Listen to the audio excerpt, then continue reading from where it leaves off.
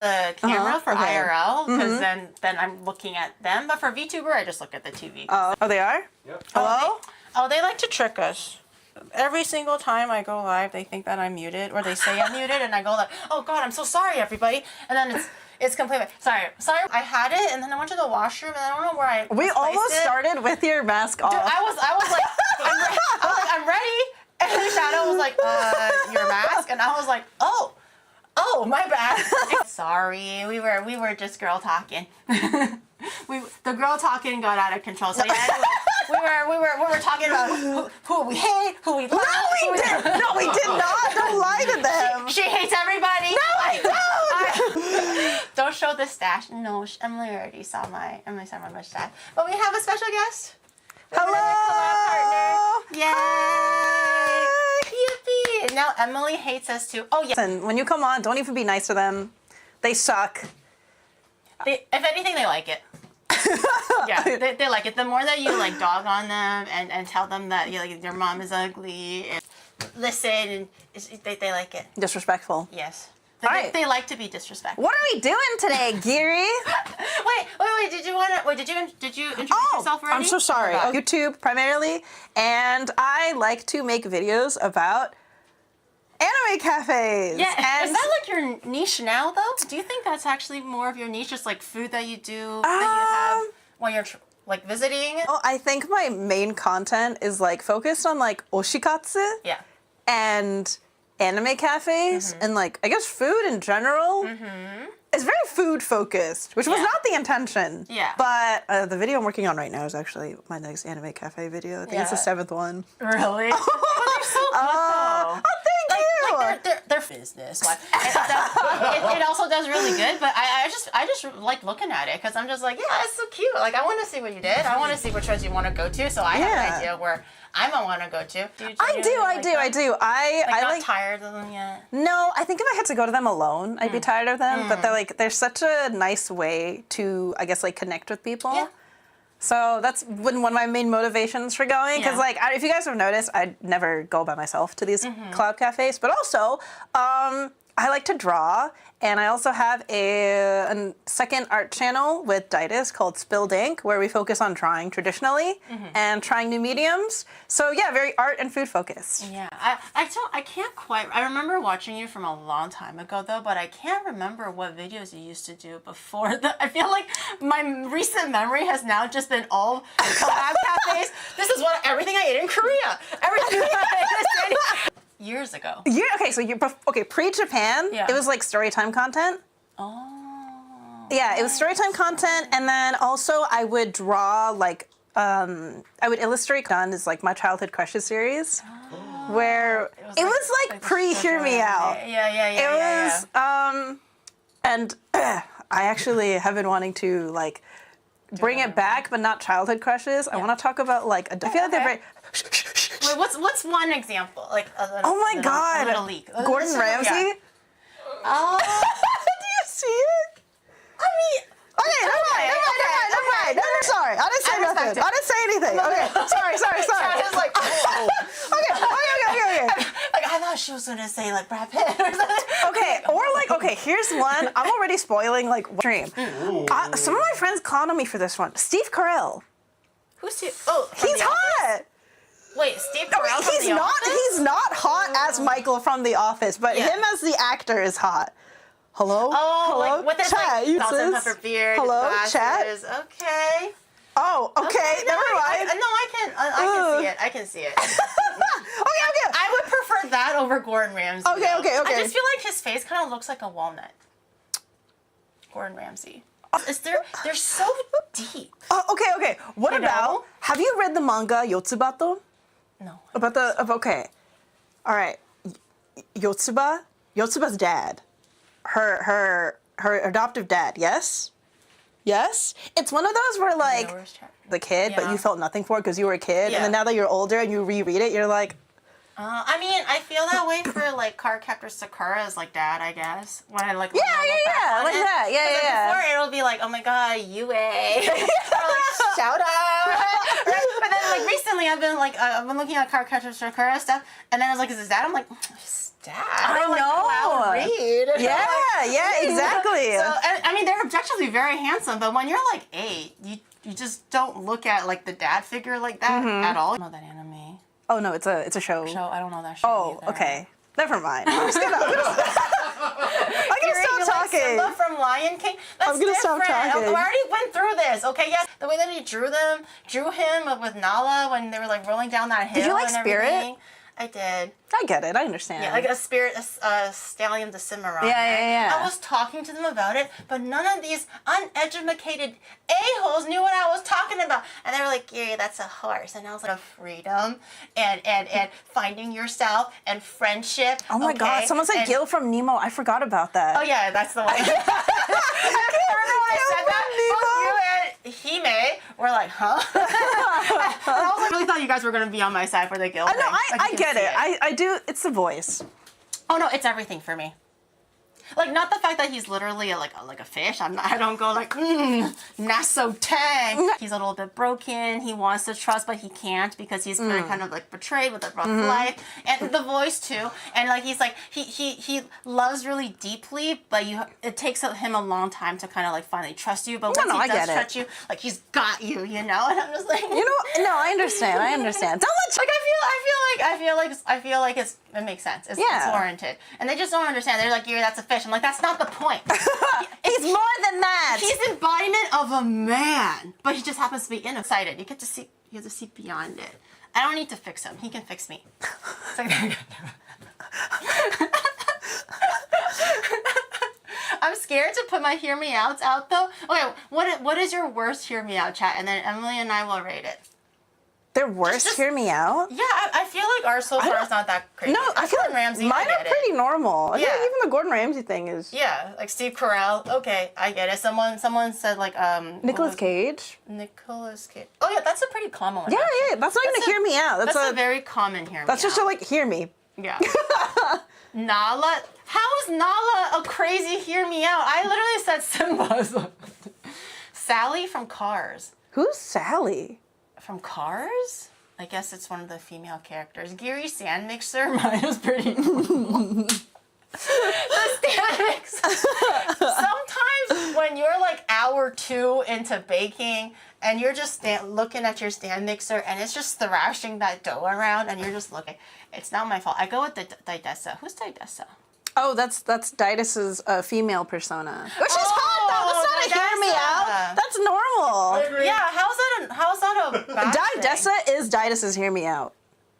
Self-sass. I find it very hot. I totally forgot that his name was Didessa. I actually watched the debut and he was playing like Elden Ring and everything. Yeah. Why'd you stop? You didn't like it? So funny enough, he wanted to start streaming specifically for Elden Ring, and then after he finished it, he was like, "Oh, there's no other game I have any interest in streaming," and then he just didn't do it again. You can do things like I don't know, like Stardew or what was the other one? Like there's so many other that can take a long time to do, but it's like chill. I think he doesn't like playing a game with an audience. Okay.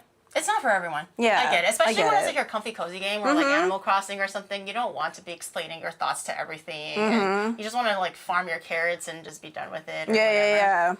I totally get it. I mean, does Didus like long form games? So like for example, Elden Ring is really long. So does he like to play like big story like games like Final Fantasy and stuff like that? I think right there. Damn, look at that. Is actually that's a woman. Look at that.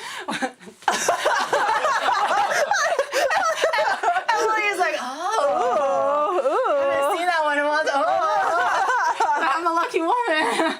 I think right now he's really into Slay the Spire. Oh, 2, right? The one that just came out? The one that just came out. He's super into that right now. Do you but like no interest in streaming it. Do you used to stream? You had a VTuber model and everything. What are you talking about? What are you talking about? That could have been 3 long time. Okay, Yesterday. here's the. Who is that? It's so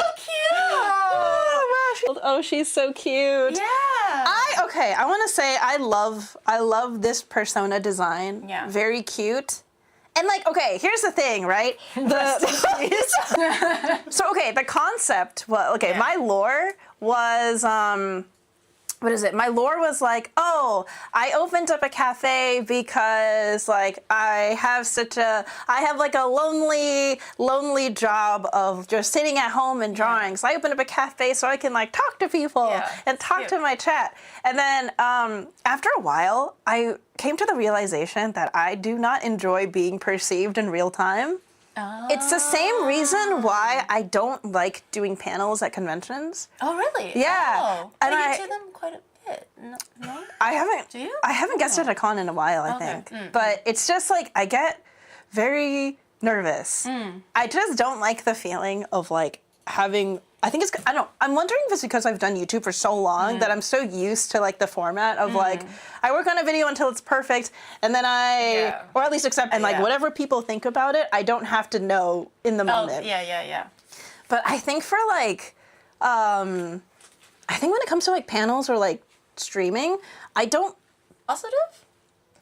It just like makes you nervous, I guess. I guess so. Like if they're vibing with you and they're like, yeah, or they're like, oh my god, that looks so cute, or like you're doing great, or whatever.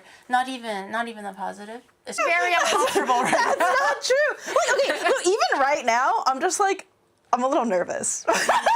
Really? Well, okay, first of all, I'm not used to being on camera in general. For your stories and everything. I draw myself, yeah. Yeah, I don't know, like, streaming wasn't like a terrible time or anything. I think I just don't like having so many people. Like you feel their eyes kind of like on you a little bit. Kind of, yeah. Someone said, "Bestie already ruining the vibes." Is that me? Am I ruining the vibes? I think they're talking about me, not you. Am I ruining to say too geary. Say it. And then a nice comment will be to Emily. So it's very clear. It's my very clear. dearest Geary. Yeah, like or to both. So it's very clear. Maybe I guess I'd be open to I don't know, man. I guess I'd be open to trying it again, but then I feel like I wouldn't be consistent if I'm just trying it. Yeah, again. I mean you don't have to be like a streamer. Like I mean not everybody can be like good at YouTube and streaming and love both and have time for everything. It's really, really hard, I think. Which is, it's so funny because every time I talk to like other streamers, say like, I prefer streaming. Like I love being able to like go live and then I'm done once I hit end stream. Like that was like, because we talked about this quite a bit, like just like casually. There's like the difference of like, what's, not like which one is better, but kind of what we prefer for ourselves, like either YouTube or streaming.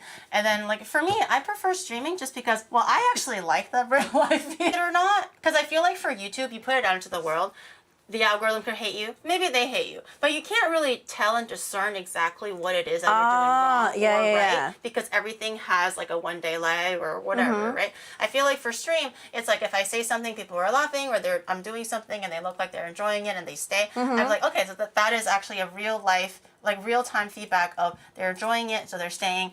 This is a good thing. And then I have a mental check mark, like check. And then if I do something else and they don't vibe with it, I'm like, okay, ixnay on that thing for the next time. I do think for streaming though, it's just like, sure, we're done for the day or whatever. But then if you don't stream, but you also have a YouTube channel too, so you're doing both. Yeah, but the YouTube channel for me, it's so like small and like minimal. I feel like the meat and potatoes for me is still streaming. So I prefer I treat them as my little therapist. I don't intentionally trauma dump, but sometimes we just talk about a story or we're talking about something and I remember something, I'm like, I'm just like, so that's why you like NTR. And I'm like, oh. You like NTR? Yeah. Oh. I talked about this with Sydney the last time she was there. Oh, that's so bold. Oh my goodness. I forgot why we talked about NTR. I think she was like, oh, I think that's why I like NTR. And I was like, wait, I like NTR. And then we were discussing our versions of NTR that we like. I see. Yeah, she says she likes the ones where the guy cries. Like you know, forced to watch. And then the guy cries and breaks down. And that's what gets Sydney going. And I was like, oh, I prefer when like, you know, like they're on a phone call and then, you know, she's getting railed by the neighbor and then she's like, oh, don't worry, Takeru-kun, my throat just hurts. But she's actually just, you know, getting fucking banged and shit. And I'm like, saucy. I'm like,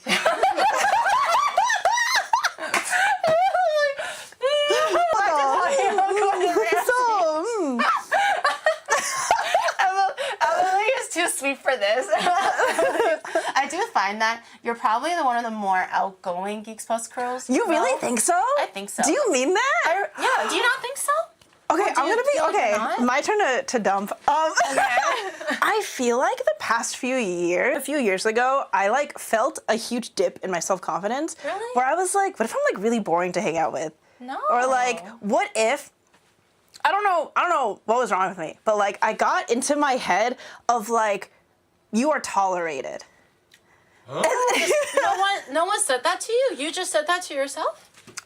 Or did you have a bad experience and someone was just like being mean? I think it was like a mix of a bad experience and then also like, I don't know. It was, I'm trying to like, I don't want to get too into it, but just more like, I felt like, I hope people don't feel like obligated to like entertain me. No. Or like, why would you?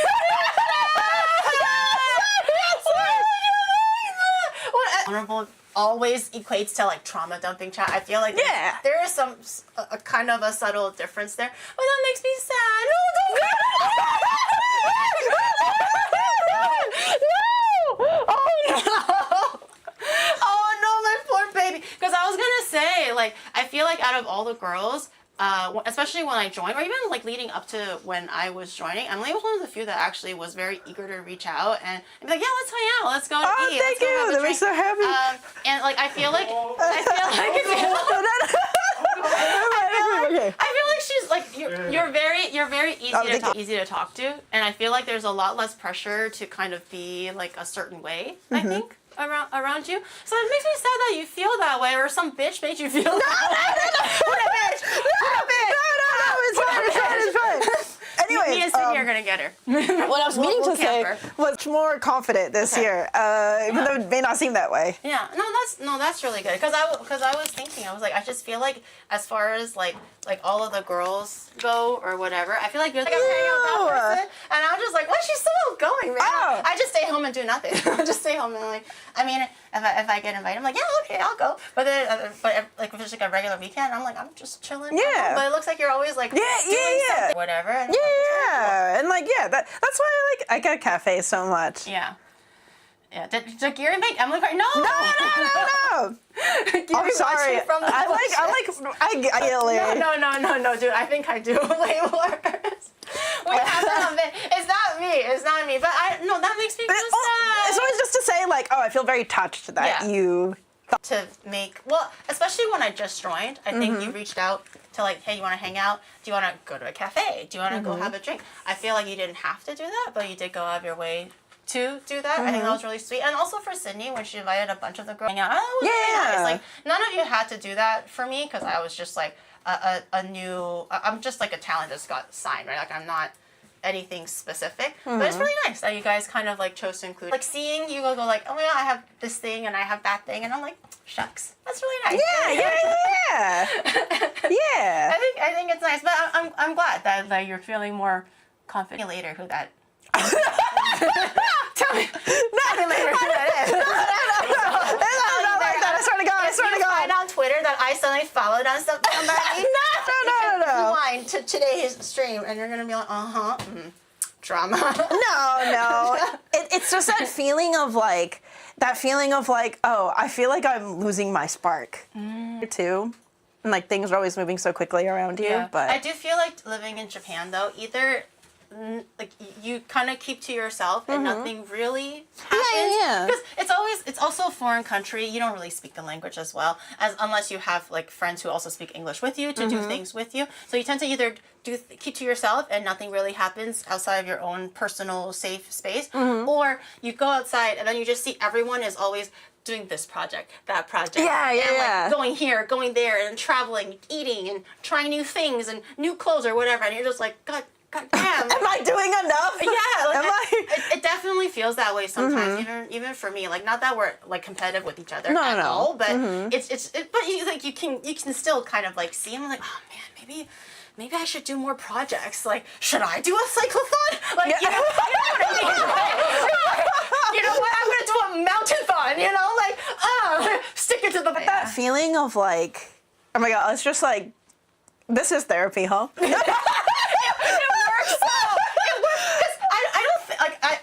at home, I don't go like, yo, so it will never come up like this. But usually when we're just bantering, all of a sudden the topic just gets there. So it's not, it's never intentional, but it does actually help. And everyone's like, I think so.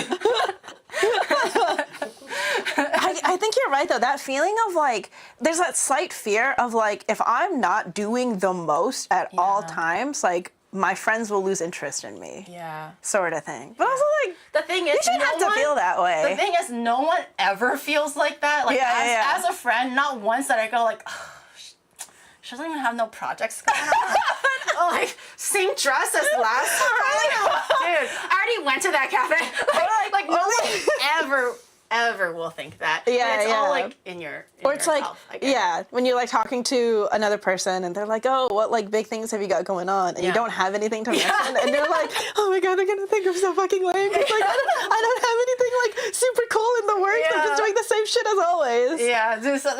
So right now I'm in my calm state right now. Like I'm not idle anymore. Not doing the road trips because like Shadow needs to rest his back and stuff like that. I'm just taking a chill. Also, old man Shadow. Yeah, and I'm just bringing back like collabs and stuff, like for the cooking collabs. But other than that, it's just very regimented. Every week is exactly the same. Every specific day of the week, I do something very specific. And then sometimes friends come around like, oh my God, so what have you been doing? Or like even IRL friends sometimes would ask and be like, what's up? And I just straight up now, I'm just go like, busy, but nothing new. And they're like, nothing new. And I was like, well, I had all these projects, but I'm chilling now. And like, it's not like I'm not busy. I'm just not doing some really, really great grand thing. But there is definitely a slight pressure in the back of my head to be like, solo. I was like, oh my God, when's the next idol concert or when's the next cool thing? And then when we like meet up with friends and I'm just like, I don't have anything going on and I'm okay with it for now, but I do think I should probably put something needs to be cooking up here eventually, so I'll have to get graduation. No, I told Chad. Dude, I told Chad there's no graduating for me. It's gonna be retirement. Graduation means that you're going on to do something else or like, something bigger and better. For me, is that why they call it graduation? Because there's like a continuation? Yeah. Yeah, because then, like, if a VTuber graduates, maybe they're going to move on to the real world. They become, like, a salary woman. Or they become a different VTuber. Whatever it could be. For me, I was like, there is no becoming. I just stop. It's gonna be a funeral. I retire. Yeah. Goodbye. I'm going to just farm my onions or something. Like casket streets. Chad was like, no, you're not to retire. And I was like, guys, straight up. Like, because of how like streaming has been going and stuff, I feel like realistically, I don't even know if I can insert myself back into like the workforce. Like I came from corpo and everything, it was just like office job and stuff, and it's also very mundane. Every week the exact same. But I just feel like with the huge like this year will be my 5th year streaming with such a big gap, I guess, in doing content creation. I don't know what I would actually.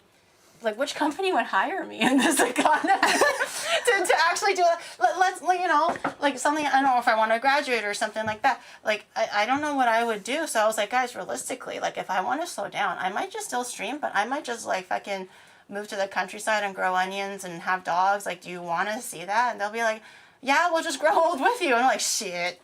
Shucks. Someone said 7-Eleven is always hiring. Wait, Onigiri said that. Oh no, Shadow's on my account. I was like, when did you type that? Shadow's on my account. 7-Eleven is always hiring. I guess that's true. They also 7-Eleven stream. Yeah, but I feel like even for 7-Eleven, even though they have a lot of foreigners as employees, they all speak perfect Japanese. I don't think I have the Japanese skills like high enough to actually. That is actually a high skill job. It is. And I don't think I can do it. One giri is already enough. I that's why I was like, I don't know what I would do. I'll probably just keep doing this for a long time. Do you think you'll ever like retire from YouTube or thoughts about it? That's the thing. I always get asked like, what are your plans for like after YouTube? What is your end goal? Yeah. And I'm like, No one thinks that far, man. I feel like so much of my life has just been like winging it. Yeah.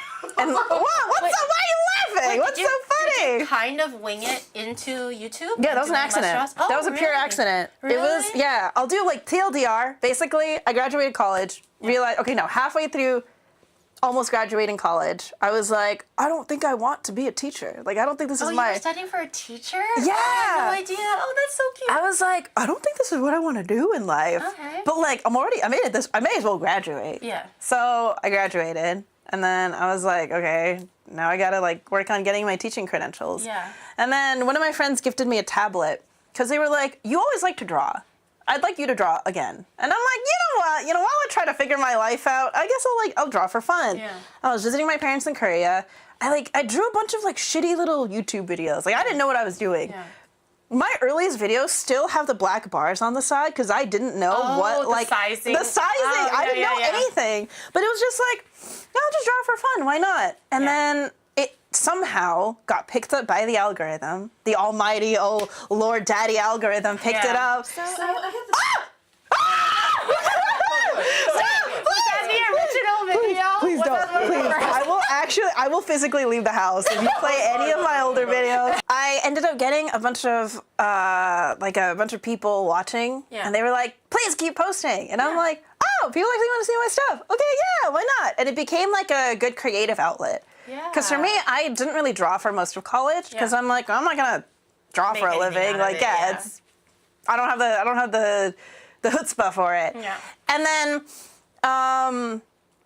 eventually one of my friends was like, hey, what if you monetize your channel and like turn it into a thing? I was like, you can do that? Like that's a thing? You can make money? Yeah. And so I monetized my channel, and then it just kind of snowballed from there. And then I was still working like my part-time job as like a before and after school teaching assistant. Okay. Or like I worked for like the YMCA. Yeah. It's like before and after school like So you teacher's were aid. pretty much like in it. You were really trying to pursue it. Kind of, a lot yeah. People just kind of like quit halfway. Yeah. Or they just graduate and be like, peace out. I'm And then definitely doing this. my supervisor, I think he saw my channel, and he I think at the time I had like 180K, but he was like, why are you still here? He was like, you should go do this. Like, Oh, well, that's really sweet of him. yeah, he's engaged to my best friend now. Really? Yeah, that's a whole other story. But yeah, I set up my supervisor with my best friend by complete accident. Yeah, he was very supportive. He was like, you should go pursue this thing. Like, I don't know why you're still here. Yeah. And I was like, okay. So I finished up the year, and then that's when I decided, like, I'm going to do YouTube. And years later, I'm in Japan, in Giri's kitchen. On a stream. For that guy that gifted you that drawing pad, I hope your pillow is always cool. Yeah, 100%. Your blanket never lumpy. Yeah. Your socks always clean. Mm-hmm. Never step on any cracks, and all Never. the dogs and cats and babies love you. Face is forever always and ever. moisturized. Yeah. Air is always fresh. Yeah. But yeah, That's really sweet. long story short, point is, don't really know what I'll do after. Yeah. Like, during COVID, I didn't even know Japan was an option.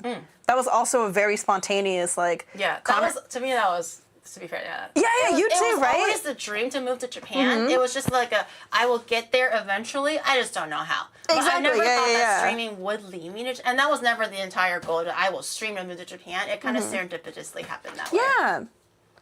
Exactly. And so now I'm like, well, I don't want to make a 5-year plan because I don't know what's gonna happen. Yeah. So like I've also tried to like mentally prepare myself for one day. I don't think Japan's my forever home. Like Really? You know what? No, She's like, that's "Fuck not you, what I Gary." meant. Okay, no. I'm never coming back ever again. I mean, like, I love living here, but like, if I stop doing content, Stuff like Geeks Plus would have no use for me, and they'll be like, goodbye, Gary, and I'll just have to pack my goodbye, bag Gary. and go back to fucking Canada. I'll be so sad. I'll be so sad. But there's definitely a shelf life, I think, especially for me, anyways, for streaming and stuff. Also, I'm not getting any younger, so there's just so many more years that I can same. push Like out. I feel like I'm realistic enough with myself to know that like one day, eventually, my content just will not keep up anymore. Yeah. You know, so I'm like, I need to be emotionally and like mentally prepared for like. The course will have run itself, you know? And, like, I want to be able to say, like, I had a good run. Yeah. Like, I don't want my online career to end in, like, flames, knock on wood. Or, like, I wanted to just have, like, a peaceful, okay, now on to the next. would be nice. Sorry, that was a very long-winded way of... I'm kind of curious to see what the next kind of like series would be after the collab cafes. Like if for whatever reason, there's enough, or like it just kind of gets repetitive enough where like just collab cafes are just all kind of around the same. I wonder what the next kind of like morph would. Why wouldn't you be able to just to keep up just because of getting older? Oh, you mean like aging with the community? So like sometimes YouTubers, their content changes as the age of their viewers change. It's not to say that like you can't make content if you're older, but just more like if you're getting older and you're still making content, it's either your current audience has to still be with you all those years, or you have to be able to bring in a new audience. And if you can't do either, that's when it kind of just dies. Yeah, I don't know how it is for YouTube, but I do feel for like to keep, like, I think if you started before then, you're able to kind of keep like a good audience that they kind of grow with you and just like morph with your personality and stuff like that. And a lot of times it is really just like if you have a good personality or I don't know, just something that kind of like some kind of a spark or charisma to keep them. I think it's pretty like it'll pretty much do the job. Nowadays the competition is so stiff. I forget what the statistics were, but apparently it was like let's just assume like 3 years ago it was, let's say, like 10 partner Twitch streamers, but then now in 2025 or something like that, it's like 200. Like the scale and the growth of just like Twitch and how many partner streamers there are, and not even including affiliates and stuff, is really, really crazy. Everybody is vying for the same eyeballs. So people are kind of forced to do a lot more like instant gratification or dramatic things to make sure those eyeballs stay on them, and it's really hard to like, kind of keep up with the trends for streaming. Anyways, to grow old with your audience, but also still somehow be able to capture new audiences that are into like the newer things. Sometimes it just does not morph. That's why I'm like, guys, you're gonna still watch me grow onions, right? Like, no new 21-year-old in 10 years is gonna be like, oh yeah, a granny growing some onions. Oh yeah, I love it when she waters her leeks. No one's gonna want that, so I'm like, guys. That might be like an untapped market. That might be a niche that you could fulfill. I don't know, man. Farmer streamer? How many farmer streamers do you know? That, or maybe I'll walk my dogs or something. But I can only walk my dogs for an hour. I'm gonna kill my dogs if I'm like, guys, we're gonna have to keep walking. It's a 10-hour stream. Sorry, Lucky. Someone subbed in the last second, and now we have 5, baby. Oh my God, they're gonna be so obese. Every sub is like a treat, or they're gonna be every sub is an extra hour of walking. Dude, that's animal cruelty. So like, there's only so many things I can do that have, and I can only like tow my like soil and dig a tunnel or whatever for so long, right? Like I'm just one guy. How can I dig so much soil in like so many hours? But I cannot bork it anymore. So I don't know. I just feel like I need to, my exit strategy is to find content that's still true to me, that doesn't make me like uncomfortable or feel like I have to be outside of my comfort zone too much. Like I want to push the comfort zone, but not completely not be me. But also find something that it's just repeatable, relaxing. So when I'm 45 years old and I don't like, I don't want to break my back and, be like fucking going on trampolines and doing idol shows or some like bungee jumping just for that instant gratification. A granny idol show would go so hard though. As I was saying, Geeks Plus Girls Idol. I brought it up. I was like, I know a choreographer now. She's a little bit busy currently with other things, but I do know a choreographer now. She can actually teach us idol songs. So if we could do it, like I said. It can be called Geeks Generation. Geeks Generation. Geeks Generation. We can be called Geeks Generation. That would be so cute. Wait, that's cute. I like that. Yeah, that would be so cute. Like, you're so funny. Oh my God, that is such a good comment. Oh my God.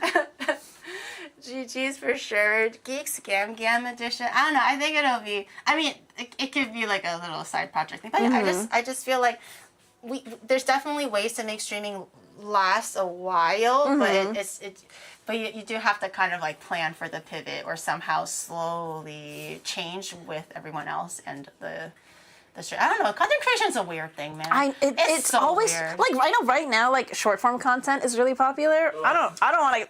A lot of my I'm just not friends, gonna- like, a lot of my friends don't like short form. I've asked so many people, VTubers, YouTubers. I feel like the unanimous answer is always like, I don't like short form content. Yeah. It's very, very difficult to Zoomers. like make for. Yeah. It's, Yeah, that's where you pull in the new audience, because like I Yeah. think the younger generation likes the younger generation. Yeah. Ugh, I feel so old. The younger generation likes watching short form content. Yeah. I suggested it one time on my channel where I was like, hey guys, what if I moved my cafe stuff over to short form so they come out faster? And they were like, please don't. I will not watch them. And I'm like, oh, okay, I won't do that. and that's enough consensus for me. But yeah, it's a weird thing. It's a very privileged and like, you know, lucky thing, but it's definitely a really like weird thing. Never in a million years did I think that I was gonna be here streaming or in Japan, or doing something that I like cooking and whatever. Shorts have quite a decent discoverability. I do think it kind of gets me like in the door a little bit, but the videos go by so quickly. I know, they and it do. also auto scrolls sometimes. Yeah, I'm just like, by the time I go like, oh, that's kind of funny, it's gone. And I'm like, oh shit. And then I have to scroll back like 10, 15 videos and then I just lose And then interest. I also can't trust that like the short form viewers will then move over to my long form content. You know, I Yeah. feel like short form viewers will stay for more short form content. Yeah. That makes sense. Yeah. More cafe videos. Yay! What's the next one coming out? Yeah, May 15th, I think. Very Very excited. specific, Very, yes. very I have a excited. bunch of different cafes lined up. Yes, very cool. I like your.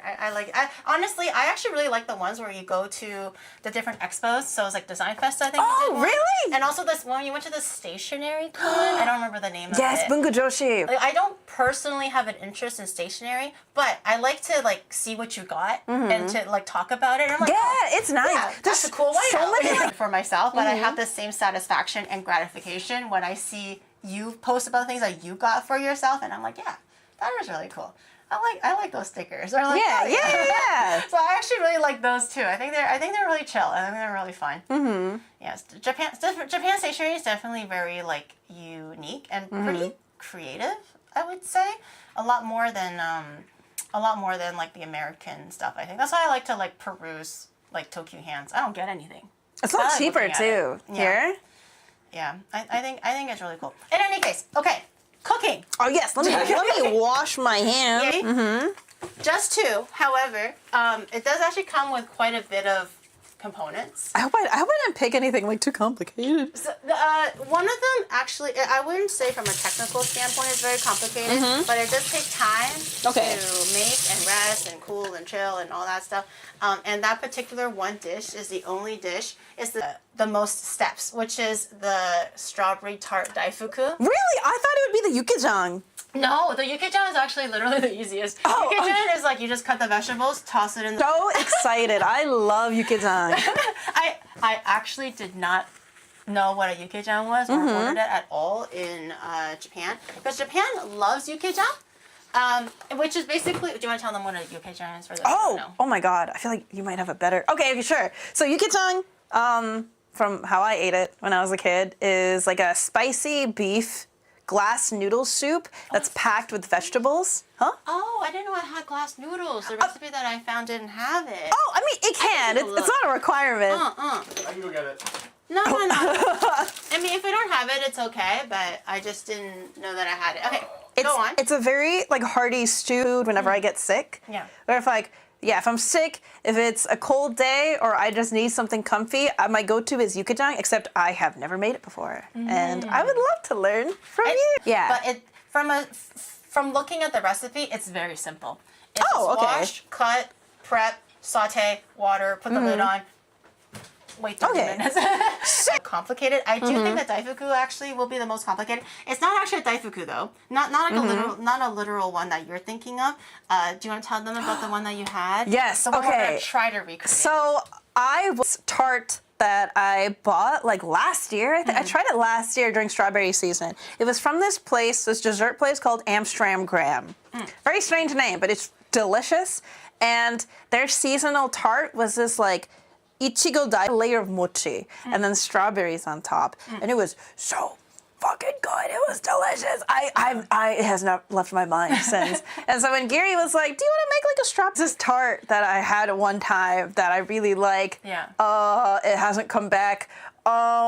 Maybe we could try that. I didn't know it'd be so complicated. No, well, it has many steps, but usually for pastries, it's always like that. I wouldn't say it's super complicated. It's not like making a croissant or something where you gotta like fold it. Control of temperature. No, it's not. It's not that tart. But no, it's not that one. But like when she was talking to me about it, I was like, oh, I can brainstorm about it because I don't know what it looks like. I never had it before, so I was like, I'm trying to think how I would try to like make a tart that has daifuku, all these things in it, or mochi in it and everything. And then she showed me a picture, thank God, which is actually very simple. It's just tart, and then the bottom layers of the tart, red bean, easy, mochi, easy, custard, easy, and then just strawberries on top, which is easy. So. Yeah.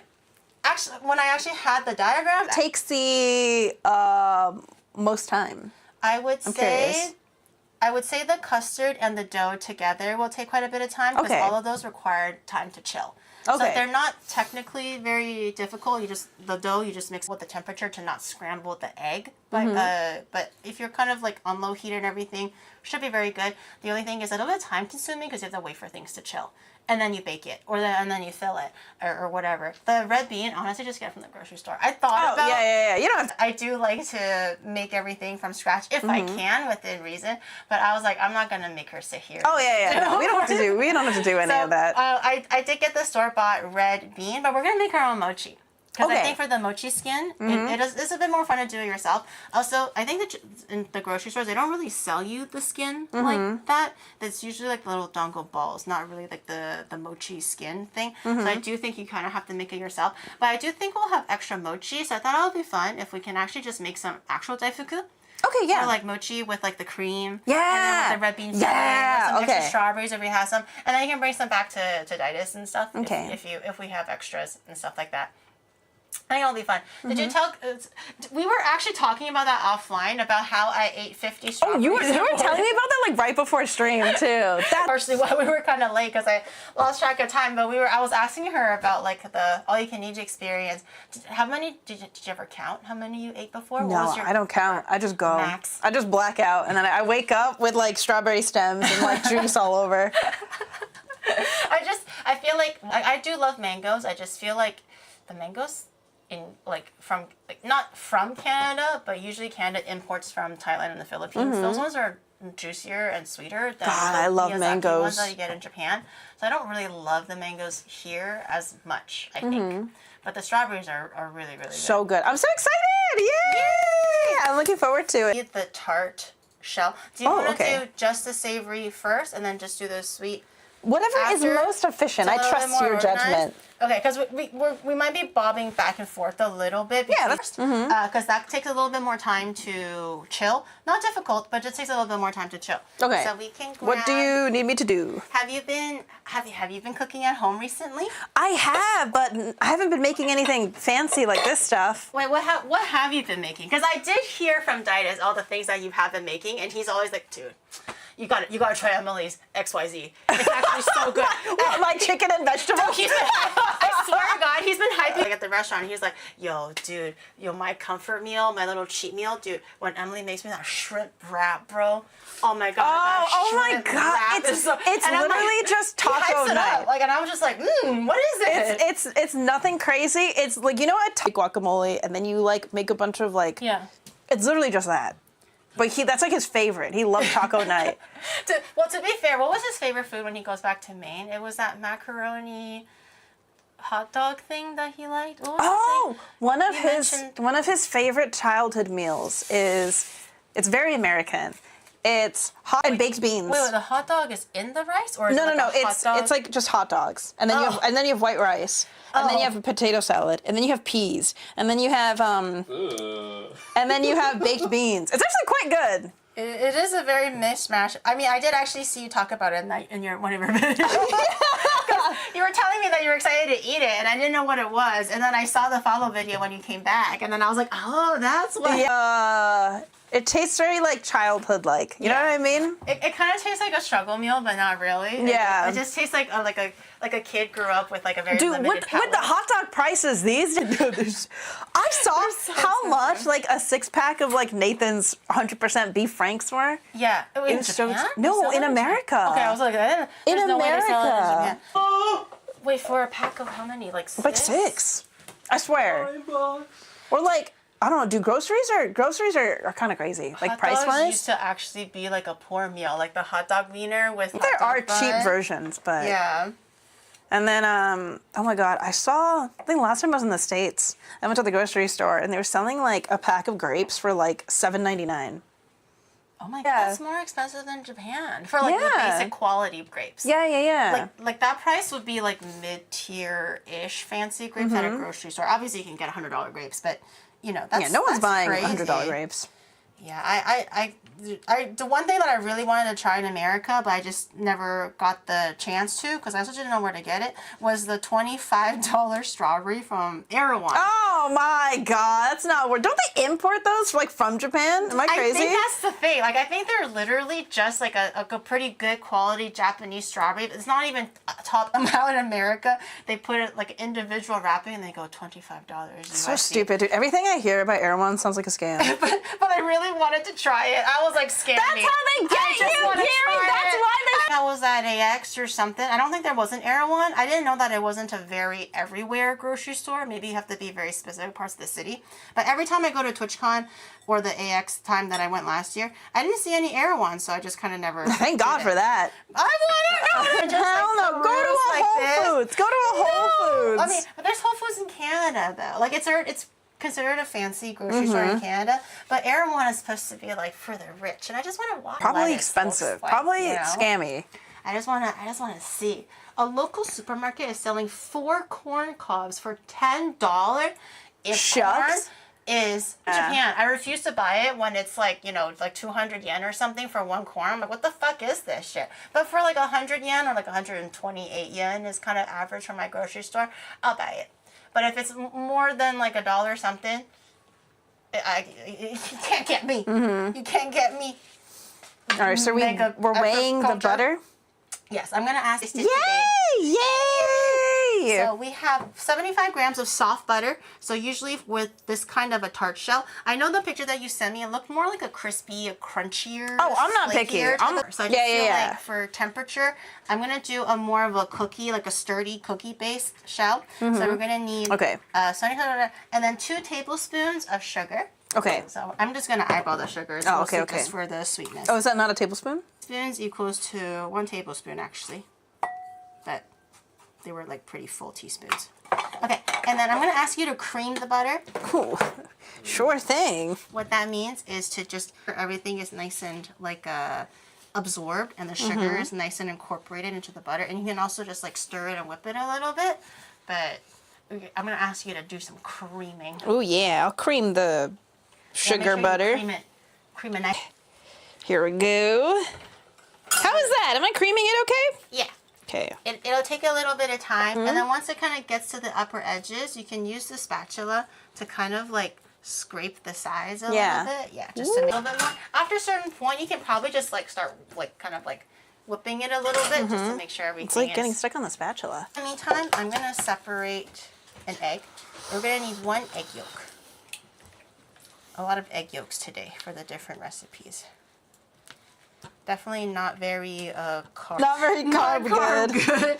I mean, you're also in your like workout era, right? Like healthy era, workout era. It's like not too much, please. Yeah, I mean, he can't resist a sweet treat. I think a yuki-chan will be okay. Yeah. But, I mean, one tart is just not as a treat. Okay. Wow. I was suggesting butter. The next time that everybody was free, we can get like Mexican or something. and Please. then that I'm on. I mean, respect. Like, it's really hard to say no to like delicious food and to keep to your diet and everything. Yeah. I think that's the hardest part of working out. Not the gym or anything. He has very good self-control. Definitely like slimmed down a lot. And like I think he's been. We brought him to the gym to do the scan thingy. have a better understanding of like the breakdown within the body, not just the weight, because the weight is such a what is it called? Telling you like your body, like you could be one weight but look a bit bigger, but you can be the same weight but look a little bit skinnier on the same person too. Yeah. So I was like, just do the scan so you have a better understanding of where everything is. How's this? We're gonna put everything into the middle so Okay. everything can receive the egg yolks. So I'm gonna add in the egg yolks now, and then we're gonna do it again. So just kind of mix everything again. Okay. Just egg yolk is room temperature as well. Just assume when it comes to milk and eggs, if you do need it in the recipe, everything room temperature, or else you're gonna seize the butter because the butter will touch the. Don't want it to turn. Oh, I see. Keep it soft. That's already. It already smells so good. I feel like in Japan though, it's the very rare few places where even if you don't add vanilla, it still gives you that like bakery kind of like, your eggs are so pungent. It's like when things are like milk Look how flavored, beautiful that is. and you're like, what the fuck is milk flavor? But in Japan, they're actually like the milk flavor is actually quite a discerning taste. Whereas I feel like in North America, I don't know the milk taste. I actually don't like milk flavored ice cream. Really? Yeah, I need vanilla. Really? I love vanilla. So like for like cremia and stuff, you don't like cremia? No. I don't like the milk flavor. I need vanilla. Just carry a little bit of a vanilla extract in your mouth. Just pour it in there. Okay, that looks amazing. I'm gonna add in baking flour, preferably if you have it. But I don't have it, so we're gonna just do the regular flour. We're gonna mix it until it's just incorporated. You don't even have to sift it for this one. One, lazy today. Two, everything's gonna be made into a dough. Actually, I do have cornstarch. I might as well just supplement the extra with the cornstarch. If you do have the trick to making cake flour, if you don't have it, is use your AP flour, but remove like 2 tablespoons of it or something, and replace those 2 tablespoons with cornstarch. That's cake flour. It's just not as like glutinous and. Oh my God, you're there you go. You're like feeling it out. Yeah. Yeah. Well, once you bake enough, you do kind of have a sense of like Damn, what the okay impressive. And then it's not water. For me, I like to do the J stroke. So I like to take it downwards and then up, like as if you're drawing a J. Okay. Or a backwards J. How do you draw a J? Is Like J this way? It's this way. Oh, okay. What do you mean? I don't write anymore, okay? I don't know how to... has gone significantly lower since like using phones and computers so often. No. Really? I can't spell shit for shit. Well, actually, you know what? I have noticed that I find myself like double checking on. Yeah. Like for example, like one thing I remember recently is I don't know how to spell the word necessary. Is it 2 S's, 2 C's? Is it C first? Is it S first? Necessary, right? I can't even tell you. Necessary. I can't even tell you. And things like conscious, you know one thing that always fucks me up ever since I was a kid? License. I don't know how to spell license. I would try it with L-I, SCENCELICESELICE. Nothing looks correct. I don't know how to spell license. Did you read when you were a kid? Sorry, I didn't drag or anything. No, the thing is, I read a lot when I was a kid. Oh, okay. I used to be really good at English. I thought, like, one of my highest scores was actually English, not math, even though I pursued, like, STEM later. My reading and, like, vocabulary was also quite good. But ever since, like, predominantly using phones and, like, autocorrect, like, I know how to, like, read it when I see it. Yeah. But if you're just telling me to be, like, spell license, I'll be like, shit.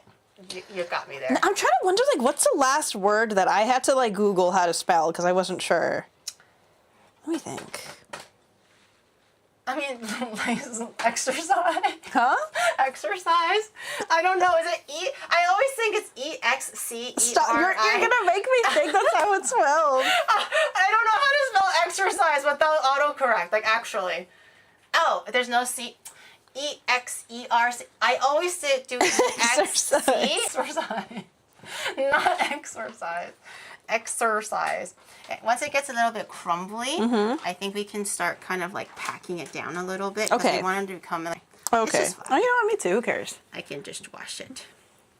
And it should. You just want to kind of like pack it down a little. You know what words Kind of trip me up hydrate. sometimes? The ones where like it's got I'm like, does raccoon have 1 C or 2 C's? Well, that's kind of like necessary as well, right? Like, is it 2 C's or 2 S's? It's like so raccoon has 2 C's and 2 O's. Mm-hmm. Yes. Yes. Oh, sometimes you gotta type it out to see. Yeah, look, that looks right. Oh, okay, Yeah. I said yesterday. But yeah, so yeah, like a neighbor, like, dude, the one that I always spell and change is the word friend. I have no reason not knowing the word friend and how to write, like how to spell it, but I would always type it wrong the first time around. Like I always like do whatever it is, it's always the flip between the I and the E, and I look at it and I'm like, oh, that's not right. You should know this, Giri. And I backspace and I fix it again. So sad. Trained. Okay, we're gonna get our hands in there now. I think it's pretty good. I'm gonna ask you to massage the dough. Okay. We're just gonna kind of mix it a little bit. We don't want to melt the butter too crazy. Okay. But I'm gonna give you some gloves. Okay, thank you. And then you can just like take the remainder of the dough out and just kind of like squeeze it a little bit just to kind of compact it into a nice dough ball. And we'll put it in the fridge. And that's it. We'll wait about manipulate into the little. Do I take, so I take the whole thing and then turn into a ball? Yeah. Okay. The whole thing. You can kind of like squeeze it a little bit if you need to. Also, if you see little bits of like dry flour, just kind of solidifies the butter, but also make sure everything is hydrated and you don't get dry Whoa, it's bits. like Play-Doh. Yeah, it should be quite fun. It should feel quite good. That's why I like baking. I love to like touch the dough. Oh, you can get those like microwave ovens, like the ones that I have, like these ones. These all have, they can steam, they can grill. Oh, they do everything? Yeah, I mean, I only use it for this one. This one actually has like a bread proofer function, so I use it to make bread. You know, I should get an oven. The number of times I've been like, I really want to like make this thing, but I don't have an oven. Oh well. I mean, you can do a lot of cool things, like healthy banana bread or whatever. They're really cool. Is banana bread healthy?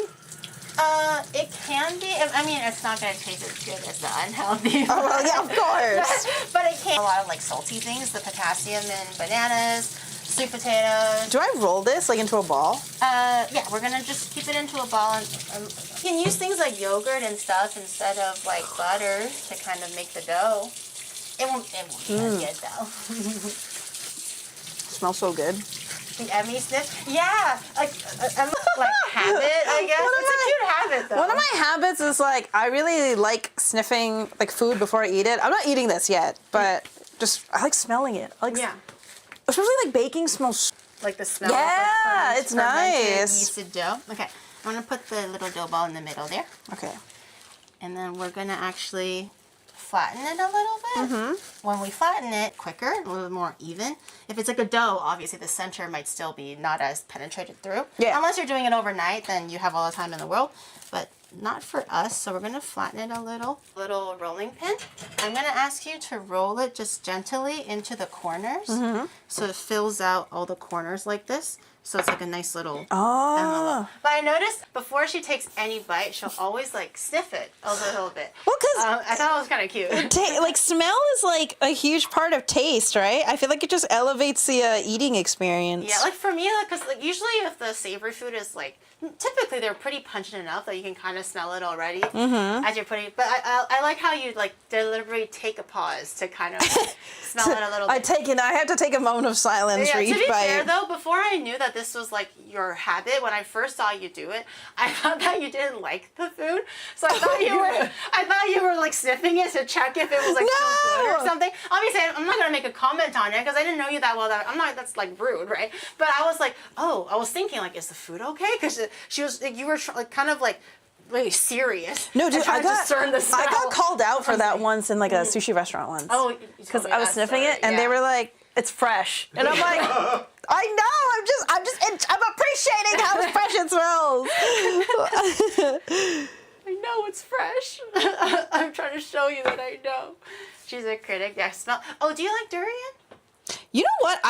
I have yet to like taste really good durian. Really? I do like how it smells. Have you not tried it in Thailand? I tried it in Malaysia. Oh yeah, but that'll do it. My first experience of it tasted like envelope glue. Oh. So I don't think I got like a good one. Oh, but it doesn't smell bad to you? No. This is perfect, by the way. I don't think it smells bad at all. So it could just be the like it taste smells then. strong, but like I don't think it smells bad. It smells unique. I mean, I do find that you have an interesting way of describing food. Like for the yuzu, you say you don't like yuzu because it tastes like window cleaner. It smells and tastes like it tastes like lemon pledge. Well, I like yuzu. I like the scent. I like the scent of wish yuzu. I liked yuzu. Like I have tried so many times. Like the every time I talk about like the yuzu ingredient, everyone's like yuzu. I'm like, no, not that yuzu. Someone's gonna clip it out of context. Yeah. Like She hates Emerichu hates yuzu. specifically VTuber, but you're like the #1 hater that I know. Emily, how do you know how envelope glue tastes like? Have y'all never licked an envelope? That's what you're talking. I thought you were talking about like white glue. No.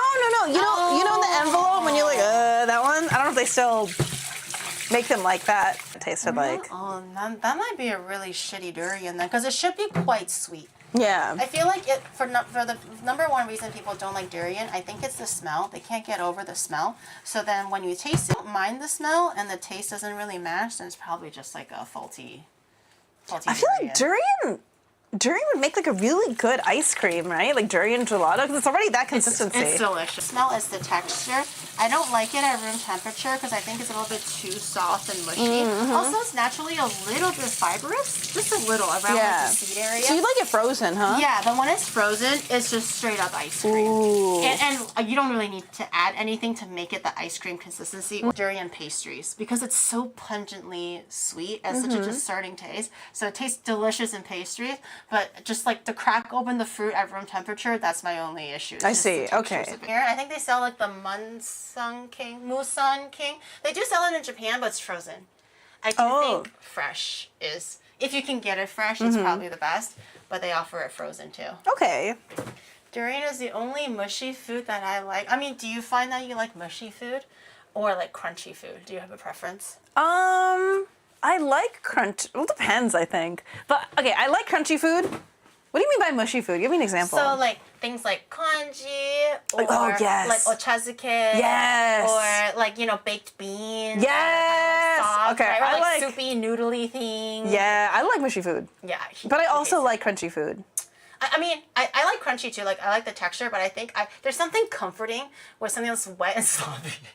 Yeah, it's nice. It's good. And it's all mixed in together. Like when I was a kid, like there was this thing that my dad used to make. It's literally like peasant food.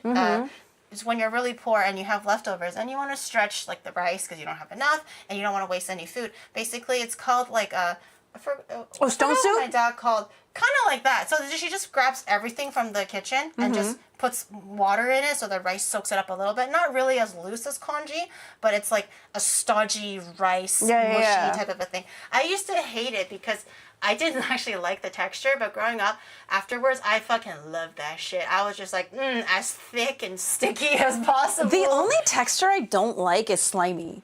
So like, I don't like okra. Natto and stuff. I don't like natto. I don't like tororo. No, tororo is the one thing I can't mentally get. I don't like it. I don't like how like stringy and like sticky and slimy it is. Like okra, I've made amends with. I think I can. You've made amends with. I'm really embarrassed because I felt like I could have done better. I expected more from myself, but it just somehow triggered like the sliminess kind of triggered the gag reflex. So I've come to terms with it. I think part of it is expecting it to be a little bit slimy, and then it's also a little bit crunchy, so it's not bad anymore. The natto never really got to me. I think it was just it's a little stinky, but it doesn't taste like it at all. The smell doesn't bother me. I don't like the stickiness. But the tororo, man, I think it's because it's like white and foamy, and they give you so much. Like okra is like a little bit, and it's crunchy outside, slimy inside. Yeah. And for natto, you get a little bit, but for the they tororo, like drown it. Yeah, it's like this is the rice, right? And they you get a tororo or like a tsukimi rice bowl, so like a moon viewing rice bowl, which is basically rice with just like a liter of grated mountain yam tororo and 1 egg yolk. That's supposed to represent like the moon. And then they're like, 召し上がれ. One time I ordered it. didn't know what it was. I was like, I'm in Japan. This is when I first visited. I didn't live here. I was like, I'm in Japan. I'm going to try the Japanese things. I can do it.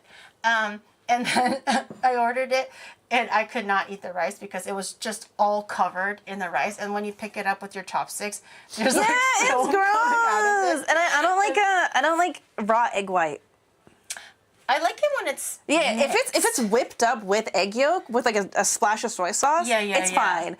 I don't like just because it's congealed. Yeah, it's like stuck together. So when you pick it up, you're picking up some rice, but also like all of the egg white that comes under it. I totally get it. I could get over it eventually, but I'm just not into it. Have you tried smelly tofu? Yeah, I smelled it. I really want to overcome my like fear and prejudice of smelly tofu, stinky tofu, but I can't get past the smell. That's one food that like I don't want to smell every time I take a bite. Yeah, like people always like, oh, trust me, it doesn't taste like how it smells, but because it smells so awful. One time I was telling Chad, I got so close. I got so close to putting it in my mouth. I opened my mouth and it was already halfway in my mouth. And did you like gag? And I could like my mouth was like breathing in the smell. My nose was breathing in the smell, and I was like, no amount of taste is going to be able to overcome just how pungent it is right now. All I can do is smell it, even though I don't want to smell it. I don't want to taste it. They won't give it, like the tofu won't give me a break. It's just like always like there. how do you can't do it? Does it like make your breath smell too? Do you think? Or is it just the smell of the tofu? I would imagine it would also make it, but I feel like it might not linger as much as like garlic and onion does. Is my assumption, but I never had it enough to actually know. Okay, custard. Custard is also very, very quick. It'll happen pretty much in an instant. Okay. But you do have to be really careful with the heat because if you're not careful, it'll end up becoming scrambled eggs. And we don't want scrambled eggs. I'm going to grab my little... Okay, custard's really simple. It's just eggs, milk, sugar. That's it. Okay. Usually there's like some little bits of extra things like thickeners and stuff. We're going to use a little bit of cornstarch for thickening just to, it tends to get a little bit lumpy sometimes, especially if you're not careful with temperature. So this particular recipe that I'm following has cornstarch in it. But other than that, everything is chill. So custard, really simple. We're going to have 1 bowl of just egg. Okay. 1 bowl of like, egg and cornstarch, sorry. And then 1 bowl of just liquids. So for, which is milk and vanilla, sugar, everything else that kind of makes the sweet syrup. Pour the hot milk into the regular eggs, can be cold eggs too. Whisk it, and then we're going to heat everything together until it becomes nice and sticky. All right, do we crack these in now? So you want 2 egg yolks. Do you know how to separate eggs? Yes. Okay. Yeah. How do I, wait, but where do I put the egg? 2 egg yolks in there. Now I feel the pressure. You're going to do great. Thanks. Whoop. I mean, it's a pretty flexible. You're spreading it like a, not spreading it, you're separating it like a professional. Not even like the noob way. Oh my god! The noob way is to just crack everything and use your hands to do it. It's the safest way. Oh really? But it's the noober way. Here. We love making durian cake. I love durian cake. There's like a mass-produced one that you can get at Costco from Canada anyways. It's really good. I fucking, because it's really delicious. Okay, 200 milliliters of milk. Milk. If you have whole milk, I would say whole milk is better. But since we're ARC, I got the low-fat, calcium-rich, iron-rich, vitamin D rich, and also like leaf acid. Does anyone know what that is in Japanese? It's like the hot, like, or the pa in like leaf, and then acid. Anyways, with fiber. Anyway, tonsillitis to do, and it says that my skeletal muscle mass is too little. I think it just means that my bones are not strong enough. So if you drink more milk? Like, yeah, so Chad was like, milk, and I don't really like to drink milk necessarily, so aren't humans like technically not meant to drink milk, like naturally? Which is why lactose intolerance is a thing? I think so. Like, we can't process it anymore or something like that. Oh, I totally opened it from the wrong angle. Anyways. Okay. I'm going to measure this out. Yeah, go for it. We need 200 milliliters of milk, 40 grams of sugar after this. Okay. I'm going to do 200. Oh. So I feel like I'm at the deli and they like weigh the meats. Oh, yeah. Oh, yay! 2 grams extra is fine. Okay. Right, and then 40 grams of sugar, if it's enough in there. Okay. If So not, we just can add a until bit more it goes to later. 242? You can also zero it out. Oh, okay. It could be okay. 40? 40, yeah. Usually the Western recipes are a little bit sweeter than the Asian ones. So if 40 looks like quite a bit, we can also lower it. Kind of depends on you. Okay. If you're looking at it and it feels like it's quite sweet, you don't have to do the whole thing. Vanilla. I'm down to do a little less than 40. I don't like it when desserts are super sweet. Yeah, I'm definitely the not too sweet type of a gal. Let's do 35. She never learned how to open the carton of milk because of the Canadian bagged milk. This is true. I never Wait, really? yeah, like, because in Canada, all the milk that we've had vanilla. Oh my god, that smells so It's good. got, like, the seeds and everything. Damn. I got it at Costco because I was like, I bake enough to justify using that good Yeah, shit, and you've clearly made good use out of it. Yeah, and I think it does make a world of difference, like just the fake ass. This was like $30 or something. It is a little bit, but it's so pungent that you don't have to Yeah, a little goes add a long in way. tablespoons and tablespoons, but it's really good. I think I'm gonna, I'm gonna. Damn, you're eyeballing it? Shit, okay. Vanilla is one of those things. It's like garlic. Like if you like it, add in 4 tablespoons. Yeah, if you want yeah. to. If you don't like it, add a tinge, or just leave it out. Like usually, like egg-based custards, like egg-tasting custards, are delicious too. But if you really like, vanilla. Yay, thank you. Vanilla's so expensive, but you need just a little bit for the flavor. My goal eventually is just to hold on to like a bajillion like vanilla extract. I'll be like bean, and then I like take out the bean and put the pod in the milk and like. Anyways, I have never seen a vanilla pod like IRL. Wait, actually, it just looks. It's really and it's kind of like gummy a little bit. Does it come out as like a paste? No, so what happens is it's like the little gnarly branch stick thing, and then you have to use your knife tip and just gently break open the top layer of this, almost like a green onion, and you're not trying to cut it all the way through to the bottom. You only want to open the top half, basically, is kind of what you're visualizing. And then you kind of like use your hands to kind of spread the stick open, and then you use the back of a knife or like just gently with like the cutting edge of the knife, and you kind of want to scrape off the seeds. So what you're seeing for vanilla is actually the seeds. It's not a paste or anything like that. It's almost like a texture of wet sand, but because there's so little of it, you can't really discern much of anything, but it's actually little seeds. That's why when you see like the black specks? Streaks, yeah, when you see like vanilla as like a French patisserie, and you see the black specks and you're like, that's real vanilla, because they just actually use seed, not an extract. Damn. It's not soaked in alcohol, nothing like that. Oh, this looks good. Okay, while I heat up this, I'm going to ask you to add 33 grams of cornstarch to the egg. Okay. And we're going to whip it up. Okay. Oh, I turned it off. How many grams of cornstarch? 33 grams 33. of cornstarch. Thank you. I'll give you a whisk. 33 grams. And then I want you to whisk it real good. Real good. It kind of looks like the green bean that got left behind in the fridge for like a year. Yeah, exactly like that. 33. It's like a really shriveled, gnarly green bean.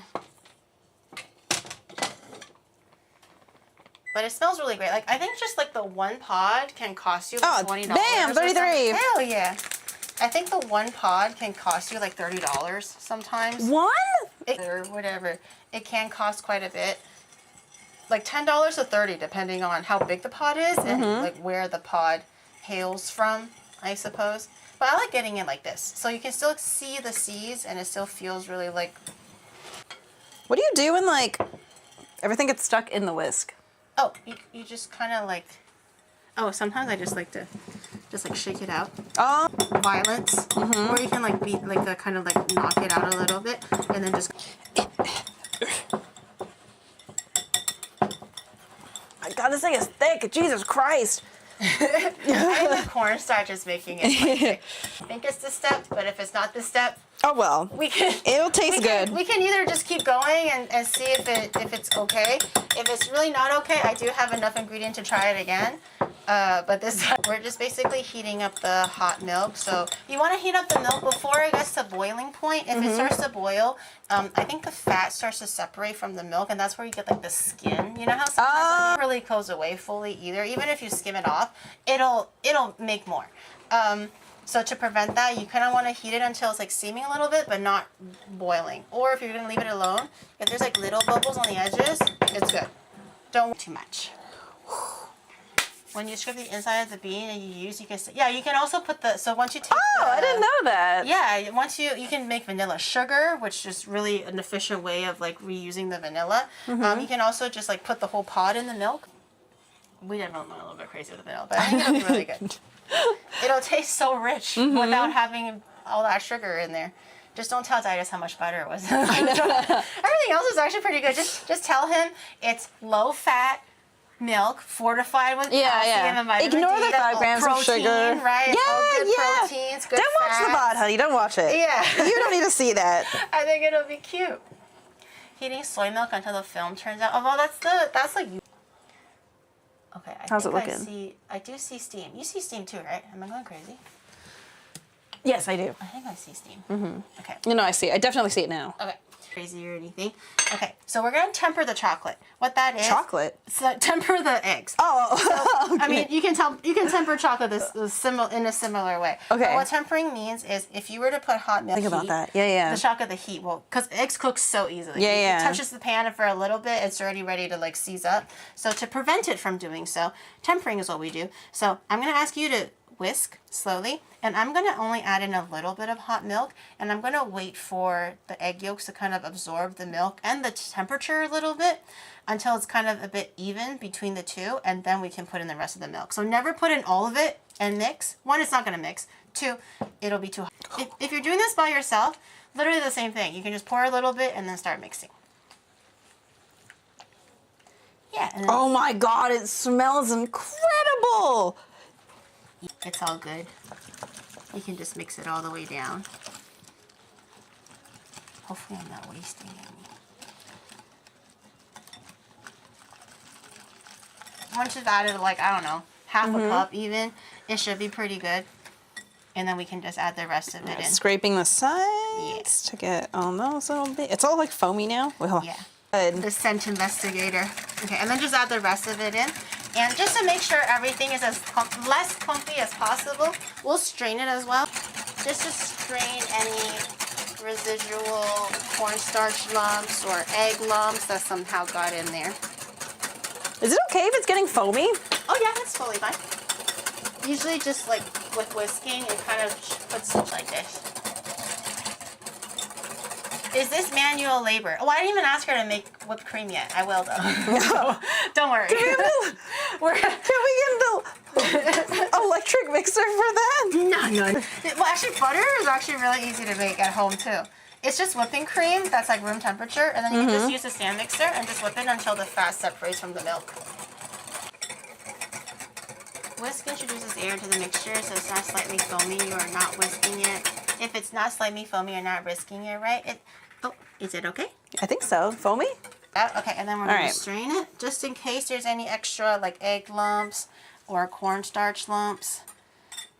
We can just strain all that out so the mixture is nice and smooth. And then we're going to keep the same whisk. We can just deal with that. Okay, low heat. Lowest as it can go typically. My stove is like direct fire, so I like to do it maybe like lowest or maybe second lowest. It will take a little bit of time, but you want to always keep your eye on it. What does it do? We're going to keep stirring. So the egg and the cornstarch, once it touches the heat, will slowly basically start to thicken the mixture to turn into an actual like warm custard. Okay. But before like that to happen, it's like sugar, where you're standing here for like 10 minutes and nothing is happening, and all of a sudden it is burnt. So just be really, really careful. You can stir it actually. Okay, yay. You can keep an eye on it, but don't stop stirring. That's the key. Don't stop stirring. Metal whisk versus a nonstick. Yeah, is this safe? I know. Is this safe? But my nonstick is like has like a special coating on it. So metal technically, it's actually I did like a scratch test on it before. Even with like slight micro abrasions, it still is very much. Okay, I can take a little bit of like micro metals. All of the microplastics we've already like in our lives.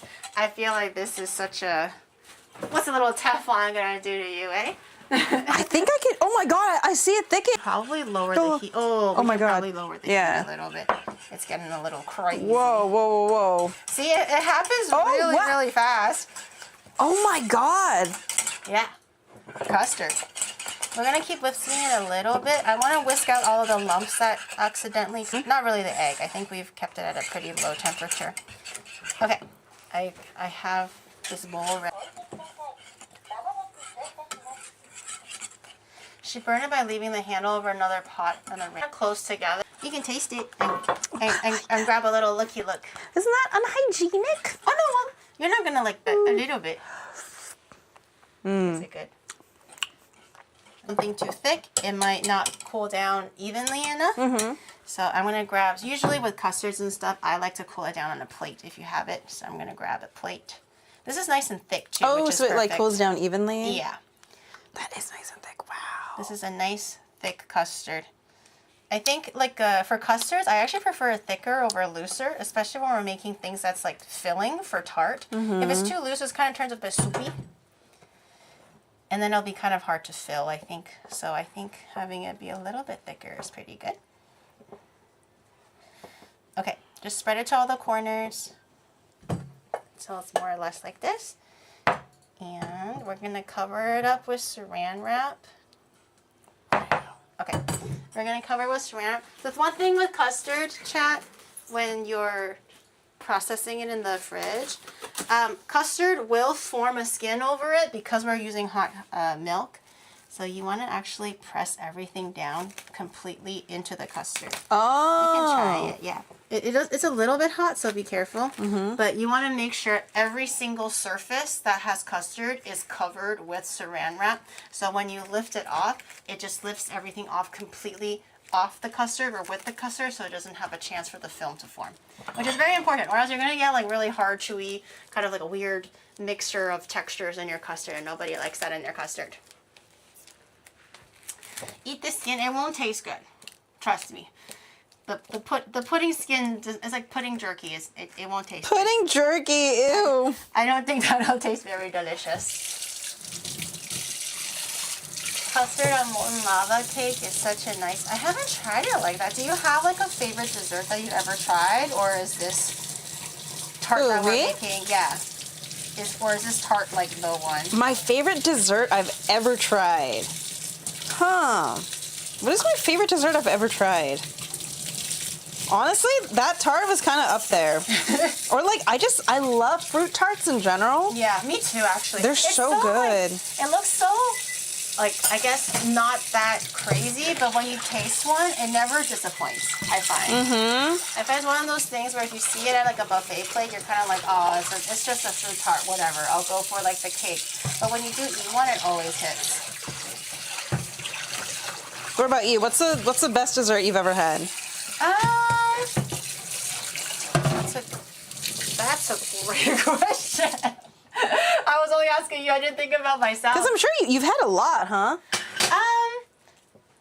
I've had quite a bit of desserts, but I'm not gonna lie. I'm not a huge fan of Western desserts as much because I do feel like they tend to steer on the side of sweeter. Yeah, I don't like the heavier. Yeah, I don't like cheesecake. Everything is a lot of ers. So I think when it comes to desserts, I like the ones that are a little bit more balanced. Like I love chiffon cakes because they're so much lighter, but they're also not as sweet. So I kind of like just like a regular chiffon cake with like some cream and some like fresh fruit. That's always really delicious. The one thing that I realized that I really liked, I had a matcha affogato onmitsu in Kyoto recently, and that shit was so good. It's just recent memory, so I remember it quite more vividly. So instead of espresso, it's like a really thick, bitter, like rich matcha. And then it had like the agar jelly anmitsu with the red bean and the dango and a little bit of like fresh, like I think it was like fresh like mikan or something like that. Maybe strawberries were in there. I can't remember. But everything just mixed together. It wasn't too sweet. It was perfect. A little bit like hinako and stuff. It was really good. Do any dessert just with fresh fruit? Yeah. So good. Yeah, but it's criminal how expensive it is in Japan. I know. It's criminal. That's why it's a treat. I know. Dude, Ooh, no, you go. I love a good creme brulee with raspberries. Oh yeah, dude. The one thing that shocked me the most, I think, coming to Japan. Well, I knew that the fruits were expensive, but I guess for whatever reason, I forget that the cost of the fruit will always also translate to overhead for a restaurant. So one thing I was really excited to try when I went to Japan was fruit parfaits because they always look so crazy. Oh my god, they're so right? expensive. Yeah, because it's like a tower of them. Yeah, It's exploding with fruit, and I was like, oh my god, this is amazing. And then I go to the restaurant, and it's like 4,000 yen, and I was like.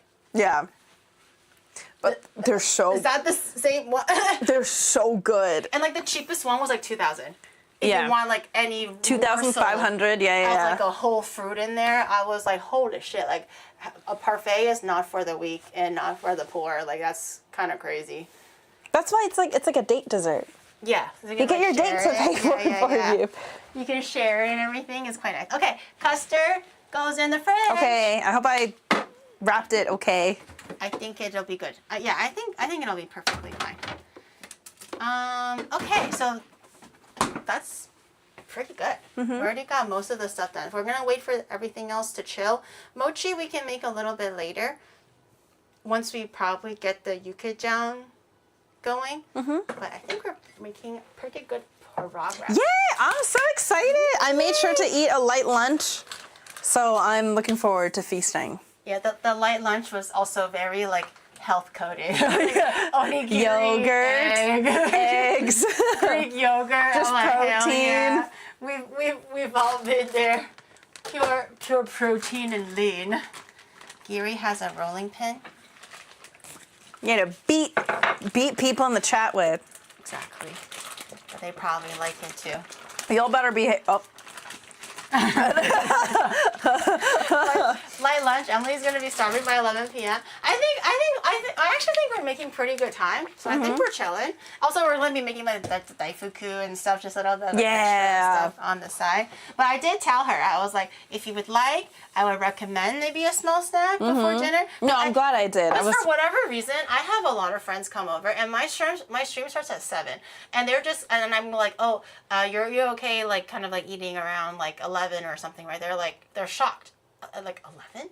And I'm like, well, maybe 10, like if we're really, really fast, but generally like, 11 or something. What time is it right now? It must be like 9 something. Not too bad. I think we're making pretty good time. Oh, okay. And then it's 8? Oh, 8. Nice. Yeah. Okay. And then and then I'm like, dude, I start stream at 7. Like it's already a little bit into dinner time. And then we still have to cook and talk and hang out and whatever. And you're expected to eat at what, 7:30? But they're always so shocked. They're like, I don't get to eat until 10 or 11. And I'm like, what do you mean? I start stream at 7. Of course it's going to be a lot later. What do you mean the food isn't done instantly, Giri? Yeah, so I'm just like, just grab a snack if you think you need it, but obviously you don't have to. But, just be mentally prepared that we're going to have to. She abuses us. Where's the receipts, huh? Okay. Oh, yeah. I also wanted to... So for the yukijan, do you usually eat it with rice and stuff? Usually. But we don't have to have rice today. So I was like, since we're all on our health arc... you don't understand, okay? Because for stream, when I make different things...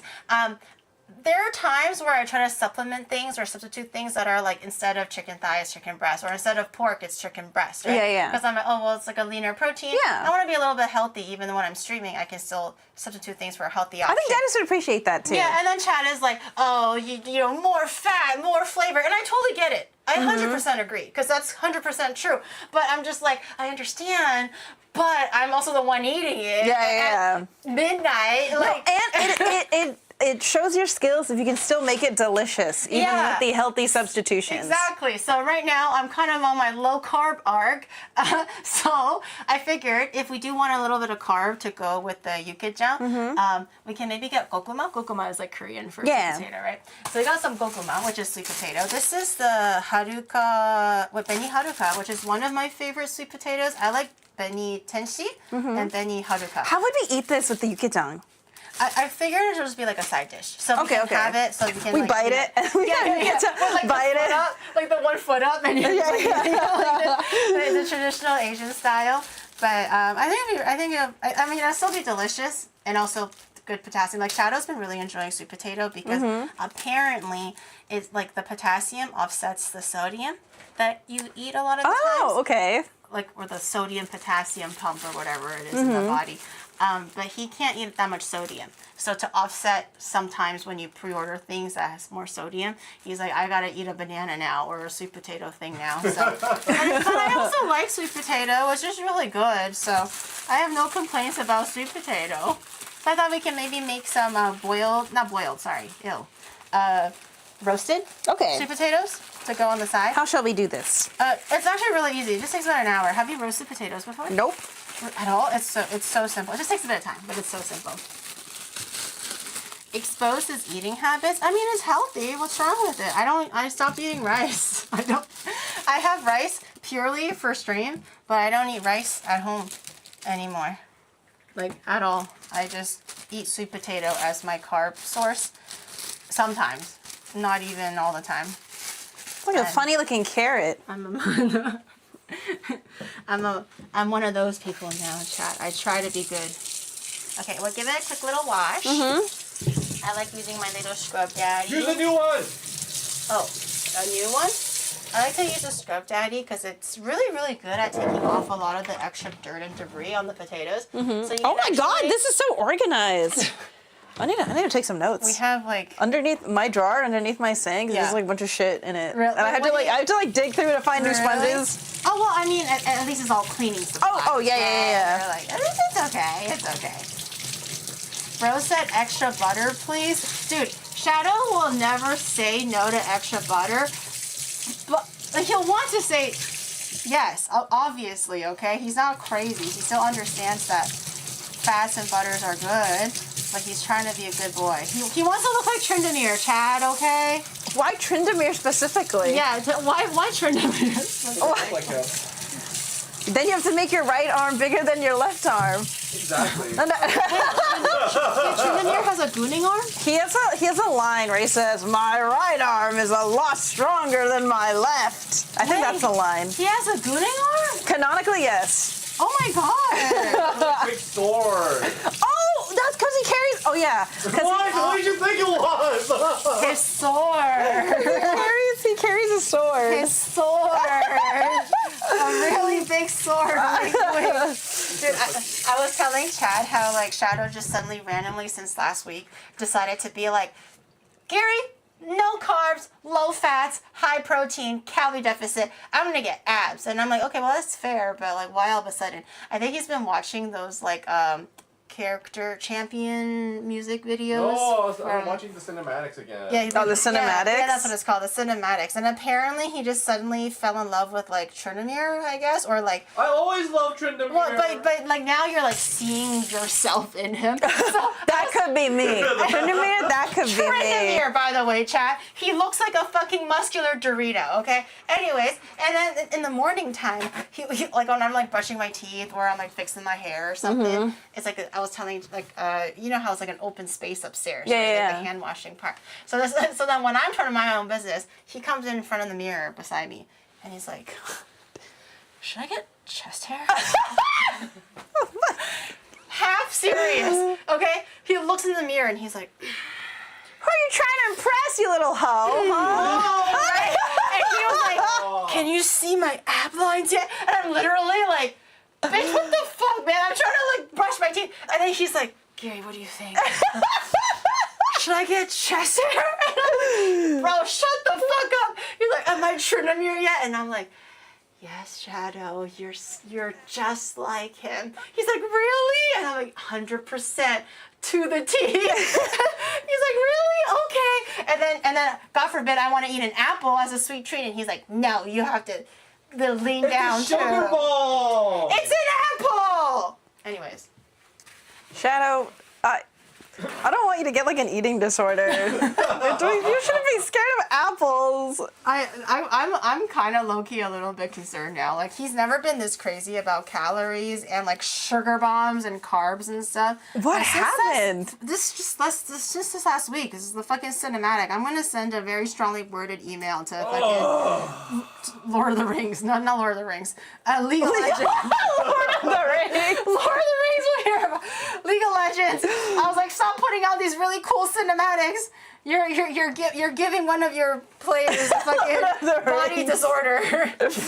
That was the most grandma thing you could have said that you could have mistaken League for.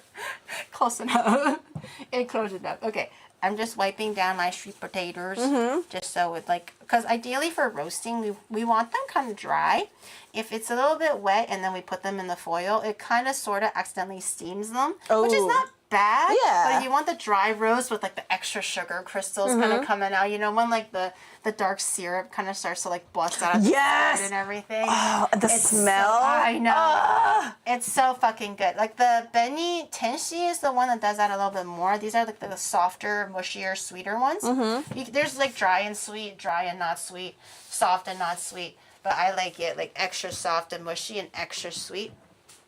And Benny Haruka and Benny Tenshi are like very close to it. So I'm gonna ask you to get some foil here. And we're gonna wrap these in foil. Like whole? Yeah. Oh. It doesn't have to be super tight, but just make sure everything is kind of like nice and evenly. Okay, so like that? And then just like cover it completely? Yeah. It doesn't even have to be super like neat, just as long as it's like kind of together. Oh, is this too much foil? A little bit, but it's chill. Mashed sweet potatoes. We're not gonna mash them. I was telling Kat before. I went to like a Friendsgiving. This is like back in Canada, and my friend brought in a mashed sweet potato, and he was late too. He was like 2 hours late to Friendsgiving. We were all like eating. The turkey was already half mashed, everything like that. And then I was like, dude, you're so late. And then he had the audacity to bring in a dish that was this big. There was 20 people at that Friendsgiving. And he was like, oh, sorry, I'm late. He's chronically late, so that part is like, okay. Yeah, but was he late because of the dish, or he's just late and then he brought late. a shit dish? He's period, just always late for everything. It could be anything. He's always late. Does that not drive you insane? We always have to tell him like an hour earlier, like what to do. And we will have a separate group chat, just like outside of him, so we can plan the time, and then we tell him separately it's like an hour earlier. How does that not like piss you off though? I hate that shit though. I hate tardiness. It's one of the things that like even for myself, I don't want to be tardy either, and I feel really bad when I am tardy. Yeah. So when I see someone else tardy, I'm like, that drives me crazy. But it's like it's so common now that I just basically factor for it. I guess. So it's like less of it, I suppose. So he had the audacity to come in with just like a tiny little thing, and it was like a Friendsgiving of 20. And I'm like in my head, I'm like, bro, why'd you even be so for real, man. Like, why are you here? You just can't, host me turkey. Was it good though, the dish? So the host made turkey. I made like 2 separate dishes and a dessert. I want to make sure. Yeah. And I was like, bitch ass brought like the tiniest little container. And then it was mashed sweet potatoes, and I was like, showed up with fucking mashed potatoes. Oh, like, did it have the marshmallows on top? No, not even the Western kind. It's just like a small little medium-sized Tupperware container of like red-colored mashed potatoes. And then I was like, bitch ass brought like the basic, fastest, most like normal thing ever when everyone is like, if you can't cook, at least bring like a fruit bowl or a salad bowl or something, right? So it was enough to check. And then I had a scoop. That was the best potato Of course. I've ever had in my fucking life. And then I started gatekeeping it. So because it was so small, I had some, and I was like, and I had a friend. I was like, dude, try this. And then they were like, holy shit, it's so good. And they started grabbing more, and then I was like, oh no, I fucked up. I made a mistake. You're like, guys, don't worry. I'll eat the mid. I'll take care of the. Everyone, you're all full, right? You're full. Oh yeah. I got this. Don't worry. So eventually they were like, yo, so and so is here. What'd you bring? And then he was like, oh, it's over there somewhere. And then they were like, oh, is that the thing? And I was like, honestly, it's not that good. Like I started just spreading lies. Guys, I'll get rid of it. It's fine. I was like, oh yeah, it's nothing crazy though. Like I honestly, I really recommend just like grab more turkey and like, oh, did you try those Brussels sprouts? They're actually really good. It's like Did you? whatever. Okay, It's question. whatever. Did you get the recipe? So I asked him. I was like, dude, like straight up, this was the best like sweet potato. What did you put in it? And he was like, butter. And I'm like, oh, that's really funny. Like, okay, what else? Like sugar, cinnamon. He was like, why do you think it tastes so good? Butter. And I was like, how much butter? Like, you know, like a stick? Or he was like, you don't want to know. and I was like, dude, the container is this much. It's like this tall, this much. Like, how much butter? He was like, you don't want to know. Trust me. I know it tastes good. I made it. But you don't want to know how much butter I put in there. So to this day, I don't know the specific recipe, but I actually don't think I want to know. Like, I don't want to taste it ever again. It was the best 3 bites of my fucking life, but I think that was all the butter that I needed for the whole year. I was like guessing. I was like, well, did you add like cream to it too? He was like, Just butter. just butter. So I think the whole reason why it's like soft and creamy, usually you add water or, you know, It's like how the cream best milk. mashed potatoes are just entirely milk Yeah, and butter. he completely just diluted it with just melted butter. And I was like, I want to try it. this is the best thing ever. I want to try it. The 1-to-1 ratio. I dare not ask. I dare not ask, but I do believe. I do believe that's probably what he did. So for these sweet potatoes, 1 hour. Okay. That's it. It's very simple. Okay. I usually crank it to maybe like 200 degrees Celsius. Sorry, 200 degrees Fahrenheit. Spell Fahrenheit. F-A-R. I'm also not American. Oh, you know, you get a pass. Spell Celsius. A what? Celsius. C-E-L-C-I-U-S.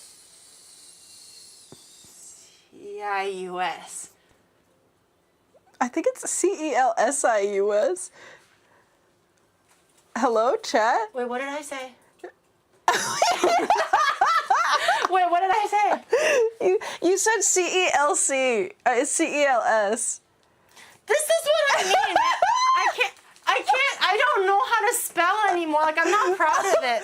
But it's true. I don't know how to spell anymore, and it's bad. Celsius. It's bad, bro. Oh, I forgot to preheat the oven. Maybe I should do that first. Preheat your oven to 200 degrees Celsius, 400 degrees Fahrenheit. Okay. That's Make the it hot. conversion. Very hot as possible. So you want to basically roast it at a high temperature so it kind of like seals the outside and it squeezes the sugar out. Okay. And concentrates the sugar crystals and just like pushes it out. You're both right? Wait, no.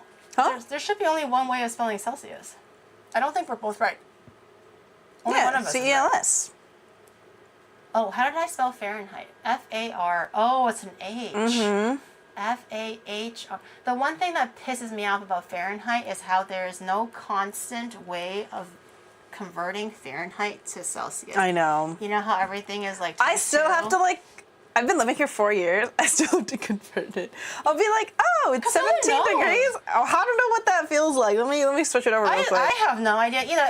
Outside of baking, when it's like very standard 360 or 170, it's very repetitive.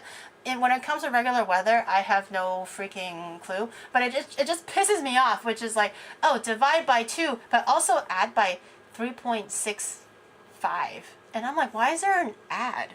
Like, adding doesn't make sense for I don't know. I don't know how it conversion. works. Like, why is there a constant in there? Like, why is it add? That makes no sense. It makes me angry. Celsius is dumb for weather temperature though because the gradient is whack. Fahrenheit is dumb. What do you mean? I'm used to Fahrenheit. Because it's not like like 0 doesn't mean anything. And 0 is like arbitrary. Like 0 should just be like freezing, 100 is boiling. Like that makes sense for degrees. Or you just use kelvins then. We can all just use kelvins. But Fahrenheit doesn't make sense. Like it's an arbitrary number. It just depends on what you grew up with. It's not fine. It's not fine at all. Everything is broken. Everything is bad. Okay. We can start on the yuki-chan. All right, what do we got to do for the yuki-chan? Very simple, especially if you already well versed in the kitchen, Okay. I think will be really great. What do I need to cut? What do I have to peel? What do you need me to do, The only ma'am? thing is onion.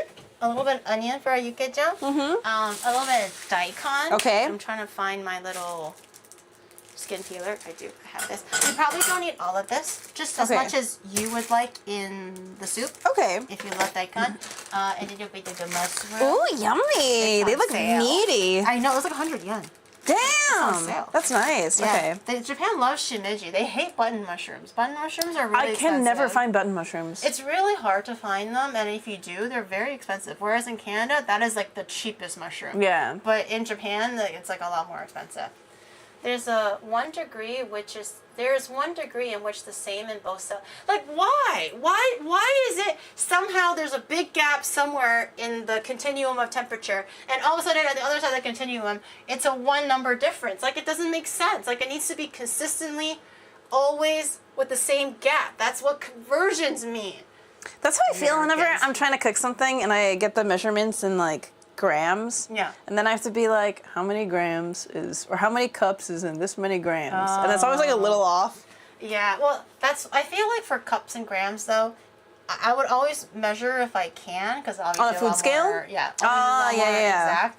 But my biggest is also like with ounces. I don't know what an ounce means. I hate it when the recipe gives me 4 ounces. I'm like, what are we, cavemen? Like, why are we still using ounces? Who the fuck uses ounces?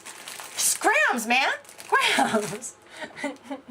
That drives me crazy. Okay, daikon. I will rinse it for you, and you can peel. You can probably just cut off a section that you want to eat, so like this much or that much or. How much do you recommend? I can't tell how much. If It's you gonna do go you in the like soup. it? Do you like it like a lot of like vegetables and stuff, or do you like it more soupy and brothy? I like both. I like a lot of vegetables. Okay, then I wouldn't recommend all of it. Yeah, 'cause this yeah. is quite a bit, but I would say maybe like this. Okay, yeah, let's do that. Yeah. So I'll wash it. So what I'm gonna ask is thin slices, quartered, so not too thick, because if it's Oh, we're gonna do like little like. yeah, Okay. little wedges, like pizza slices. Because if the slices are a little bit too thick, it'll take a little bit too long to cook down. Also, daikon has a little bit of a bitter taste to it. If it's too thick, it's hard to get rid of that taste quickly. Then you'll take extra time to process it on the side. So Okay. thin slices. So should I cut it in slices first and then quarter them? Yeah, so peel them first, or like cut the wedge and then peel it, and then slice it and then quarter them. Okay, got it. Yeah. Could I have a knife? Oh yes, you can use this one. Thank you. Also, why is pound LB? That I don't Jesus. know. Oh, that's my little cleaver. Oh my, you could. That's so scary looking. Oh my. Dude, I gave one to Sydney because she wanted to cook a little. Well, I kind of gave it to Garth's mom. And then Sydney was like, ooh. So she kind of ended up keeping it and using it a Is little this bit. Yeah. And then, so she was like, don't worry, Gary. I know, I know how to use your knife. And I was like, oh my God, then can you cut the ginger for me? And then she just whacked. Oh, scary! Have you ever had like an injury, knife-related injury? Oh while yeah. having- This one. Oh, while streaming? No, it was not on stream. This was before I started streaming. No, because blood is... The thing is, if I ever, like, take a tumble or fell, or, for example, you know when we were in Ibaraki and I, like, fell backwards into That the movie? was so scary. I remember that day like it was yesterday. The thing is, if I streamed that, it would have been so cool and funny. No, I'm never gonna forget. You fell backwards. We didn't know how many feet you fell. Everyone was freaking the fuck out. It was a mini cliff. Yeah, and then you got brought back up. You're like scratched up. Your leg is bleeding. Everywhere. You got like dirt. Your hair's all frazzled, and you go, God, I wish we were filming. Did anyone get that? Yeah, did anyone get that? We were like, Gary, you need a Band-Aid. Because we were streaming up to then. We were doing the farming stream. I was with Ray, Emily, and Maylin. And we were streaming. I had to turn the camera off because the what was it called? NHK wanted to do like an interview or something. And I was like, yeah, but obviously it's private, so no cameras. And Yeah, you were like mid-interview. I was so sad, bro. if the camera was still rolling, I would have been so funny. In any case, but the thing is, I can't even realistically show it on stream because I had so much blood coming out of both my legs that it would be such TOS anyway. So even if it was my like God. an injury, I can't really show it.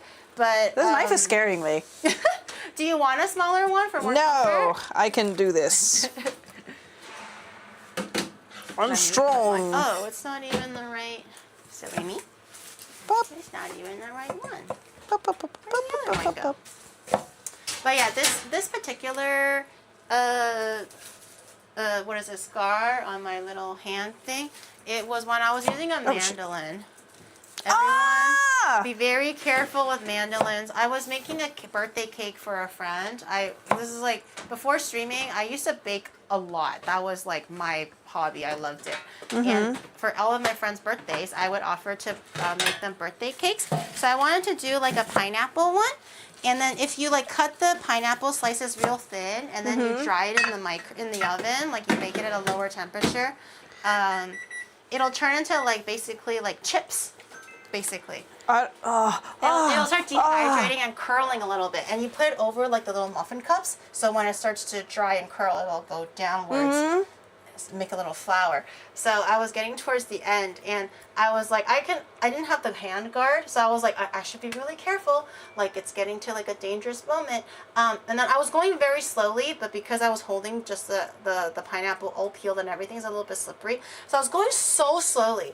And then one mishap, I slid. It was in an instant. It was so quick. I slid and I was like, oh shit. I thought I just probably nicked it a little bit. And I was like, oh shit. And then I lifted it up. My whole pineapple was red. And then I looked at my hand and it was just blood coming up. And then I was like, oh my God. Like I was very shocked. And I was like, oh my God, what happened? And then I obviously rinsed it under the water. And I noticed that basically the flap came off.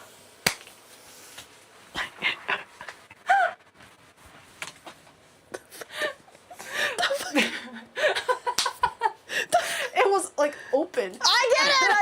I understand. No, just the combination of that plus the acidic pineapple juice.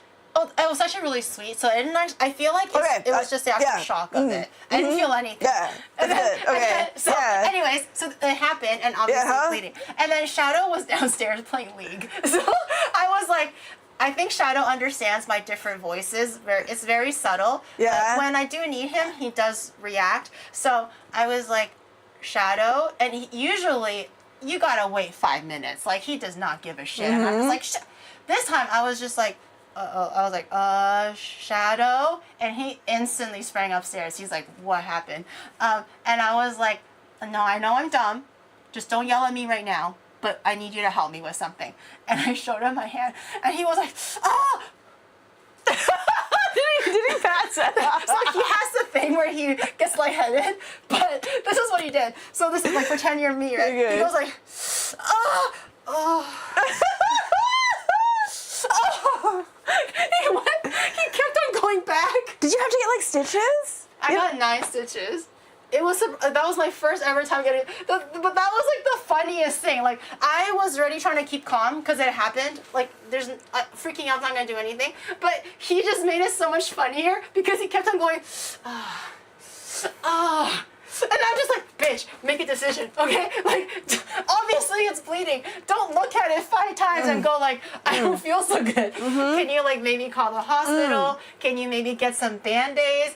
Like, can you just help me a little bit? Because it just was not, you know, sticking together. And he was like, oh, and then, like running around, all frazzled. So we ended up going to the ER. Like we just slapped on some Band-Aids. Went to the ER. The doctor basically had to numb it and numb the area, and it was 9 stitches. It took maybe like 2 weeks to heal. It took quite a bit. This was probably the worst injury that I've had. I never broken bones, never got stitches prior to this. And I still went to the birthday party. So they numbed my hand, and I just served the cake without the pineapples. Like there was like, I made 2 batches, just in case it wasn't enough. And the first batch was already done, not contaminated with blood. The second batch, obviously I ditched it. So I just ended up serving it with like 2 pineapples instead of having it on individual corners. So it's still a great birthday, but the numbing thing agent or the cold thingy start wearing off, and my hand was in so much pain. So I did leave the party early, but I still made it. I still gave that cake, and we still had a happy birthday. Yeah. I'm always trying to find Oh my god! You know what I have a hard time watching in like movies or shows. I cannot watch like stabbing scenes. So like, not body horror, it's just stabbing? The stabbing, because like you can like feel it. I think, the empath in you. You can No, probably feel we're not, not that. But like, Heavy question. Whoa. Speaking of stories, does Emily know about the mold incident waiting? The mold incident? mold incident? Oh, just when I found some moldy fruit in the back of my Oh, fridge. that won't make me squeamish. That's fine. It's not blood. Wait, so like you can kind of imagine. Yes, going in, like that. I feel like that is one of the worst ways to die. Like, no, but so like Getting when you stabbed. watch like horror where like their head gets cut off. Oh, I don't watch horror. Oh, okay. But- I don't watch it either. The only time I do watch it is because Shadow forces I don't me to, like but- blood. Like other scenes, I don't like. I don't like sacrifice scenes where they're like, and now we need blood. Oh, yeah, I have to look away. I can't do it. I can't. I hate. Okay. For me, my number one issue when it comes to, like, I don't love body horror. It's never fun to watch. But for me, it's always torture scenes that always get me. It's the stabbing, I think, because I think a lot of movies and stuff have stabbing now, so I'm a little bit desensitized. But it's the torture stuff. No, like, I can't do that. I can't do any of that. Kaneki, what's his name from Tokyo Ghoul? That particular like torture scene for Tokyo Ghoul, that really did not sit. I do not know what you are referring to, but I don't want to know. I felt so uncomfortable for that one. Usually just in general, like for movies and stuff, when they have like the torture, and I was like, or like Orb. Have you watched Orb? No. The anime about the space and everything. There's also a small torture scene there. I don't like it. I know, I can't. I haven't even don't watched like Saw. I can't do Shadow it. loves Saw. Didas loves Saw. There was a the few first one. times he forced me to watch it, and I was like, why the fuck am I doing this? And he was like, I don't worry, can't do this it. is the funniest movie ever. And I was like, dude, I know it's a horror movie. He's like, don't worry. Fingernail- It's scary, well- but it's really funny. And this guy just has to cut his own leg off. And I'm like, what about this is funny? Like, I fucking hate Saw. It's What's so the nail terrifying. torture scene in Orb? Is it like in Higurashi? Oh, no, Where they it's put the, like- like, you know, the Inquisition. No. Like the Spanish Inquisition, for example, Oh, for witches and stuff. yeah. It's about that. So it's like, you know, like confirm that you're a witch. I know you're a witch because they were trying to, like, you know, disprove the Earth-centric model or something back in the day. They thought that everything revolves on the Earth. So if you believed anything else, you were a witch. You were a heretic. So they were like, oh, why do you have this? You're a witch, and then they were making her confess, forcing her to confess by doing the torture stuff. Yeah, it's like Inquisition things. Okay. Inquisition shenanigans. Higurashi nail scene. I don't like the nails. Like from Tokyo Ghoul, that was like my last straw. Like I can kind of be uncomfortable and somehow sit through it, but that Tokyo Ghoul particular scene, I can't do gore. it went too over. I feel like they really took that torture and they really stayed there, and I was like, this could have been a 2-minute thing, but instead it's a 1 episode thing. Like, why are we here? Go watch Orb. Okay, a little bit of maybe a hot take. I thought Orb was good, but I don't think it's the best. And I feel like sometimes a lot of like people are going, oh my god, Orb is the best thing ever. Go watch Orb. You have to watch Orb. Maybe it's just I'm stupid. I think it's like okay. Like it's fun. It's like very I have no opinion. I haven't educational. seen anything from it. Like, I haven't watched it. It's just basically it spans like several years of. This is a true thing though. Like people in the church really thought that everything revolved around the earth because science was not developed enough to really prove it otherwise.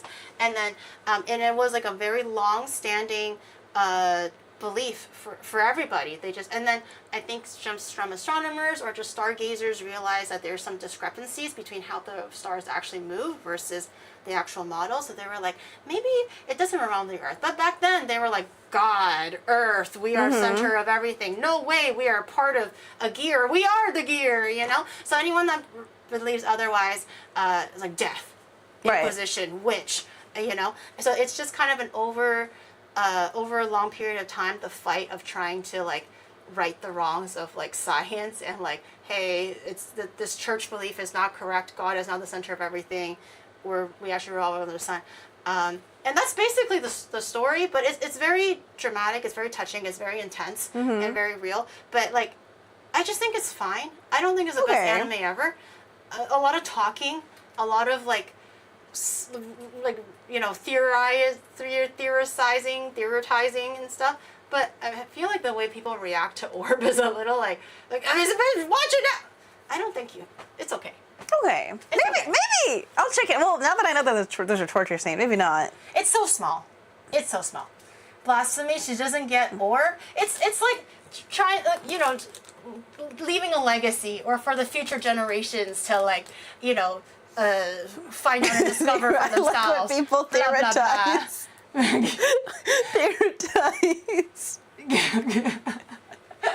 What do we do with this? Oh yeah. What do we do with it? I want to get back to Yucatan bacon. Oh yeah, I forgot. Okay, that looks really good. We'll put these on the side. Our little mise en place. Okay, and then just cut the shimeji mushroom. It's really quick. Just you don't even have to wash it. You don't really have to wash mushrooms. Okay, how do you cut this? So you open up the package. You can just line it up like this, and use the knife and just basically cut off where like the dirt and the muddy parts are, and just leave the mushroom part and just put it here. That's oh, that's it? Yeah, mushrooms are really, really simple. Unless they're really dusty and dirty, you can use like a paper towel to wipe it down. Okay. But I never recommend washing a mushroom. It ruins the texture and the flavor. I did not know that. She doesn't get Orb. Okay. Like, I understand it's a good anime. I don't think it's like, you know, please watch this before you die kind of a... What is your favorite anime? I think I asked you this before, and then I completely forgot your answer. I'm sorry. Like, in terms of, like, what got me into anime and what means the most to me, probably Inuyasha. Oh, that's right. I like Inuyasha. But, my objectively favorite anime is Natsume no Yujincho. Oh, I really like that one. I still need to see that one. Yeah, I just like the pacing of it. I like almost every episode makes me cry in a melancholic way, like it touches me kind of a cry. Yeah. Not that every episode is like devastating or anything. But yeah, I really like Natsume Yujincho. I like Bakaramo, which is also similar vibe to Natsume. It's like slice of life, but trying to like find yourself, undoing yourself, but bettering yourself, and stuff like that. So I really like Bakaramo. But I like slice of life. I like chill slice of life. That or just like pew pew pew pew action, pew pew slice, fight, fly. Like I like the intense things. Yeah. Or nothing is happening at all. Have you been watching Witch Hat Atelier? I have. Really? I didn't think I was gonna like it, but I like it. Okay. This is a spoiler for a video I'm planning. Yeah. For like June. Yeah. I want to plan a Witch Hat Atelier watch party, oshikatsu. Okay. Type of thing. Okay. If you're down to join. Yeah. So, because Witch Hat Atelier, the manga has like a spin-off manga called Witch Hat Atelier Kitchen. Okay. Ooh. Right. Ooh. Where they explore little like Wait, can it be like when we did not Cowboy Bebop? When we did like the K-pop Demon Hunter? Yes. We make That's the exact thing I was thinking. Yeah, that was really fun. Yeah. So I'm trying to plan for that. Okay. Yeah. Count me in. Okay. Yeah. We can make some dishes together. I didn't know they had a kitchen thing. Yeah, there's a kitchen. So cool. Yes. So very excited. I'm so down. But yeah, I don't know anything about the manga or anything. I just went into it cold. But I really like the animation. Yeah, it reminds it's me of beautiful. like Free Run, which is like very like what is it called? Like the movements are very smooth and it's very natural. It's not there's no crazy fighting or anything. The manga is pacing so is really nice. good, and the way Shirahama Kamome panels, the paneling, amazing. The art is beautiful. Not that I've seen it, but what about it though? Just she gets so creative with her paneling, and I think the way they I like how the transitions in the anime are like that pop-up book style. Oh yeah. Yeah, it's so beautiful. It's like it's such a feast for the eyes. The anime where she put the witch outfit on, so extra.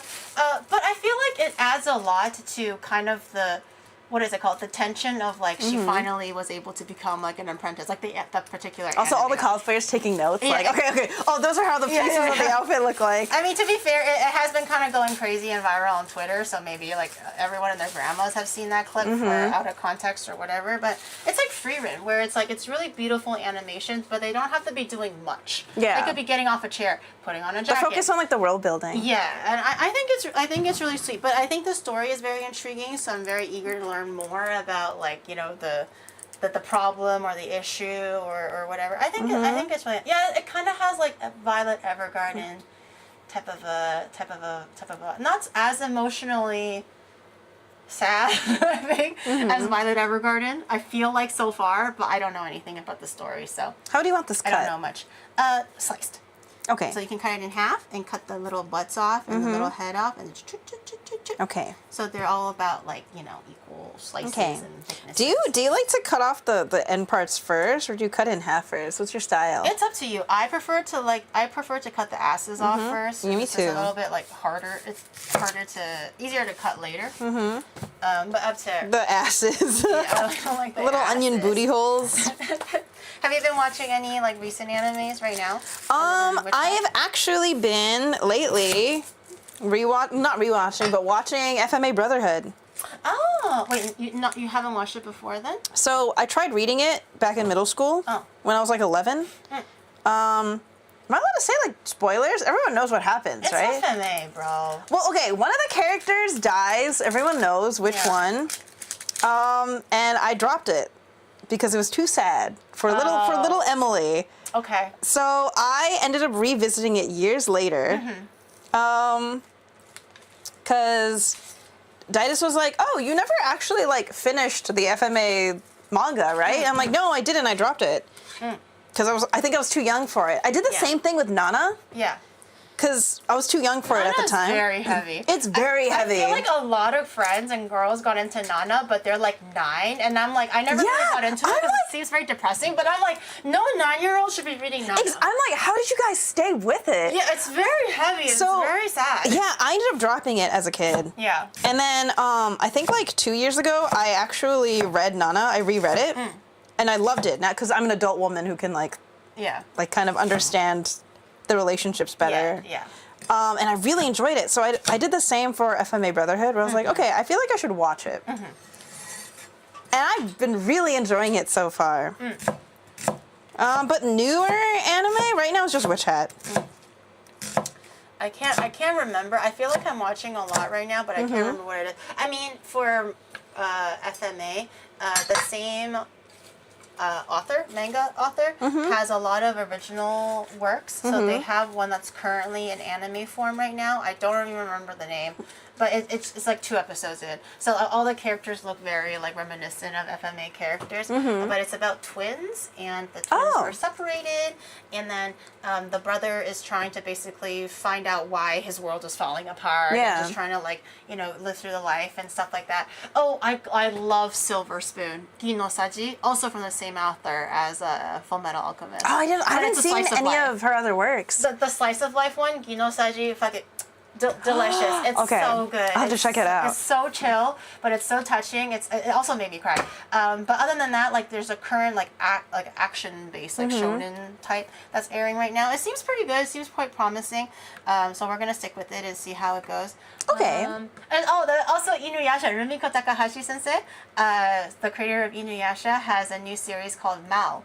It's the manga came out maybe like 4 or 5 years ago, but they have an anime for it now, so I'm watching it now. To be fair, there's so many what is it called, parallels with Inuyasha, so I'm kind of like, this is like not really an Inuyasha copy, but it's a little similar. But I'm gonna still stick with it because I love Inuyasha. So, and I also like Ranma and stuff, so I'm gonna keep watching it and see what happens. But it so far it's pretty entertaining, so I'll just keep with it. All right, what do we do with these? We're gonna keep everything to the side, and we're gonna saute everything one by one. Okay. Did Giri watch Inuyasha too? Oh, you mean Yasha Hime? Fuck that shit. Oh is yeah, when they have kids. disgusting. When they have kids. Yeah, like I had such high hopes for it. Is it bad? So it's one of those spin-offs where it's like the kids, but the adults are nowhere to be seen. None of the original characters why? are anywhere. And I'm just like, why do people do series or spin-offs or epilogues where the original characters that we've built seasons and years loving just suddenly fell off the face of the earth? Yeah. And they only mention it as if they're like a fucking ghost or something. I'm like, I don't care. Honestly, I don't care about his daughter. I care about what happened to my bae, Yasha. Okay, I want to see what him and Kagome are up to. You know, that's all I care about. I don't care about their daughter. Wait, they don't show that at all?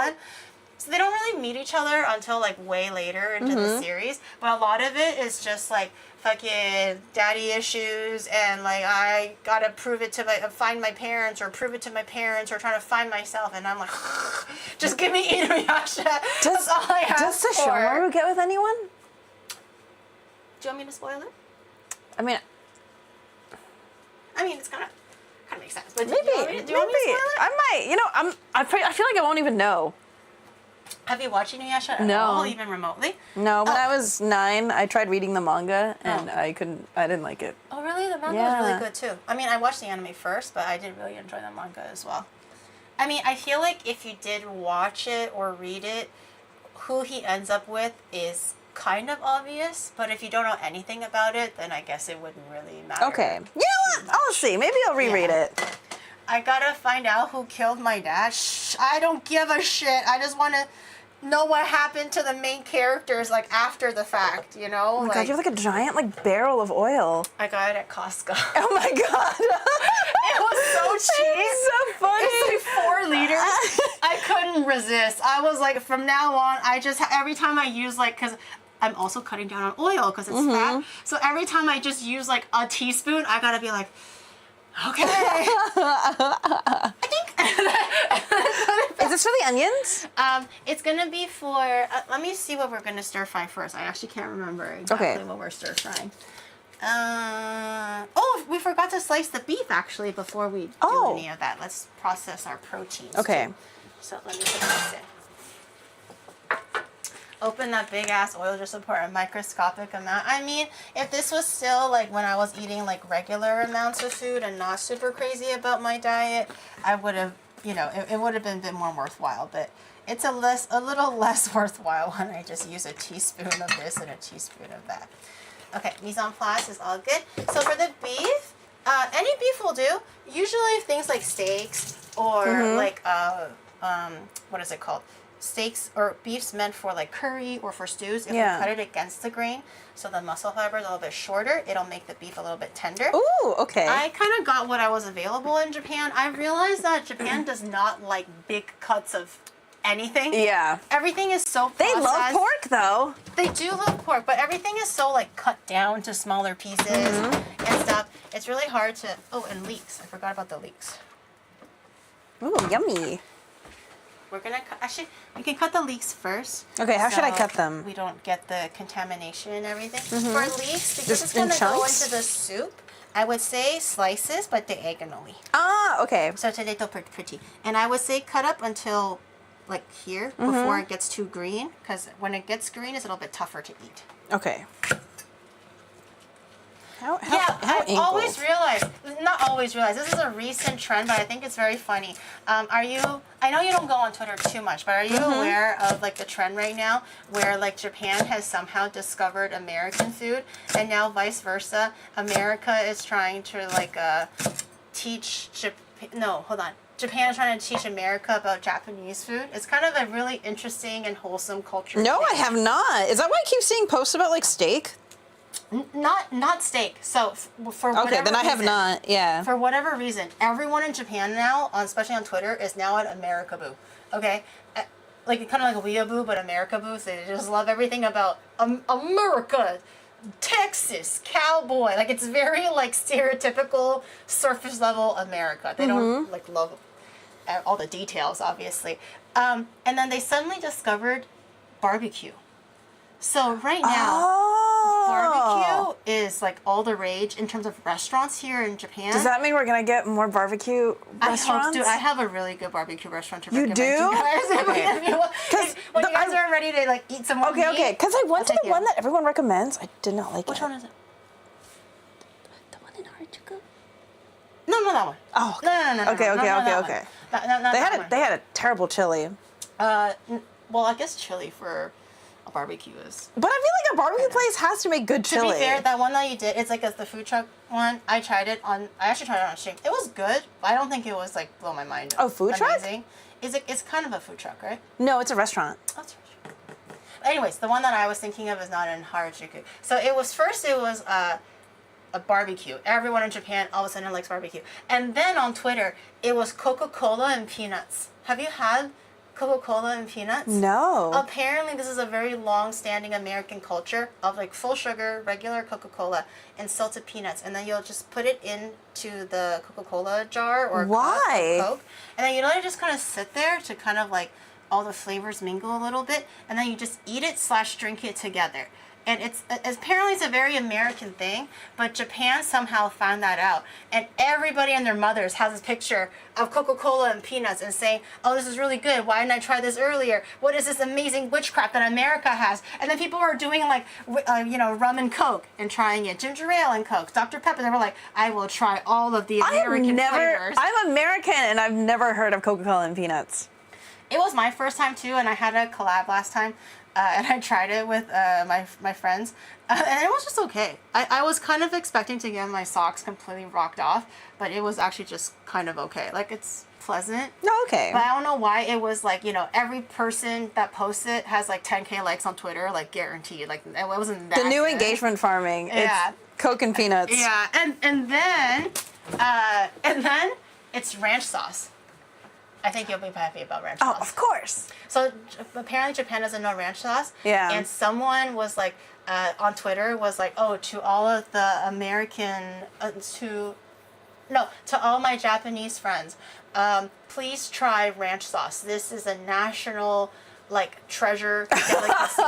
Like, I know you don't have ranch sauce. Please try it and let me know. And some Japanese person, I think, was able to go to America and grab his hand. And then he quote retweeted it and was like, to my fellow American brothers, I have tried ranch sauce. I can't believe the world is hiding this from us. We must eat more. This is the most amazing thing ever. What is in here? I must have more. So if this goes well, Japan will finally have ranch sauce. And I Because you can't buy won't it have to pack it in the suitcase every time I go back. You don't have to smuggle it anymore. Isn't that so great? I love ranch. Oh my god, ranch flavored croutons. Oh, I don't So think I've good. had that, but that sounds really good. I Korea love doesn't have ranch. Maybe it's just not super like Asian thing. It does Which sound I'm like an shocked American. because chicken wings go so well with ranch. It does. Korea, please. It does. So if this goes well, hopefully the Japanese market will kind of get an inkling or pick it up and start importing ranch. Not that I'm not actually a huge ranch lover. It's just okay to me. How dare you, first of all? How It's dare okay. you? It's okay. Like I understand the appeal, but I'm not like a super condiment person. I'll like have a little dip, but I'm not the kind that's like, "Rah, more, give it to me." I'm always just like a little dippy dip kind of a guy. No, every time we go to the States, we come back with like barbecue sauce, ranch, Yeah. honey mustard, Honey mustard you can get here though. No? but like a little bit. specific honey mustard. Oh, the beef. I forgot about the beef. Oh, right. Okay, how do we cut this? What do we do with this? So leeks we're gonna put in here. Okay. We have a lot of veggies. Ah. And this you can freeze it for like soups and stuff, or you can just throw it away. I don't plan on making stock anytime soon, so I might just throw it away. So for the beef, this is already thin cut. We just have to cut it into strips now. Okay. I How would- should I do this? So I would recommend maybe cutting it in half and then cutting it lengthwise in strips. So like more Half? bite size. And lengthwise. Yeah. Oh, you might have to like slowly kind Oh, of. okay. Yeah, rock it a little bit, a little finesse. Nobody stands ranch until you move somewhere where you can't get it. Something you wish you had ranch. I mean, not for me so far, because I never really loved ranch like that. Do you miss? It's just good sauce. Do you miss poutine? I miss gravy. I do miss poutine, as in like Costco poutine, like specifically. Not so much like the concept of it. I just really miss Costco poutine. Oh my god, I miss Costco hot dogs. Yeah. Well, The beef. Nope, it's not the same. they have like It's not the same. It's still very good, but I think the ones in Canada, they give you 2 different sausage options. But in Japan it's all pork. Yeah. I mean, it's still good. Like, it's good enough. I'll take what I can get. But it's only like, okay. It's not the beef. I used to like to get what's the bratwurst? You can choose all beef hot dog or some kind of a sausage option, and I always get the sausage option. Oh, I always got the beef one. Okay. I would like do a little flip around, but I prefer I'm trying to look at my thing. Give me 1 second, chat. Beef. Garlic. Oh, okay. All right. I think we're good. So we're gonna saute. I don't know where's the camera facing. Okay. We're gonna saute all our goods. Because everything is gonna go into the soup, you don't have to saute anything too crazily or for too long. Just until it's a little bit cooked down. And then do the onions. The onions will also cook down pretty quickly. Do I cut all this beef? Yes. I mean, as far as soup, we want to have enough protein, I think. Okay. Yeah, protein. Woo. Oh my god, the camera is so crisp and clear. That's beautiful. You can let Shadow know for that one. Oh, I didn't Shadow, this camera setup is crazy. It's gorgeous. I didn't pick any of these cameras. I don't know anything about nothing. You can try a lamb or rosemary sausage from Down Under or kiwi lamb. I don't really like lamb. Me neither. That's one of the things I don't like eating. It's a little too gamey for me, I think. I keep trying, and I never like it. Like, I want to like it. But Me too. It's a little hard to like. It gives me the same, it's like the same flavor profile as like goat cheese. I don't like goat cheese. I don't like goat cheese either. Well, I mean, it also just comes from the same animal, but I always thought that maybe goat cheese would be a bit different because I always say it tastes so good with like poached pears and in the salad. I hate goat cheese. It just reminds me of lamb. You don't like gyros? No, gyros are good, but is it made out of lamb? I feel like it's made out of beef sometimes, right? Which one? Gyros, like the. Oh, I thought that was lamb. Is it lamb? Or maybe because it's seasoned so thoroughly that it doesn't taste like lamb anymore. But I just don't like the gaminess of lamb. Theory banned from Mongolia. I mean, they have beef. I don't have to eat lamb. All right. Okay. I'll just I'll cut all of them. Yeah. If it. Especially if we do want to bring some back for Ditis. Oh yeah. And there's a guy here, there's 2 of us here. I mean, it should be pretty good. Okay, getting some color. I'm gonna actually do the beef right after this. I'll just wait on you. Oh, okay, I'm almost done. No rush, because I'm just waiting for everything to caramelize. We'll do the meat, and then we'll throw in the rest of our veggies.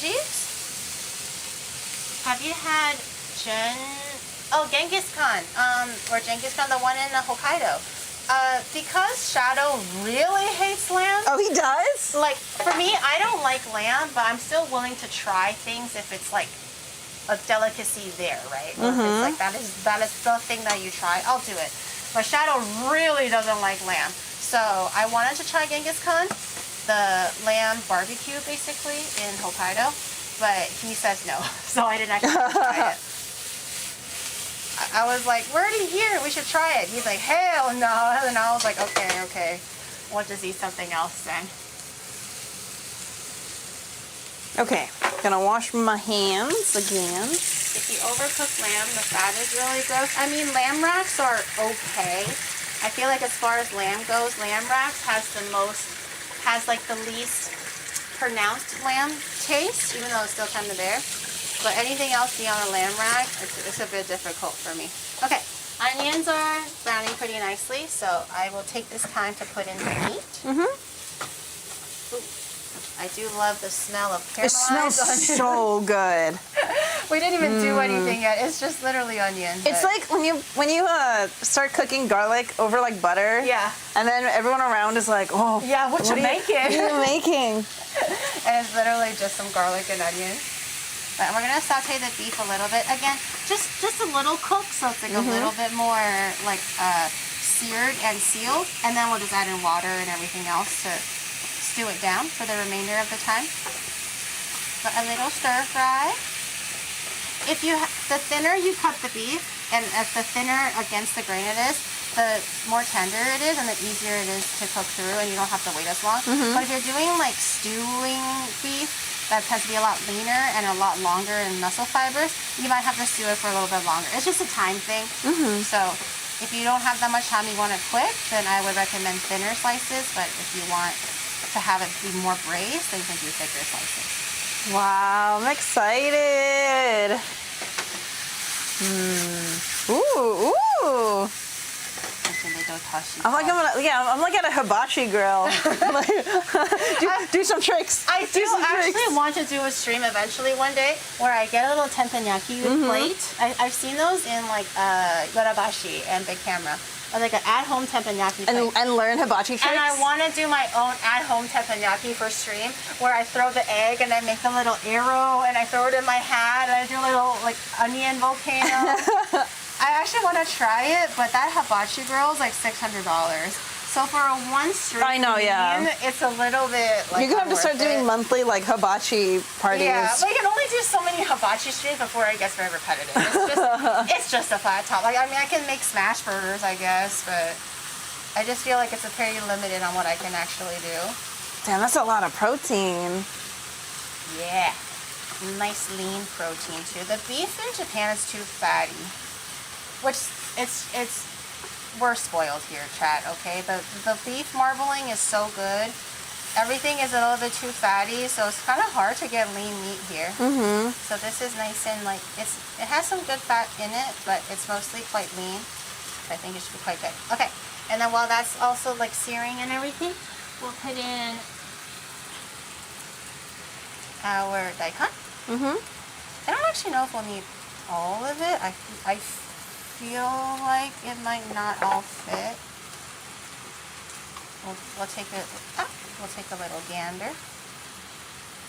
Or as it's like cooking, we'll add a little bit more. Okay, so the key to a yukejang, apparently, is the gochugaru. Yeah. So apparently a yukejang is basically a sauteed, stir-fried gochugaru stew. So while you're stir-frying all of your ingredients like this, you want to grab your gochugaru, and you can eyeball this, Emily, but I'm going to ask you to do 5 tablespoons of gochugaru. Okay. It shouldn't be too spicy, but if you're a little bit worried, you can also do like 4 or something. Okay. But you do want the flavor. Is this a tablespoon? A little bit more than that, but it's okay. More? Yeah. Okay. This? Really rough, yeah. But cooking, you don't have to be exact. It's not like baking where it should be a little bit more accurate. Have you ever made milsoy nabe? It's viral, but I never made it because it looks kind of like easy. Okay, maybe So I'll do really 4 for now. Okay. I'm scared. I never really made it because it just looks a little bit too simple for stream. And also for at home, I don't think, it's not something that Shadow would want to eat, I think. So if I made it all for myself, it seems a bit like wasteful. I keep forgetting Shadow's picky. He's very picky. He says he's not picky, but he's like a little picky. Is he here to hear the slander? I think he's upstairs. I think he can hear it anyways. He can hear it, and he's gonna be like, no, I'm not picky. I think when put into a position where it's like, oh, do you be picky or do you become an ass? He'll obviously like not be picky. Like he doesn't want to be the ass. Yeah, right? yeah. But at home, or if he's comfortable, he'll be like, I don't want to eat this one. I don't want to eat that one. I don't like that flavor. I don't like this flavor. And I'm like, bitch, just eat the thing. Okay, nice and sauteed. Mushrooms will cook quite quickly. So I don't think we'll need to add the mushrooms in right now. That looks so good already. Yeah, is to make sure the daikons are nicely cooked through. This one's a little thick. I think y'all. No, okay, my bad. No, it's okay. I'll just replace it with 2 other ones. And then we want to make sure the daikons are cooked through and also the beef. And then mushrooms and bean sprouts cook very quickly. But the daikon will also boil, right? In like the stew broth? Yeah, so we're going to add a little bit of water. This is a lot more than I thought. But we went pretty crazy with the ingredients, but nothing wrong with a bit of extra vegetables. We want about 1.5 liters of water. I'm eyeballing this, so I'm gonna do maybe 2 cups. I just have preferences. That's what they call a picky eater, bitch. You just have preferences. Okay. Since it's quite full like this, we'll leave it like this. Mm-hmm. And then we'll season. Very simple. Okay. When do you put in gochujang? Oh, and the samjang. Oh, instead of gochujang, this particular recipe says samjang. Do you Ah. want gochujang or samjang? Both are good for me. I like both. We can, But do you wanna- samjang is more like miso-y, which makes sense. Do you want to do both? We'll follow the recipe. can. Let's do the recipe. No, we can't. Because, like, if, for example, if your family makes it typically with gochujang. Oh, I don't know how they make it. Like, the recipe that I found, anyway, said it was samjang. But I'm sure it's one of those things where, like, every family makes it a little bit different. Yeah, let's do samjang. I love samjang. I do have gochujang and some. Samjang is, like, basically, like, miso paste or, like, the doenjang? How do you say it? Oh, tenjang? Tanjang. It's a mix of like tanjang and like gochujang. Yeah, I it's think. so good. Oh my god, great with the for, like, lettuce wraps? veggies. Oh my Or God. cucumbers? Yeah. Oh, so good. It's great for veggies and stuff like that. I think you can just use the same spoon. Okay. I would say maybe 2 tablespoons Wow. of that. It's so good for like veggies. Also, it's fermented, so it's great for your gut too. Nice and salty. Oh my. Oh, that is so good. Okay, sorry, how much do I put in? Maybe 2 tablespoons worth. Okay. So I added a bit of soy sauce. I'm gonna add a bit of fish sauce. Mmm. And since everything is all quite like salty, just mix and match and adjust as you go. The original recipe said 5 tablespoons soy sauce, 5 tablespoons fish sauce.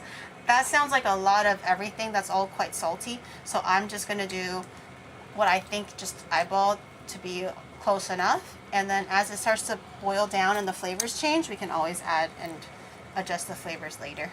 Yum. Okay. So I'm gonna let that mix in. Oh, are you okay with MSG? Yeah, why would I not be? This is MSG. I love For MSG. safe measure, a little bit of MSG, and then that's pretty good. We're gonna put a lid on it, let it boil for a little bit, and then we'll put in the mushrooms and bean sprouts at the end. Yay, bean sprout! I was gonna Yeah. ask. I bought the bean sprouts that have the little soybean on it, the crunchy ones. It's so good. much better. I love It's also bean healthier, sprouts. but it's so much better. It has a crunchy texture. I think it's way better than the regular like Olympus bean sprouts that they have at the grocery store here. What should I do with this? You can either lick it and finish it, or we can just wash it. It's all good.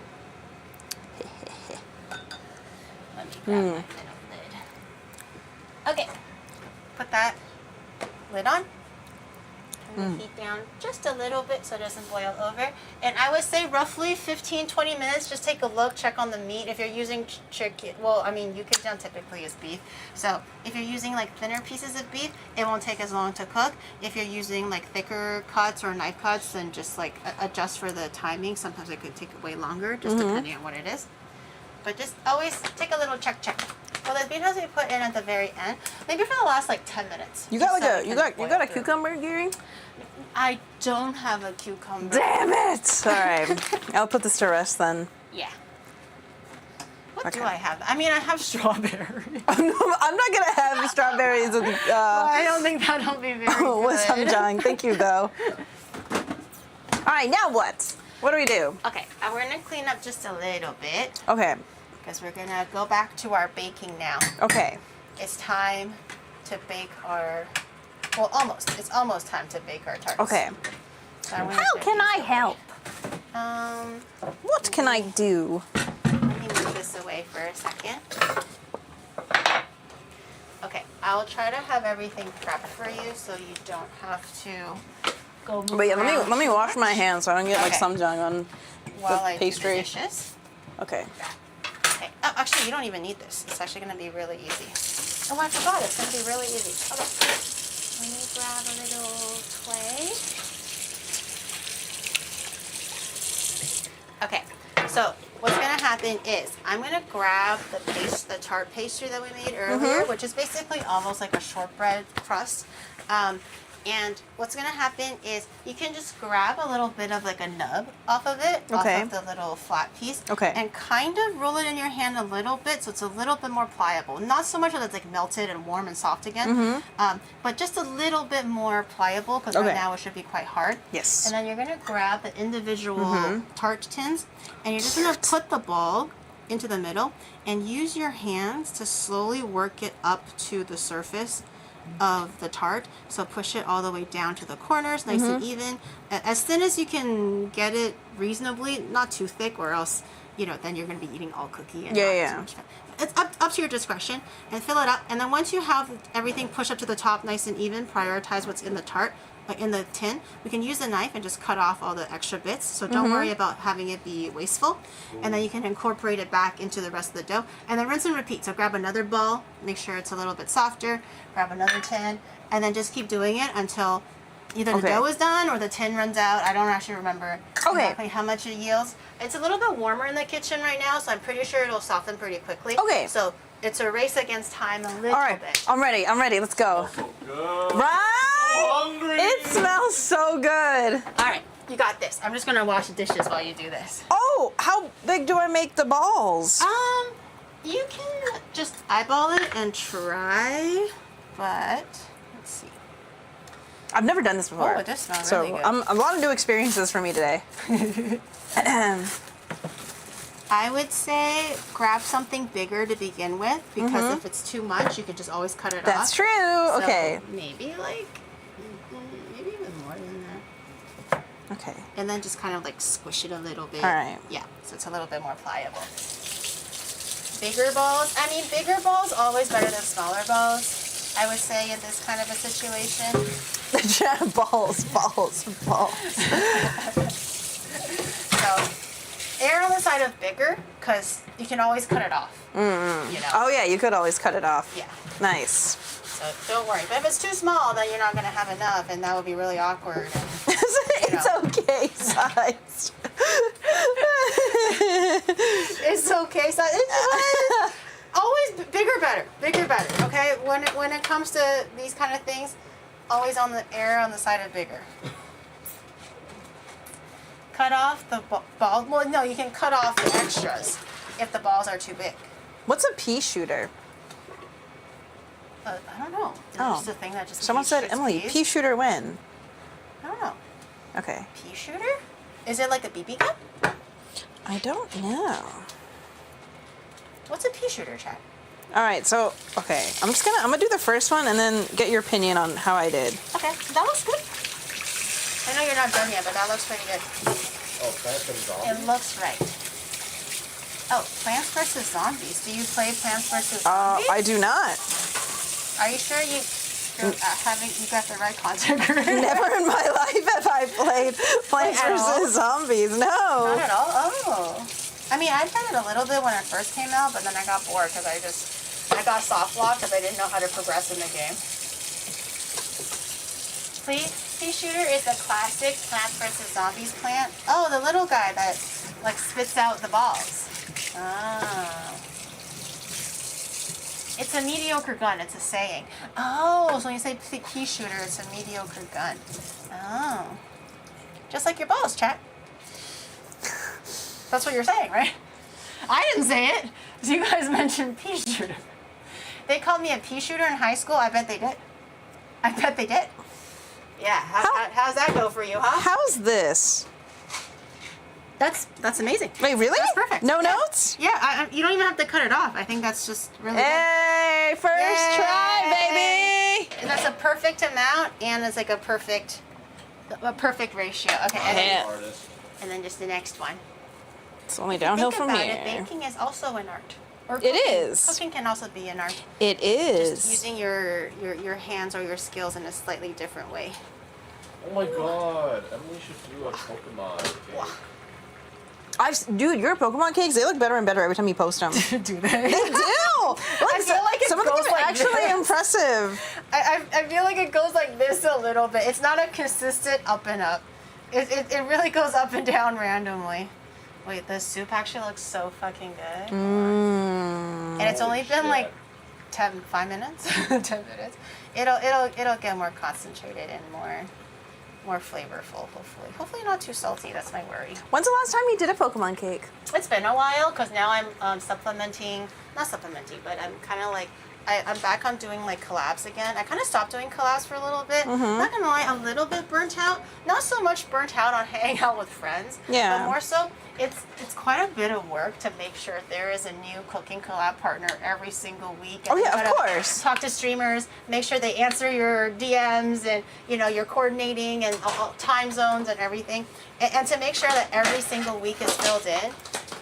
It can be a lot sometimes. So for like maybe even a year or almost a year, I stopped doing cooking collabs, and I was like, you know what? This could be a fun news thing where I don't have to think about what to do for the next week. I just know what to do. So I did the Pokemon cakes, and it's quite fun, really. Like, I never really challenged myself to make creative cakes or like molds and stuff like that too much before. So it's been really fun. But then I'm like, you know what? I think I'm ready to do the collab stuff again, because it's been a while since I last hanged out with friends to do this like a regular thing. So that's why I'm just like, I mean, that's good. I'm glad you're able to enjoy it again. Yeah. I think it's really nice to kind of like have people in my kitchen, or just like talk through like the DMs or Discord or whatever, just to like have some conversations. I think it's really fun. Yeah. It takes scheduling, and boy, are streamers bad at that. It definitely can. It definitely can be. Making sure that everyone responds in time. Did I forget to follow up with anybody? Did I like leave the correct like dates open? Are the time zones all figured out? So it can be. There's some like excess here, right? Yeah. If there's excess, we can just use like a knife to kind of like rub it off, or you can just use your hands. Okay. Knife is a little bit like neater, but optional. Well, we're giving it that rustic look. Yeah. Next is Ninetales for Pokemon. But we'll come back to it for sure when we start the Pokemon cakes again. How are you feeling with your like spilled ink stuff, for example? Like, you started it because you felt burnt out from like traditional art, or not traditional art, sorry, like digital art and stuff like that? Oh, yeah. So it was Didas's idea originally, and he had sort of like, he was starting to feel burnt out from like doing animations and just digital art in general. And so he like didn't have any desire to like create anything for a while. And then like one day he drew on like a shikishi board for like a friend's birthday. Yeah. And he had a lot of fun. Yeah. He was like, wow. I'm like, it's like sparked like this joy or like this interest that I thought I had lost. Yeah. And so he had the idea of like, what if we started an art channel where we just try and go like, just try stuff. Yeah. Like, don't stress out too much about like the final product. Yeah, about the final product. Like, just try something new. And like also the whole like AI art thing. Yeah. Like AI art getting popular was like just so demoralizing. Yeah. And he's like, you know what? I want to go back to like our roots. So that's how we got the idea of doing Spilled Ink, where like there's less pressure of like making a beautiful final product and more of like just trusting the process of like just learning a new skill, even if you suck at it. Because like half of the time, like we don't really know what we're doing and like we're not very good at it. But it, like no matter what, we can feel ourselves level up a little bit each time. And yeah, that's been really nice. And like one of my favorite things has been like bringing on other artists who are really skilled at their craft. Yeah. And then like we get to learn some pointers from them. So it's been a good time. That's really cool. Is there one particular like medium that you re-explored or that's new to you that you really like enjoyed through doing Spilled Ink? I think I really like watercolor. Ah, watercolor's hard. And colored inks, actually. Like watercolor and like just concentrated watercolor. Yeah. Yeah, I kind of want to explore that more. Like, I still don't really know what I'm doing, but it feels satisfying to have like a tangible art piece and not just like a file. Which, okay, first of all, hold on, disclaimer, I am not shitting on digital art whatsoever. I think digital art is amazing, and I follow a lot of digital artists. Computers need to die. No. Clankers die. Digital art is amazing, okay?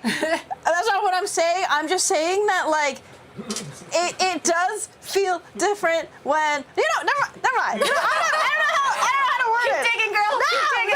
No. Dude, I am the queen of digging my own hole that's like 200 feet to the ground. Don't worry about it. I don't know how to Chill. word it, but like, I just mean as in like, it's a different vibe. You know what I mean? It's a different feeling. Yeah, like drawing a piece traditionally and then getting to like feel this tangible like thing is nice. Yeah. But also digital art, fire. Don't get me wrong. Digital artists, keep doing your thing. You guys are amazing. Love you. Nothing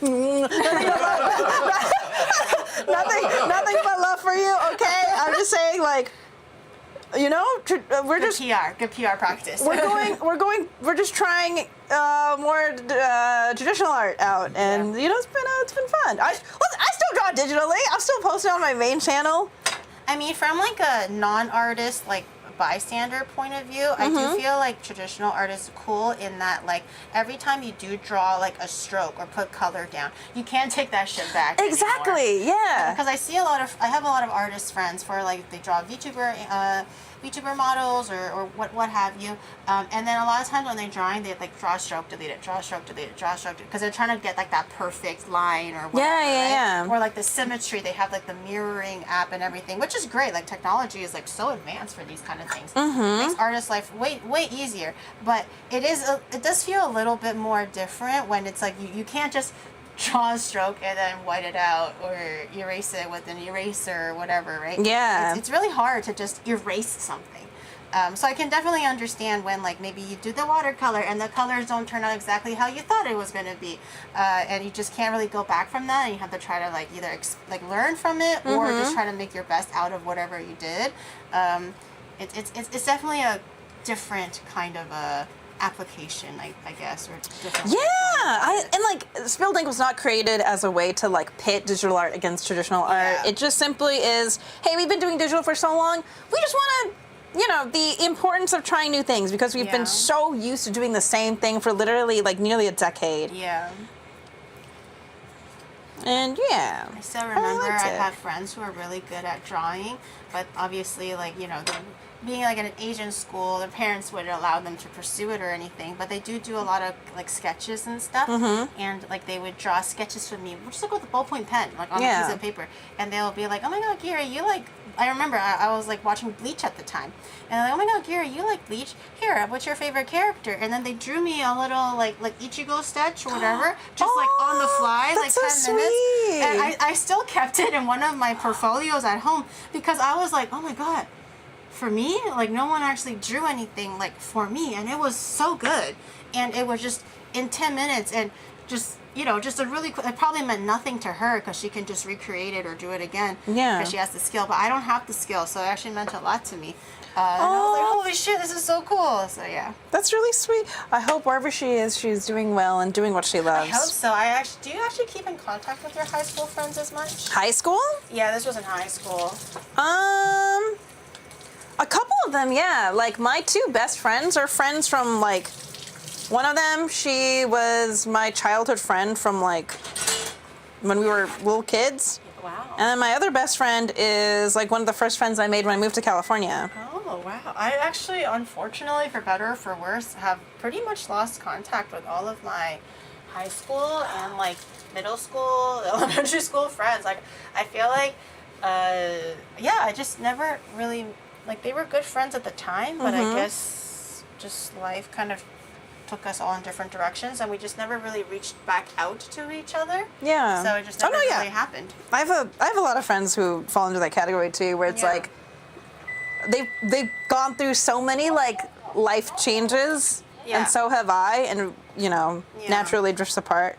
How do you slice this? Oh, I just used a knife, and then I kind of just went like grazed the top of it a little bit. Away from you. Oh. So I was doing it. So I kind of just go anywhere, just a little bit of 45-degree angle, and just boop, Oh, and wow, turn. so satisfying. Yeah.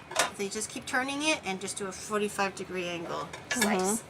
I do feel like though, like with the friends that I have now, like even for IRL friends and stuff, even if we don't talk for a while, we always end up like rekindling and like kind of as if time didn't really pass by. Yeah, those are the best friendships. I love those, where it's like, it's just as it was, basically. Yeah. So I just feel like with the friends group that I have now, IRL and for like streamers, VTubers or whatever, it definitely feels a lot more comfortable compared to like trying to chase like a high school friend that we all kind of just like mutually gave up checking up on or whatever. So it's all good, but it is a little envious, I suppose, when I hear about friends go like, we've been together since grade 3, and I was like, oh my god, I can't remember. I can't remember my the best friends that I had when I was in grade 3. I can't remember them anymore. I don't know where they are anymore. Rekindling the love, yeah. I feel like we're all just like the group of friends that I have. It's like, everyone's moving at their own pace, but we're all happy for each other. So it's like, oh my god, how's the kids? Like, oh, how's streaming? Any travel plans? It's just all basic questions, but it's just simple, very easy. All right, Yay. I'm gonna wash my hands. Okay, so we have 6 tarts, which is pretty good. So now we're gonna actually freeze them. I'm gonna grab a little plate, I think. I think this one might be a little bit too big. We're gonna freeze them a little bit. What freezing does is it'll prevent shrinkage from the cookies. Right now, if you put it in at room temperature, it'll start to peel away from the tart a little bit, which is not bad. It just means that it's not stuck. But it will turn like warp a little bit and change shapes. If you want to keep it mostly more or less the same size, I would recommend freezing it first, just for like 10 minutes. And we're also gonna dock it. So docking is basically using a fork and poking some holes for ventilation for the crust. So when inevitably steam does come out, it won't raise the bottom of the tart and kind of give it that like odd... Why is it called docking? I don't actually know. Everyone just says it's docking, so I just kind of keep using the word. But you just kind of poke some holes, just so that when steam rises, it doesn't actually cause the bottom of the tart to raise up too much. Chat loves docking. What is docking?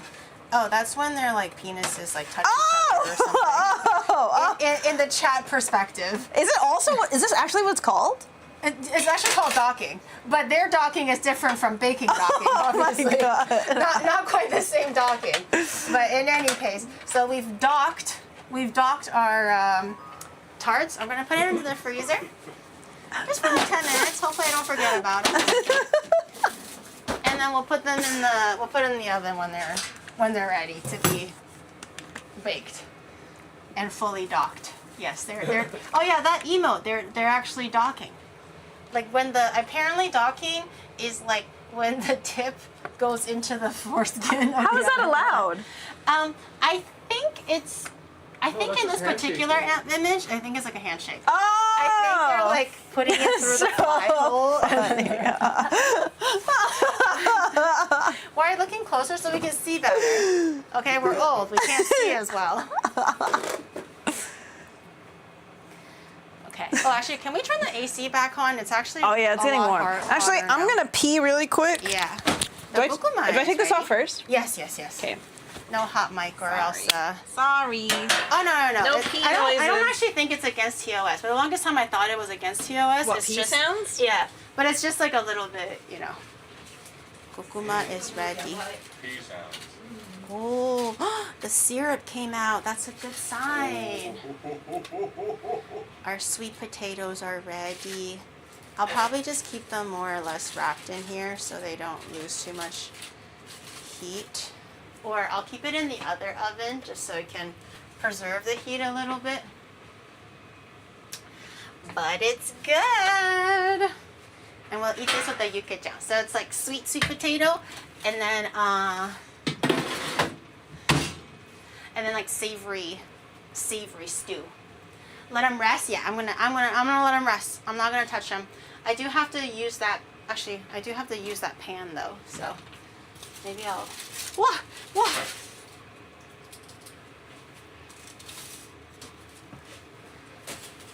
Let me switch the pans. Wait, is this hot? No. Oh, that's hot. That's hot. I almost raw dogged that one. Don't do that one. I need this one to bake off the tarts because I'm using that oven. Just want to make sure everything is in order. Okay. Nope, that's hot. Almost touched it. This is why I burn myself a lot. Okay. Good call. I'm going to just put it back in the oven. Yes. Okay. For the oven, lowest rack setting away from direct heat. 170 degrees Fahrenheit. Maybe Celsius. a little bit. 100 degrees Celsius.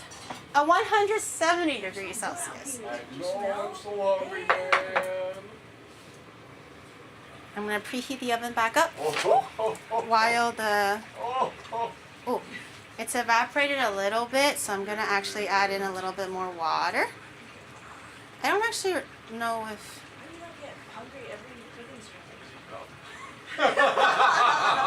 dude, when he's hungry, he's like eating chips, nuts, cries.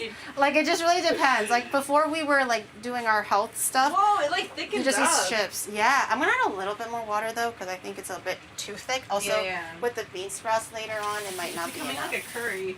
Yeah, it might not be enough liquid to support the bean sprouts.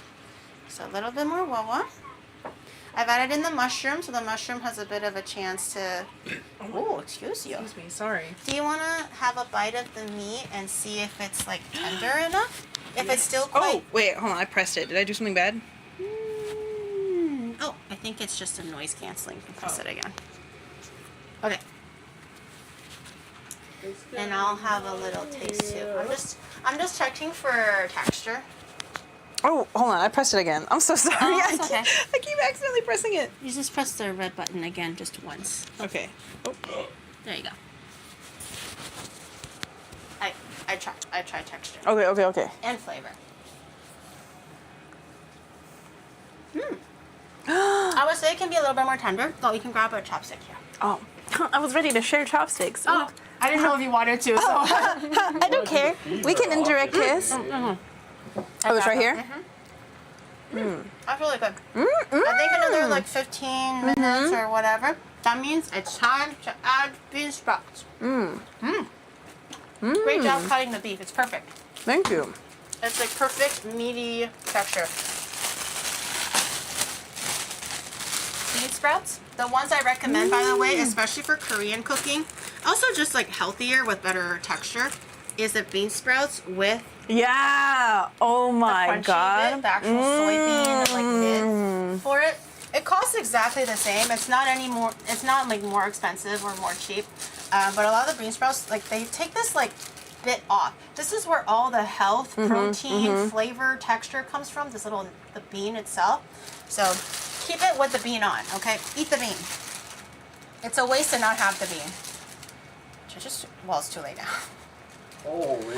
It's too late now. So good. Don't worry, it's like 0 cal. Well, it's not 0, but you know, it's good fiber, good protein. No, healthy. Until we eat the tart. I used to. And we get sugar shocked at like 11 p.m. It'll offset the tart because we're not gonna be eating like 10 bajillion tarts. One little tart should be enough. Okay, while that's happening, we can actually start on the mochi a little bit. 'Cause it'll take a bit Okay. of time for the mochi to finish.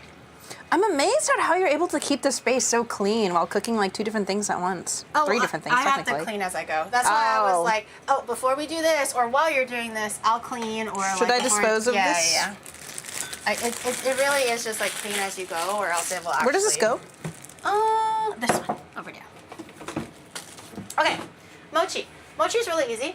It does require a microwave or a steamer. Steamer takes about 40 minutes. Microwave Oh, takes jeez. 4 Microwave. minutes. More microwave. Yeah, so it's a lot easier that way. I do have my recipe. Let me try to find it. So for the mochi skin that you see for daifukus and stuff like that, it's typically made like this. It's not really made with the same kind of flour as dango bowls. Those are like, they're called like shiratama or something. And if you don't mix it with if you don't steam it and mix with other ingredients, it's very dense and very hard. So I want to make sure you get glutinous rice flour, not shiratama flour, not mochi flour, glutinous rice flour, like mochiko. Oh, mochiko. Yeah. Okay. That's the kind that you want. Okay, so we need our measuring thing again. Okay. 115 grams of mochiko flour, please. 115. Yes, 115.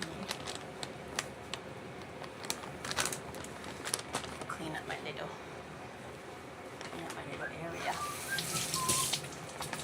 You want to see clean? Look at her. My fridge actually is still quite clean. I haven't really done too much with it since my last clean out. So, unfortunately for you, Chad. No. Bam! 115. Yay! Woo! No weird fingers. No weird potatoes going. I love the fingers. crunchy feeling of the mochiko. Oh, the little the. Feels nice. Yeah, I like it. Okay. Give me 1 second. And then we need, what was it for starch? 20 grams of cornstarch. This? 20 grams. 20. Oh, shit.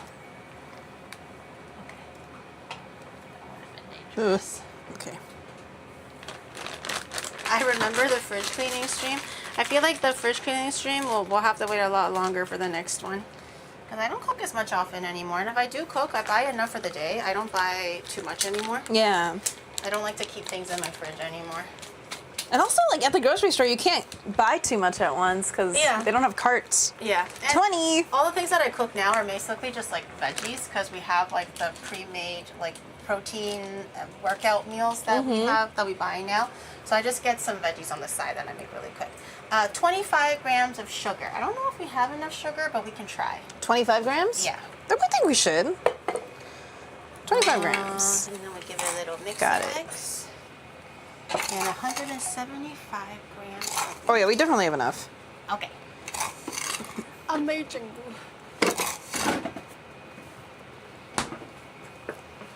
Oh. Oh. Do you meal prep? I don't meal prep.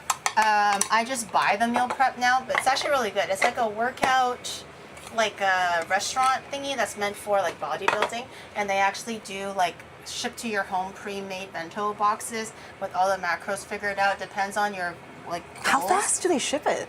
Within the next 2 days or something like that. It's very Damn, okay. instant. So if you're bulking, there's like a set plan for bulking. If you're doing low carb, there's a set plan for that. If you're just doing maintaining or just regular macros or calories, there's a set for that as well. I only just started trying it out, but it's very convenient. Also, like every day, the flavor is different. You don't have to eat the same grilled chicken or fried beef for the whole week. It's really nice to have different flavors and styles of food available to you every day. So I've been really enjoying that so far.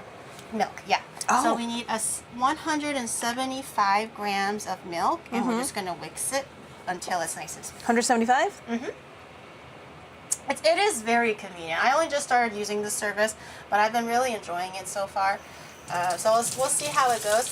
So far, the meal plans that we got were for bulking, and I didn't know. So the calories are a little bit higher for me. So this time, I did 179. that's Okay. totally fine. no. Is that too much? Yeah. Really? Everything is broken now. It's all gone to shit. Time to restart God the stream. damn it, Shadow. Time to Okay. restart the stream. And I mix it? Yeah, mix it until it's nice and smooth. It shouldn't be super, super thick. It should eventually become quite like silky. Okay, silky. Yeah, but in any case, like so far before this, we've been doing like the 7-Eleven healthy food options because it's just so convenient. It's like where else I have to like bake my own chicken breast and make the sauce and wash the dishes. But now I just like make my own veggies to go with the meal prep box, and it's done. It's very simple. I like it. God damn, that smells good too. Ooh, that looks really good. A little thicker than the last time I tried making it. Really? I even put in a little too much milk this time. Yeah, that's okay. Look at that. I mean, if it Beautiful. If it works, it works. And then. Oh, you tried it already? No, I smelled it. okay. I smelled it. I I was smelled like, it. wait, I you smelled tried it. it? No, I didn't. I swear to God. I was like, I don't know if I'm gonna get a tummy ache. I don't know. Anyways, okay. So we're gonna cover with Saran wrap, nice and tight, and we're gonna grab like I don't know, like maybe a small knife if I have it. Oh, to poke holes in? Yeah, where did I put my little tiny knife that I was washing earlier? Oh, here. It's kind of been dangerous. And then just 2 or 3, just for ventilation. So it like the steam can rise up and it won't get pent up in here. And literally like 4 minutes. And if Okay. it's not fully cooked through, a little bit warm. Oh, are these done? Oh. They're not as the plate isn't hot either, so it's just warm. And if it's not cooked through, we'll just add more time. Okay. But it's very simple. I'll do 4 minutes for now. Okay. And then we wait. Okay, now what? Just wait. Oh, okay. It's Wow. pretty chill. It's pretty chill right now. We just Okay. wait a little bit. I mean, and then we can check out the mochi. And if it looks like it's fully cooked through, if it's not, we'll just kind of like flip it, see if anywhere is still wet, and then we put it back in the microwave if we need to. And then we put in like a dollop of butter, and then we're gonna have to test our metal on how well we can handle our heat. I feel like I have pretty good heat tolerance. What about you? I think through cooking, I've developed it a little bit better. But the mochi, surprisingly, is very hot. So the last time I tried making this, I actually did a practice run with just the mochi because I want to make sure when you get here, like it doesn't fail too crazy, or else it'll be really sad if this was like the one thing you were looking forward to. Yeah. We don't have to cut any of the strawberries? Oh, we can do that too, actually. But I think maybe fresher better. Okay, yeah, you're right. I think we can maybe try to freeze. Oh, I didn't even realize we still need to bake the tarts. Yeah. Okay. I was freezing them just a little bit, but I think there's pretty much good to go. Okay. And I had the microwave preheating too, I think. Or the oven, sorry. Okay. Oh, that's exciting. The little guys in. 170 degrees Celsius for like 20 minutes, I think. Or to 24. Oh, all your little gadgets and knickknacks are so impressive. It's a lot. I saw, so I have like a Reddit page or whatever that Chat can post on, and someone did a little like journey of Gary's kitchen, and there was one collab that I did with Rob apparently, maybe earlier on in getting the house. I didn't even realize, but the background had nothing.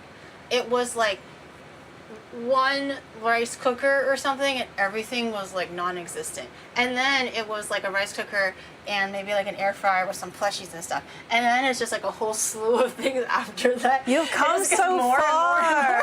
Wow. More and more. S tier tech and gadgets, F tier room. Yeah. Oh, did you get your rating back? Oh yeah, I Connor? did. I think I got A. Did I get A? Do you guys remember?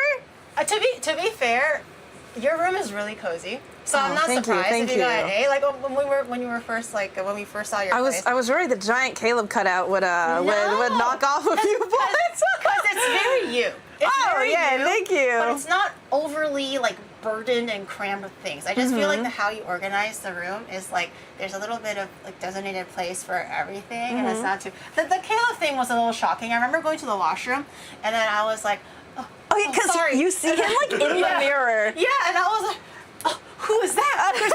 There's a man in your house. It's not Titus. And then I was like, oh, it's just a fucking cutout of Caleb. So I didn't remember going to the washroom for the first time, and I was like, oh, there's a man. That's so funny. I didn't do that on purpose. He just lines up perfectly with the bathroom mirror. Sneaky. So like you wash your hands and you just see him in the back like. It's very sleepy. It's a man jump scare, handsome man jump scare when you're least expecting it. But if you said you got A, I'm not surprised. Connor gave me an F. Cause it's a good picture of that section. I showed him a picture of that section, this section looking this way, and then a section looking this way, and also like my little plushy cabinet or whatever. And he gave me an F. The audacity. An electrical fire would go crazy in here. No, wait, would it, Shadow? Huh? If something caught fire, would it just like actually just disintegrate No, to the flames? breakers will roast first. There you go. Oh, okay. He thought about this.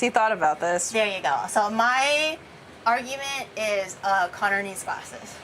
He put it in S tier for like a fraction of a second, and then he put it back down to F tier. Because he said it was a mess. I think he's a mess. He doesn't know that everything has its place. Exactly. And you know where everything is, I'm assuming. And then, like, I think a biggest, not a concern, but some of the things that people were saying, and even my chat was like, oh, there's wires everywhere, which is fair. Yeah. But you need to understand, things move. Okay, things move around, and it can move around. If we're using the camera for one thing, but it needs to be the same camera for a completely different project in different room or whatever, we can do that. So it needs to stay modular, and also we can't drill anything into ceilings or walls because we're renting. And in Japan, they're very strict about these kind of things. So for our limitations, I think it's pretty good. But I do understand that it's very overwhelming. How's the mochi looking? I think that's pretty good. It's all cooked through. There's no wet parts. Oh, that's actually perfect. 4 minutes. Amazing. Yay! Okay, So this is where the difficult hot Stick your hands part in there. comes. Huh? Stick your hands in. Oh, this? Oh no, it's too hot like this right now. I did this last time as like the practice, and it almost like it took me a while to be able to get to the touching part. So it says 20 grams of soft butter. I'm just gonna eyeball it. That's maybe it's that. To make it more like slick. Yeah. Also a little bit like So I could just eat this right now. a little oilier and also a little bit more flavorful. Oh, what? I know that's what they do. They put butter in mochi? Yeah. It's so small, but it does make a big difference with how stretchy it is. Soundproof foam without albedo figurine is about to fall. Ah! Ah! Mother! Mother! I'll save you, Mother! Wait, so who's gonna hold the camera and who's gonna be the hey. Oh, that thing. We can both change. We can share the role. Oh, is that what we're doing? Can we? No, that's for traditional mochi. God damn it. I was ready. I mean, we could, but it won't actually make a difference. Oh. Just kidding. We're just pounding it for fun, basically. Traditional mochi, like if you start with just the rice, it'll basically have to repeat the pounding process for a long time to get it smooth like this. But since we already started off as this smooth, like we can pound it, but it won't actually add up to anything. It's just us pounding mochi for a few minutes. Is this supposed to look like this? Mm-hmm. Okay. It looks a little bit weird and unsettling, but once it kind of like, it's a little unsettling, but once everything kind of cools down a little bit and our hands can get in there, we basically want to squish it back into a ball and we want to stretch it. So the more we stretch it and like fold it back on each other and stretch it, it'll become more elastic, and that's how you incorporate chew. So if you don't like stretch it too often, your mochi will be really soft and like tender, if you prefer it that way. But I prefer my mochi a little bit like chewy. Okay. So the more you massage it and the more that you like stretch it, the more better texture it'll be. Okay. Unless Understood. you prefer it soft. But I'm just kind of waiting for it to kind of cool down a little bit. See, it's already kind of... It's like rubber. Yeah, it's already slowly incorporating back into its original shape. It's just the butter is kind of separating it a little bit. Do you want to try using your hands? Yeah. I do feel like it'll be a bit hot, but you can try. I'm ready. Where did my gloves go? Oh, yeah, I should use gloves. Yeah. These are not heat resistant, by the way. That's okay. It does like give you a little bit of protection, but very Use minute. your hands, it's fine. No, well, she also has like pretty nails. Hee do you want nail marks in your mochi? Well, it's more like the mochi is gonna stay under your nails for like a long time. Are you ready for your inspection, Giri? Oh God. Oh God. Oh God. I'm sorry, did that so close to your ear? At least put some butter on it first or something. I'm so sorry. Oh my God. I'm so loud. Like just raw? That'll be hard. Ooh. That'll be hard, sensei. Maybe a little bit of room temperature. So how much do I butter will grab? do it. All The of whole it. thing? All of it. So you basically have to massage all of it into a ball. Oh And my it- God. It's hot, right? What the hell? It's hot. It takes a while. Last time I struggled with this so much because I did it too soon, but I was already committed and everything was already like oily, so I was like, fuck. I'm trying to cool it down a little bit. Okay. But I think it really is just a... You can The wear time these thing. gloves underneath those gloves. Oh, You want? oh yeah. That's how I Do you want to try this? This is how Shadow does barbecuing. Oh. So he wears this and then the gloves over it. And You know it what? makes it more Let me heat try resistant.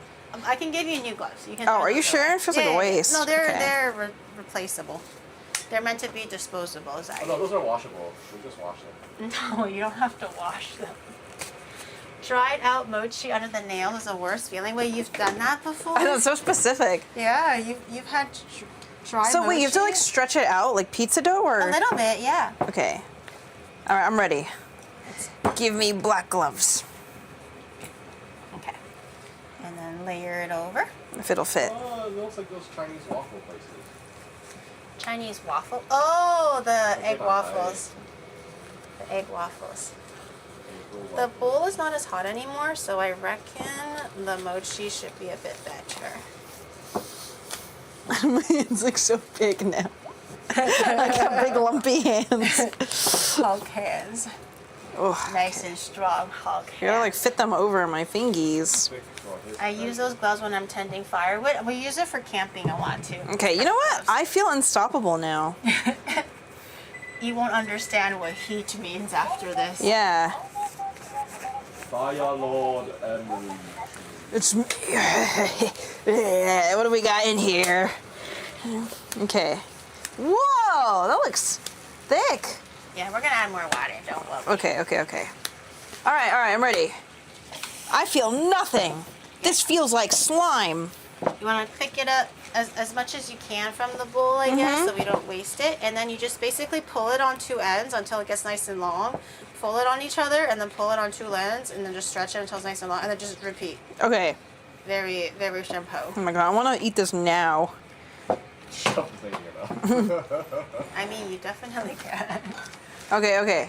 I stretch it out. I'm gonna put my yuca down the Like lowest this? heat. Oh, whoops. Is this right, Kiri? Yeah, exactly. And then just fold it on each other. So you're just introducing more tensile strength. If you rip it, you have to start over. Though. Really? Yeah. Wait, like from scratch? It No. destroys the bonds. No. Is it hot though? It's steaming. I don't feel She anything. doesn't feel anything. It's just like slightly warm. She's got the mom hands now. Yeah. Just don't don't tell anybody she's got like thick gloves underneath. She's just invincible like that. That's what happens when you're an artist. You don't feel anything with your hands. I'm just worried I'm not like stretching it far out enough, but it keeps breaking. Oh, that's okay. Just rinse and repeat. It'll eventually become better. Like that. Apparently, the Woo. more you stretch it, the stretchier it will be. So at the beginning, it won't look like much, and it tends to break. But eventually, it'll be. It's like a big glob of cheese. Yeah, like mozzarella. Yeah, look at that. Woo! This one needs to soak a little bit. I say mochi, but it's more like a tangyuan since we're making a bunch of them. Oh, the taoyuan, yeah, it's like when it's just like the dried flour with the water, and then you get some under your nails. I mean, I can make taoyuan, it just takes a bit of time. Oh, I made it last time, and I know what I did wrong. I used the wrong flour. So if you want some, I can make some more. I want low saw. Duh. Low saw. Oh, it does get stretchier. Yeah. I'm like scared of dropping it. No, you'll be. I mean, if you drop it, it'll just be on the cutting board. Yeah, that's true.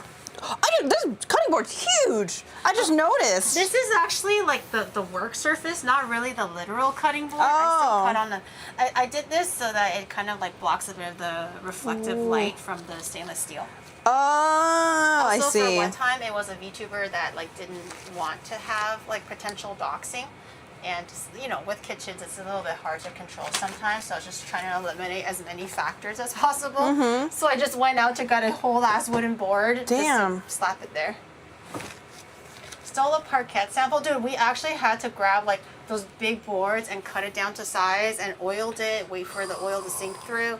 Put it on. Make sure everything is like tempered and stuff to make sure it works. Oh no, it's ripping again. You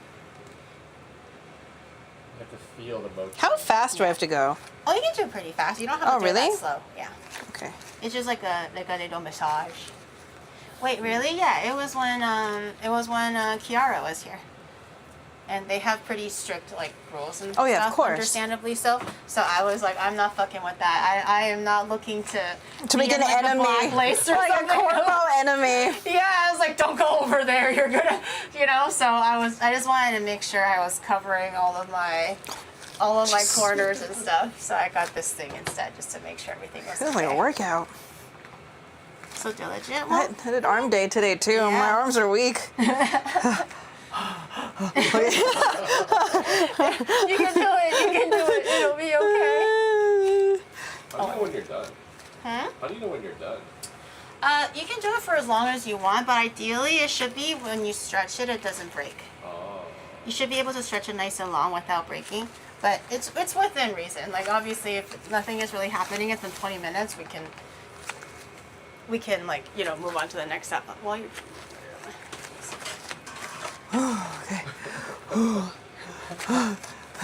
No, I'm okay. I'm strong. She ain't no bitch. what is your workout routine right now? Right now, so we're like alternating between leg day, arm day, cardio. And for arms today, I don't know what the machines are called.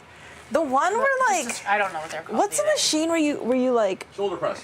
Oh, you lift up? So I am so embarrassed because I can only do that one on like the lowest weight possible. Oh, well, that's okay. It's so hard. And the other one is that like mini rope with the balls, and then you gotta Oh, yeah. What is that called? I think it's for the triceps, like the tricep pull. Yeah. Like that. And then the other one is the one where you do this. The curls. It's like the metal thing. It really hurts your palms. Yeah. Dumbbells. No. I think It's on the dumbbells. ground, and then you like it's like. Oh. Like it's like a one. Yeah, the I need to thread. learn the names of these things. But those ones are tough. Like honestly, there's no shame in any weight because you have to start somewhere, right? Yeah. Like, It for me, hurts. like, It really hurts. Yeah, like I do like what is it called? Like the shoulder press or something. Uh-huh. So it's not any of the bars. It's one of the machines where you put the plates on them. Yeah. It's been like a year. I'm still at 5 kilograms, and it still is a challenge. Dude, the embarrassment smallest I feel because like Dias and I will take turns on the machine sometimes, so Yeah. then we switch between our weights. Yeah. And like with Dias, after his set is done and it's my turn, I have to like like put it all the way up to the lowest. Yeah, I mean that's with me and Shadow. Like for this particular one, because Yeah. I'm on 5 kilograms, which is the smallest one. Mm-hmm. And he has like 2 plates on top. So every time, like if we do actually end up sharing, it's just hard work. It's really hard work It's just part to of the workout. move the plates down and move the plates up. And I'm like, oh my god, I just one thing today. Like before, I couldn't even do like 5 reps. So now I can do 12, no problem. So there's still like physical, like tangible improvement from 5 kilograms, but I'm still not able to actually get beyond 5 kilograms right now. Yeah, no, dude, I'm at 5 kilograms for the Yeah. shoulder thing. Oh my god. Yeah. I feel like for like there's a few other women that work out at my church. I'm sure the Church At of my Gary. gym as well. At my church. At my church, hallelujah. And like sometimes I just for coincidence I would work out like after them or whatever, and they don't look surprisingly strong, but it's always at a much heavier set than I can do it. And I know that I'm not like super strong, but I don't think I was that bad. But I have seen women with like one big fat plate for leg press, or it's like 67 kilograms or pounds or whatever on the little stick that you insert or whatever. I'm like, oh damn, that's crazy. I want to get strong. Yeah. I want to get strong. They should make I wanna a get church lean. that's like all gym oriented. So, but then how are you gonna praise the Lord like that? Pray like amen, like with every press. Yeah, like literally. Ah. And then the pastor is like, He's jacked. Yeah. Have you tried Pilates? I did Service try Pilates. is just like one big Zumba class. yeah, That sounds kind of fun though. that would be Worshipping with your body. I mean, I did try Pilates, but I did tell Chad briefly the story because like I did one Pilates class and the teacher just would not stop pestering me on joining their plan. And I did like a free trial thing, and it was a trial. That's all it was, and they already knew that I was there for the trial. And they were like, "So you like it? Do you want to join?" And I was like, "No, I'll think about it." And they were like, "Oh, if you join now, you can get a discount." And I was Oh, like, they well, gonna I go don't know. pushy? Yeah, I was like, I don't know if I want to join now. And then they just wouldn't let me go. I kept on saying, "Oh, I'll think about it. I'll think about it." And they just kept on going, and I didn't really understand half the things they were saying. I just know that they really wanted me to sign. So I was like, "Oh, daijobu, kangaete imasu. Let me think about it." They wouldn't let me go. So after that, I just really kind of soured the experience. Yeah, Even though the that's too class itself pushy. was fine.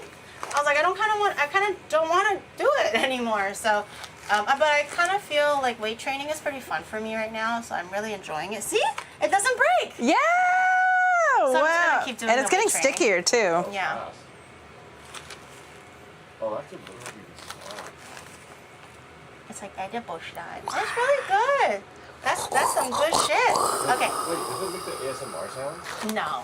It's not actually sticky. I mean, the sticking Really? to our Okay. glove It's a little bit, it's getting. but it's not intrinsically super sticky. All right. Now what? Okay. We can cover, because the Tart's shells are not quite ready yet, I think. Where should I put this? We can just set it on the surface here, Okay. just have it covered up. I was gonna maybe put a little bit of cornstarch so it doesn't stick as much. Oh. And then we're gonna cover it on the cornstarch. I mean, you can slap it too if you like. Give it a what's what. Teach it a lesson. So to prevent it from sticking, a little bit of cornstarch will make it a little bit more non-stick. Okay. Also, cornstarch is a little bit more edible, like raw. If you were to use rice starch, or don't use flour, but if you were to use rice starch or flour, make sure you bake off the flour a little bit so it's like fully cooked. Then you can use it. But cornstarch you can just use raw. So I prefer cornstarch, and I'll just put a little bit of a cover over it so we can wait for that to finish. The Tart has maybe 5 more minutes on it. All right, should I take these off? Yeah. We're all good. Yay! Wow, thanks for letting me use your thermal gloves. They're probably just regular garden gloves. Oh. I don't even think they're like crazy thermal gloves. I'm pretty sure they're just regular garden gloves. Those are the ones you get from Combini. A Combini? Yeah. Oh, sorry. Oh, you're okay. I bumped you. What should I do with these gloves? Oh, just throw them in. The thermal. Just give put it them to under. Shadow. Oh, okay. You just put them under the microwave. Oh. Is the stew finished cooking? It's actually been done, but if you let it sit a little bit longer, it just gets like, tastier. Ooh. I was like, don't mind if I do. I mean, like, look at the radish. Oh my god, my mouth is watering. It's completely like soaked through and translucent. Oh, I mean, the glass noodles would actually be so fire in here. But look at that daikon. It's completely just kind of soaked up. What do you think about the taste? Should we adjust for anything? Salt, sugar, more water, too salty? I'm gonna grab a spoon real quick. Oh, you can have the bond spoon if you'd like. Or do you want hanyeodon spoon? We have the bond spoon. Alright. Let me take a little sippy sip. Yeah. I tried it earlier and it tasted okay. Maybe it could be a bit more salty, but I don't know about now. I'm not sure if the profile's changed. I think more spice and more salty. More spice and more So sweet. maybe more. Gochugaru then? Yeah. Okay. Oh, you did use 4. Yeah. 5 was Yeah. I got scared. Maybe gochujang then. Oh right? yeah, let's try some Because we didn't gochujang. have gochujang earlier. We just did the samjang. Gochujang. Samjang is more salty than spicy, so we'll get a different spoon so we don't. Yeah, it needs a little more. How much more salty do you think? Like this much? Yeah. Screw it. F it. Why not? Okay, we're gonna have to wait for this to kind of boil down a little bit more. Yeah, it needs more. Got Okay. some honey in there. Honey, but that's gonna make it sweet. Okay, then we'll probably put the lid back on and let it continue to thicken a little bit, but maybe just replenish a little bit of water. Yeah. Good Or idea. else it's gonna steam it all out. Okay, God we'll damn. put the lid back on, let it do it. Oh, the gochujang is over here. Oh, baby. I'm so excited. My favorite Korean soup is actually gamjatang. So like the pork bone, the Oh, pork neck yummy. Yeah. bone with the potatoes. But in Japan, they don't do it a lot. But in Toronto, it's like super popular. Like baseline Korean food would always be like something like tteokbokki or Yeah. like gamjatang. I love stews. But- I love stews so much. Yeah, me too. But they don't really like, they love yukijang here, but they don't really like gamjatang or the pork bone soup, which makes me really sad because it's like really flavorful, lots of protein, you know, Yeah. and the soup is like nice and rich, but And I love sarlongtang, which is like the bone marrow soup. Or the bone oxtail I never soup. actually had it. Oh! It looks really good, but I never That actually also had is so good with glass noodles. Yeah, dude. Oh, what gochujang? I just buy whatever's on Amazon or at the grocery store that they have available in Japan. I think in Toronto, because it's so multicultural, there's different brands available, but it's not as multicultural here, I find, with like options for Korean things.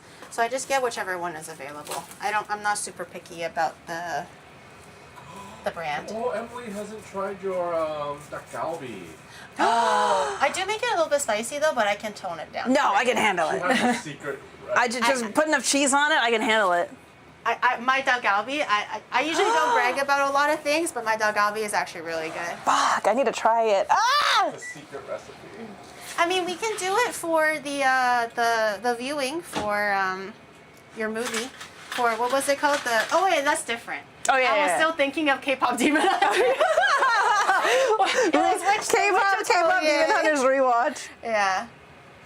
She's a little bit poofy. Okay. I think it'll be okay. Yeah, it looks. Wow. Oh my god, it smells so good. Press it down a little bit, but I'm not sure if that's actually gonna do anything. But the tart shells are really good. I want to press it down just a little because I want to make sure there's enough space. For the red bean. She puffed up a little, but it's all good. Oh, is that why people put like weights in their tarts? I see. The pie weights. We don't really need this. We don't really need that, but I'll see if the Witch Hat kitchen books have anything similar to takarbi, so that there's an excuse to have them. I mean, we could just eat the galbi. We don't have to whimsify it. We don't have to have a reason to eat that galbi. The galbi party. I mean, other than the cheese, I mean, we can just use chicken breast. Like, we don't have to use thigh. You know, there's ways we can kind of cut down or make it a bit more protein heavy. Oh, it smells so good. I know, it smells incredible. Oh god. Trying not to burn myself, but also press down on these molds a little bit. Cookie. And then once this cools down, hopefully it'll demold successfully. Because I think with the butter content, it should be okay. Because a lot of the tutorials that I saw online, they don't have to like coat the tart molds with butter or anything. So hopefully we didn't fail. If we failed, we'll just eat a deconstructed. Yeah, no, we could just like spoon it. Yeah. It'll still be good. It won't be as cute, but I mean, the concept is still there. Egg nest tarts. Egg nest? Like, wait, egg nest? No. Not egg nest. We're going to be making a deconstructed strawberry daifuku tart. Yeah, with what custard. Emily had at what was the restaurant? Amstramgram. It's like a bakery. That's a full mouthful. It's so good. Yeah. Is it a pastry shop or is it a restaurant? Oh, it's a pastry shop. And they specialize in like fresh fruit? I think they specialize in tarts specifically. Oh. Yeah. Amstram brand. Oh, where'd it go? Bring it back. My baby. Bring it back. I want to see what's on their menu. What's seasonal right now? I want to know. I bet it's still strawberry, but I feel like it's gonna be grapes soon. Do you have to make an appointment to eat it? Or? No, I don't think so. Wow. Delicious. Does it come out? Dude. It does. Oh, yay! Beautiful. These do not fit in the macros. These are not big in my back. Oh, brother. Okay. I want to just raw dog it, but I don't want to actually risk. Oh, do you want to use the thermal gloves? Oh, no, I think it'll be okay. I think it's more trouble to put it on and take it okay. off. No. I just have to flip it on its side, and then we're good. Careful, it's hot. I'm gripping it with my nails. Okay. This one's not coming off as easily. Hello, wake up. Anyone home? Oh. Oh, I don't think there was anything under that one. Oh my God. I think so. Yeah, that one is empty. Silly. This one's a little stubborn. We'll let it stay there for a while. Okay.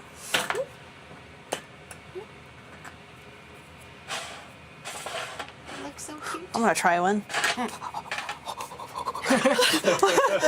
The key is speed. Okay.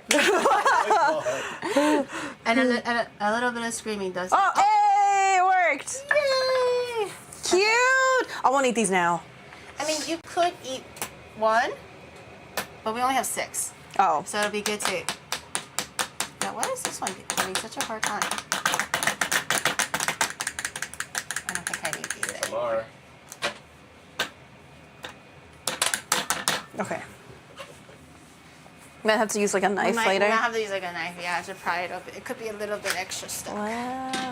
Oh, these are gorgeous. Okay. Yes. Yeah, why are they a little bit stuck? Give me a knife. Let's use the power of love. Love, moe. Moe, moe. Cute. Yeah. Wow, wow. Nyan, nyan. Kira, Kira. Kira, kira. Fua, fua. Oishiku naru. She's a crumbly. Oh, wow. Okay. It did work. Beautiful. Moe Moe Kyun did work. Yeah. You want us to do it again? Oh. Oh. This one just needed a little bit cooling, I guess. Okay. Alright. Wow, they look so good. A little Oh. crumbly. That's okay. We'll discard Yeah, let me the move evidence. this knife, scared. Yeah.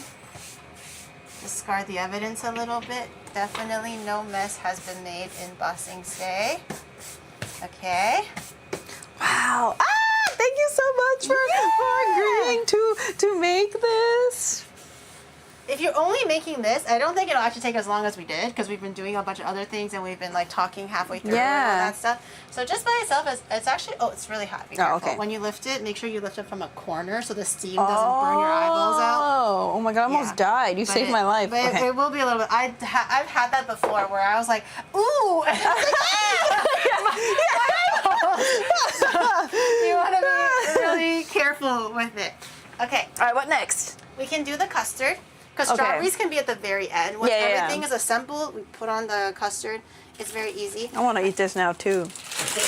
Really, the hardest part of baking, I think, is to stop yourself from eating all the components before you put them together. Yeah, I mean, if you want to, you can. 'cause Oh we no, have I'm 30, we have okay. plenty. I'll wait. I'll be patient. Okay, our custard is definitely nice and soft. Yay! You do want to mix it a little bit so Okay. it's not as like hard. Usually with custard, when you take it out of the fridge right away, it's almost like a little like rubbery and funny. Yeah. Oh. A little bit like this. Uh, It's a little bit odd. So you do have to kind of, you can use like a food processor or like your hands or just like a spatula. You kind of want to just like break it up a little bit. That was gross. Yeah. I might Ew. use a bowl. It's a little bit harder to mix in a plate, I think. I try a bowl. It's like Jello, but custard. Yeah, I think it's the cornstarch. Ah. But it's pretty normal to, if you have a stand mixer, it might mix a little bit evenly. I might actually just use my hands. Dare I try? Dare I say? Might be a little bit more efficient than using a spatula. I'm gonna squeeze the silicone, the booby silicone. Yeah. And it just goes back to the custardy consistency? And it'll go back to like a creamy consistency. I think Oh. it just needs to kind of reincorporate together a little bit and be a little bit warmer. Also with this one, it's a little bit thicker than the standard custard, which I think is fine because I think for the picture that you showed me, it cuts in half. It almost looks like a creme brulee. type Yeah, of yeah, custard. yeah. I think It a lot can't of the be custard, runny. yeah, a lot of the custard can actually be more like runny as a baseline, which is fine. But I feel like for this kind of application, it might not be the best. I think a little bit thicker, almost like a creme brulee pudding, is probably a little bit better for this. Wow. Now we can. Okay, and hopefully it's more pipeable. Oh, we're piping it. Okay, I see. So it's a little bit easier to. Yeah, yeah, yeah. I thought we were spooning it for some reason. I mean, you can, but it might be a little bit hard. Okay, I'm gonna ask you to Yep. put it in me, Huh? fill me up. Yep. Put it in me and fill me up. Oh, okay. Yeah, shove it all in me. All right, here I go. Nice and deep. Yeah. Okay. Another spoonful. No, okay. You're doing great. Should I open myself wider? No, you're doing good. Okay. I'm perfect. Wow, you got a good grip there. Oh my god, what the fuck? Gotta make sure there's nothing left behind. Oh, yes. Amazing. Thank you. Okay. That's probably more than we need. So Ah, we can put this, you wash too much NTR. And we just cut a hole at the end of the piping nozzle, just so it can come out a bit easier. Oh, very vanilla-y. Whoa. It's like very rich, but not in like a super heavy way. And I can put onto a little spoon so you can try it, but I'm just kind of testing for pipeability. It looks pretty good, I think. I think maybe a little looser than this will be ideal. So next time we'll just maybe put a little bit more milk or a little bit less cornstarch. We should pipe it right in here. This is so good. Reference, This is so good. And I have red bean. I just got the pre-made red bean. Oh, yay! So do we Very custard easy. first? Very, very easy. I'm gonna grab. Is it my first? Oh, we're piping in the custard first? The red bean first. Well, according to the picture. Oh, red bean. Okay, okay. It was red bean, and then a thin slice of mochi. Yes. And then the custard, and then strawberries on top. Okay. Well, what is this? What is this A can doodad? opener. What? I don't actually have the normal one. Is this like a camper's can opener? It's like a really small. I don't really think it's like specific for campers, but I don't have like the regular Wait, one that's that so you cool. twist it like this, because I feel like most of the cans in Japan already have the tab. Do you want to try it? So Oh. I just got a small one so it fits in my drawer a little bit easier. Amarichu's from Japan? Yes. How the hell? Never mind. You can do it. I don't want to. I don't want to figure this out. Before I got this little guy, I was straight up using a knife That is so dangerous. Gary! to open it because I just forget that I don't have one. Because everything has a tab, and if it didn't have a tab, I'm like, oh shit. So I just use a knife, and I just like. I'm actually surprised it doesn't have a tab. Everything should have a tab. We live in 2026, guys. Why do things not have a tab? Okay. Careful. Whoa, whoa! It's like Thanksgiving cranberry, like jellied cranberry. Oh, yeah. I think maybe for this one, I'm also tempted to just put it to a piping bag. Oh, really? Okay. I think it's just cleaner that way. I might. Smells like red bean. Might need a little bit of a mix, and then you can help me put into the box, into the bag again. Nipple? Oh. Okay. It might need a little bit of a mix. Ooh, actually, Whoa. she's thick. You know what? We'll use a spoon. I feel like it won't come out. Oh, yeah, I feel like the bag is gonna bust through before, like, the pressure will be too strong. Yeah, like that. This is a lot of red bean. Holy, they didn't have a smaller can? No, this is the smallest one. I'm like, why am I committing to myself to like a year of red bean? It's actually kind of crazy. Now this is a sugar bomb. Yeah, but it'll be at the bottom, so it's not be too crazy. You can use 2 spoons to help you, and then you can just do like a nice little thin layer. Got it. In the meantime, I might try to roll out the mochi. How much? Is this like a good amount? Yeah, just you can however you want. This is we're making it for ourselves, so Michelin however star much you technique. want. I feel so fancy. Just for the sake of space, just in case. And here we have a red bean reduction mixed with a mixture of sugar and water. That's exactly what it is. Red bean reduction. I love referring to any basic sauce as a reduction. But that's literally what it is. Yes, French. This is a seasoned peppery milk reduction. With a hint of lemon and pepper. Oh, cheese whiz? This is a cheese reduction. Cheese reduction. Pressurized cheese reduction. Now we're just pushing it a little bit. The red bean is not as sticky as I thought. I don't think it should be sticky, but it's really nicely like kind of broken down for us already, so it's actually pretty convenient. Okay, I'm gonna take the little mochi that Emily worked so beautifully on. Thank you. It's a perfect consistency. I'm gonna dust my surfaces, just make sure nothing is sticking. Dust your hands, dust your rolling pin, because she's gonna want to stick to everything. And I'm just gonna cut it. I think for the picture that it was a very thin layer of mochi, but you can see how if you just put it into a bowl and then you put whipped cream with like any kind of like fruit or cookie or cake or whatever, and then you seal it together. That's just exactly how you make a daifuku. Very easy. The only hard step I would say is just like actually massaging everything out properly, and you don't burn yourself. But other than that, Look at how much red bean is left over. This is so I funny. know. Barely a dent. Okay. Do you like the mochi thinner, just like a hint of it, or do you prefer it a little bit more? I like it to have a presence. Okay, I think this is. Yeah, that's good. That looks Look nice. at that. This is, you can get it this thin because you do have to massage it until it gets to this pliable, or else it won't really become like this. And then we can just use our little cutting board thing or a little pepper. Let's see. So which of these can I eat? Like which mochi pieces can I eat? Oh, you mean just a skin? Yep. You can have some right now. Oh yeah. Mmm.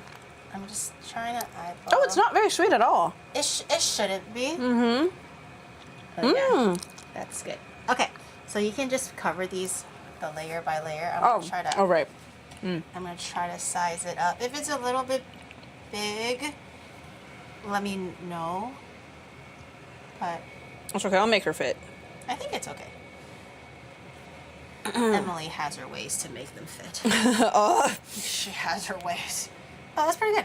We didn't even have to use all of it. Yeah. Oh my God, we can eat the rest. We can eat the rest. I was also thinking if you want, we can make daifuku on the side too, but that would require us to make some whipping cream, which won't take long, but it's just like an extra thing to do, I guess. You can eat this. Well, whipping cream. We could also use the red bean. Yeah, but a little whipping cream and maybe a little bit lighter, I guess. So I mean, do you want to? You can just put a little bit of red bean and just fold it up and see how that goes. We can try.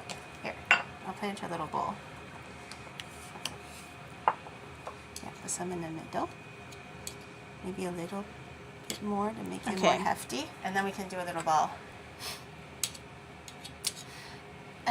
Well, not Emiru. Emiru is someone different. Oh. Emiru is a girl who likes to snack. The girl dinner. People still mix me up Confused. with Emiru. It's, to be fair, it's very similar. The name, it's just very funny to me because it's like completely different content. We don't live in the same country. We don't sound anything like each other. Yeah. We don't look anything like each other. I think it's just a name. Yeah, it's just very similar. Here, it's a little flat pancake. Wow! But it's something. Mmm. Oh, it's so thin. Is the texture okay? Mm-hmm. The mochi texture. Mm-hmm. Amazing. Okay, and then once that's in, we are going to add in the custard. I don't know if Shadow's camera is still. Oh, he moved it. Oh, I'll move it. Wait, what? Oh, sorry. I'm gonna pipe the custard now.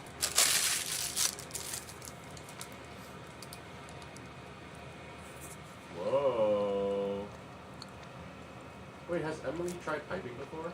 I don't know. You can try it. I'll just show you again. Yeah. I usually like to take the tail, and I like to wrap it around my thumb, so it doesn't go anywhere. So I usually just because I used to make macarons a lot. You have to pipe buttercream. So basically, you put the little tail between your index and your thumb, twist it a little bit, just so there's tight tension going down the piping bag, so it's not too loose. And then I just take the tail. You can wrap it this way, wrap it the other way. I think just wrapping it this way makes more sense because it's already coming out from this side. This is just locks it in place so you don't accidentally drop the bag or anything like that. Also easier to twist and give more tension as you're squeezing. And then you just hold this hand as your guiding hand. This hand is the pressure pumping hand. This is the guiding hand. You don't have to push and pump with both hands. And then you just slowly, using your left hand, guide your right hand, and you're just pushing. And then just stop in the middle when you're done. And then that's pretty much it. Very simple. You can go as wide as you like. This one wasn't as wide, but you can do it wider. Okay. Like art. Yeah, it's like art. It's like drawing in a different way. I mean, you can also do, like, if you're ever interested, you can just, like, do cake decorating or writing, like, words using buttercream or something as a spilled ink episode. I've been wanting to do a cake decorating episode. Yeah, I think it'll be really fun. Ooh. You can also do, like, flower piping. I used to do a lot of flower piping. Ooh, like when you make roses on the cake? Yeah. It's not really, like, drawn art, but it's still... That's still art. Edible art. Yeah, perfect. push and pump. Yeah, well, yeah, push and pump. Yes. Oh.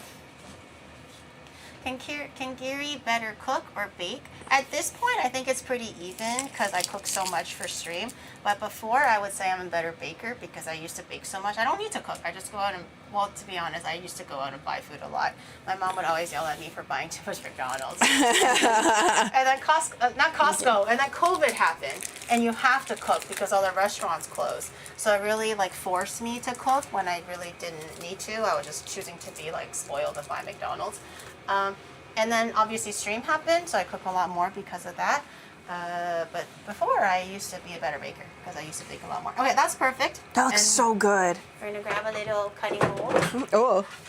so we don't have to use one that's like so big that takes up so much space. We're gonna cut strawberries now. Yay! Okay. You can cut them into like maybe quarters, so they're like long spears, you know? So kind of like the photo, then we can like stack it together. But if you dice it, you chop it, do whatever makes you happy. Okay. But the original photo just basically had them in kind of like eighths or Can you quarters. cut them into little animals? No. No. Can you? How about you cut them into little animals?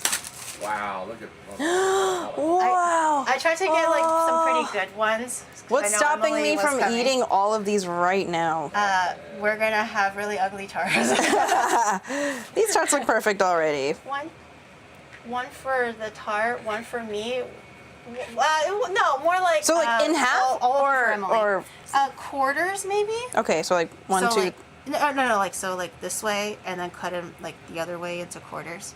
So they're more Oh. like spears. Yeah. Okay, like that. Yeah. I think I it see. might look a bit maybe easier to kind of decorate. I figure. Okay. You can just do a bunch of them. Okay, You okay. Just leave them there. Yes, ma'am.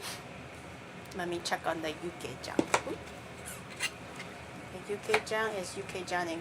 Oh, It's very hot. Wow, that smells so good. oh, All right. oh, I'm so hungry. I'm not trying to beef. Just one more, just a little one. Can I try some beef too? No. That's so mean. No, you starve. It's good. That beef is perfect. Do we have instant noodles? Oh, Wait, really? You want to eat instant that noodles? would go so hard though. You want to break your diet right now? That Do you would want go to? so Do you actually hard. want a bowl? I'll give you a bowl now, so you're not suffering. No, you don't have to. I'll wait for you guys. Okay. Good. It's like it was a test. Good boy. Good. You failed the test. I mean, you passed the test. You failed.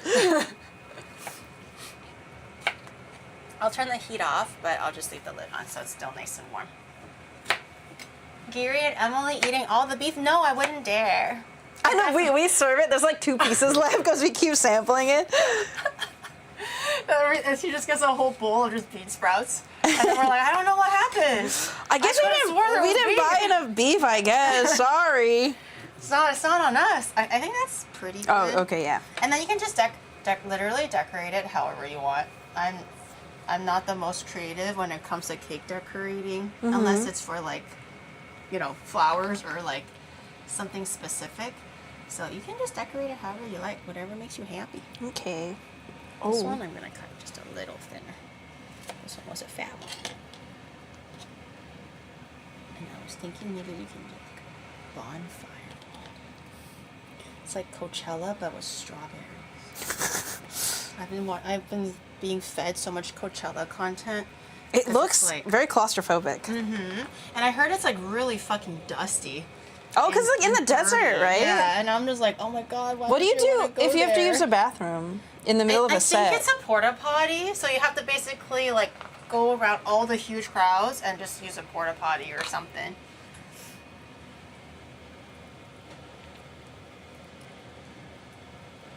What should I do for this one?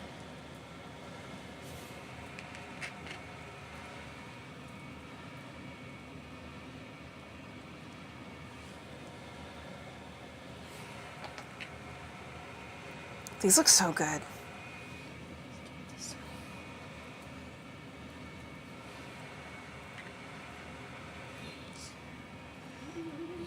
I'll leave that. Oh, actually, I already figured that one. So I'll leave it. Oh, okay. I'll cut one more. The strawberries are good, huh? Mm-hmm. Best fruit ever. I like how this is the quietest we've ever been. Just decorating, decorating our strawberries. Strawberries. Strawberries. Delicious. Actually, I'm like, yo, why don't we just like eat it? What's holding us back from just eating it? Oh my god. It's so refreshing. Right.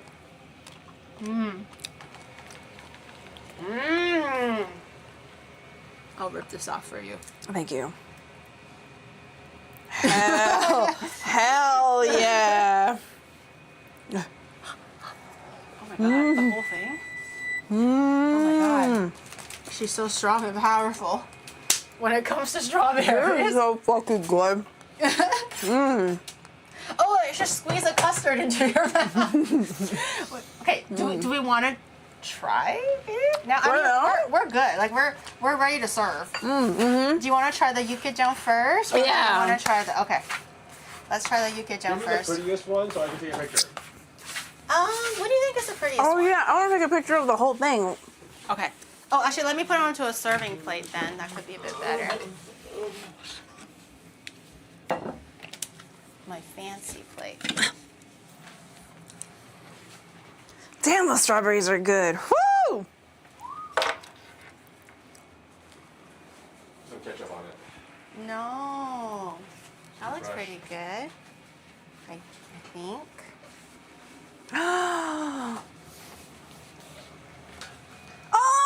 Oh my god, the teeny plate! This is my guest plate. my special guest plate. The fine china. The fine china, yeah. It's like, Can you put it closer to the middle of the... I'm just taking a photo. Oh, okay, yeah, go ahead. I mean, it's all flexible though. Okay. You can continue taking photos if you need to. Delicious. Put this away. The Pokemon plate, my fancy special Pokemon plate. And my Chikawa bowl. Yay! Can you turn it around so that the drink is facing? Oh, sorry. Oh, you're taking a photo like this? I thought you were gonna use like a camera. I'm crazy for that. Can chat have one? Okay. Yeah. Thank you. Oh, should we try a tart? Maybe. I mean, that's what I was like, do you want to Looking at them like up close. Like we could. I mean, there's enough for 2 each, or- You can have mine. Or where's What? do You don't we want have it? knives? I'll have to You should use try the it. mirror. We can do half. Okay, let's do half. We can just like try how it goes. Yeah, we should share it on I hate stream. strawberries. Huh? Oh my god, I was about to. Oh, okay, this crumbled saw less. That crumbled a little less, so you can have that one. Oh, the mochi okay. was nice and like stretchy. Whoa. Very nice. I have to eat this off stream though. I'll Oh, take my okay. bite. Itadakimasu. Pretend you're digging it with me. Boop. Okay. Oh my god, it smells so good. Okay. Just tell me if we got it close. Mmm. I would imagine it's not as perfect as professionally made, but is it close? The flavors, yes. This is really good. Holy. The mochi is like nice and like sticky but chewy. The red bean is not too much. Wait, can I get... It's the I thought you didn't want any, bitch. Well, I still want to try. And the cookie is nice and flaky. I just don't know if it's the exact texture that the pastry store had it, but it's really perfect balance. And the custard is really light. I was worried that it was going to be a bit overbearing. The tart shell is definitely flakier in this version, but this is so good. Shout out on this one. You want a whole one? It's really good. I'll have half. You don't want a whole one? I can't eat a whole one. Why? Oh, my macros. He's trying to be Trinamir. Tryndamere would not be able to eat half of that. Tryndamere could tank like 15 of these, I bet. Well, he has a big sword. Okay. I'll give you the cleaner one. It's a little bit easier to serve. Okay. And then you can have the other half of me if you like. Oh my god. Gratitude. Whoa. This is so interesting. Well, that's really good. Right? That's like I would make this for potluck, for like a friend's potluck. This is or so something. good. And the possibilities are endless with tarts. That's really good. Oh yeah. Oh, It's really flaky. Like it's so tender and crumbly. Like I thought it was gonna be like kind of like harder and crunchier, the tart shell. What makes It's it like really soft crumbly? and crumbly? Probably the butter. Mmm. Also, like if we needed it a lot more, it probably would have been a little bit more denser. Too bad Titus couldn't have some. I mean, he's worked like. Do you think he'll want some, Hello? or will he be more like? Oh my god, you scared the shit out of me. Oh my Who's God. here? Oh, hi, Twinny. Oh my god. Twinny Hello. came over. Oh my god, scary. Hi, long time no see. Oh my god, I'm like, who the fuck? I thought it was Titus for a second, but I was like, I don't think he'll not ring the doorbell. Oh So no. I was like, oh. Okay, let's try the yukkejang. This is the one specific. Well, I mean, both of them Emily requested, but this was the first thing that she requested. It actually was not the strawberry tart that she requested first. It was the yukkejang. So let's try it. I'm gonna grab a. Okay. Mmm. Twinny is returning the broom. The broom? Oh, How about Twinny, do you want a strawberry tart? Yeah. Yeah. Okay. Let me get you a small plate. Oh, I have like I have. Okay. You can just grab a whole one, Okay, wait. Let me dry off my hands. or I can bring it. Oh yeah, you do it. Here, Twinny, you try. Wait, you came right on time. Actually, you just finished making Yeah, them. we just. Oh, you already have an ice cream. Yeah. So yummy. Looks fancy. Okay. Okay. Yukkejang. I'll give you the special fine guest china, which Oh. is plastic. By the way. I'm so honored. My chikawa bowl. Not anybody can use it. Only I can. But I will allow you this time, Emily. Dear Emily. Thank you. Thank you. I'll give you a little bit more meat. Oh yeah, thank you. And you can have the sweet potato. You can probably have with the sweet potato. Okay, Twy. I'll give one to Shadalg. Twinny, it's a little bit spicy, but do you want to try the yukkejang? Twinny? Oh, It's a little spicy, but do you want to try the yukkejang? I'll try. Okay. A little bit, or? Just a little bit. Okay. Oh. I'll give this one to Shadalg. Look at this. Look at this beautiful bite right here. I know. Oh, that looks so good. All the veggies are like boiled down and intermingled. Delicious. Do you want to have like a sweet potato, Shadow? What do you mean? Oh, huh? Do you want to have a sweet potato? Yes. Okay. Ah, Here, you can have half of this. so good. I'll give Shadow half of this. Mmm. Gratitude.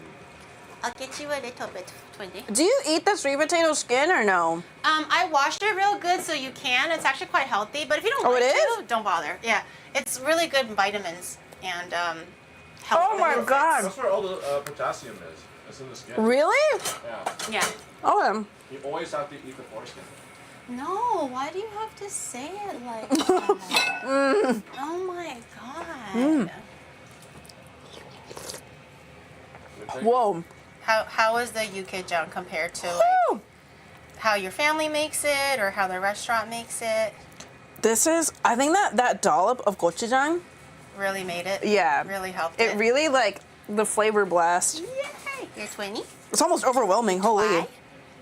Yes. Oh, you're covered in flour. Yeah, we were baking. We were making everything from scratch.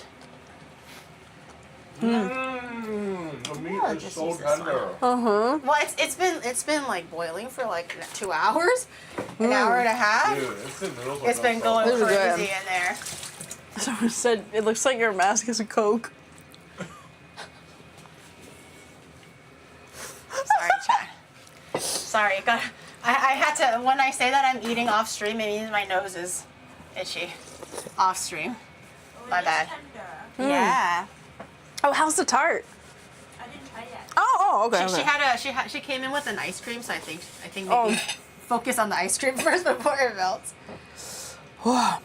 This is such a good, like, I know it's not winter, but not even close, but this is such a Well, good, like, even winter for like meal. a rainy day, Mm-hmm. this would go so hard. Oh, very spicy. Oh, okay. Is it too Dude, spicy? Glass noodles? Holy shit. Yeah, glass noodles would go crazy with this. I'm so excited. I'll just eat off stream.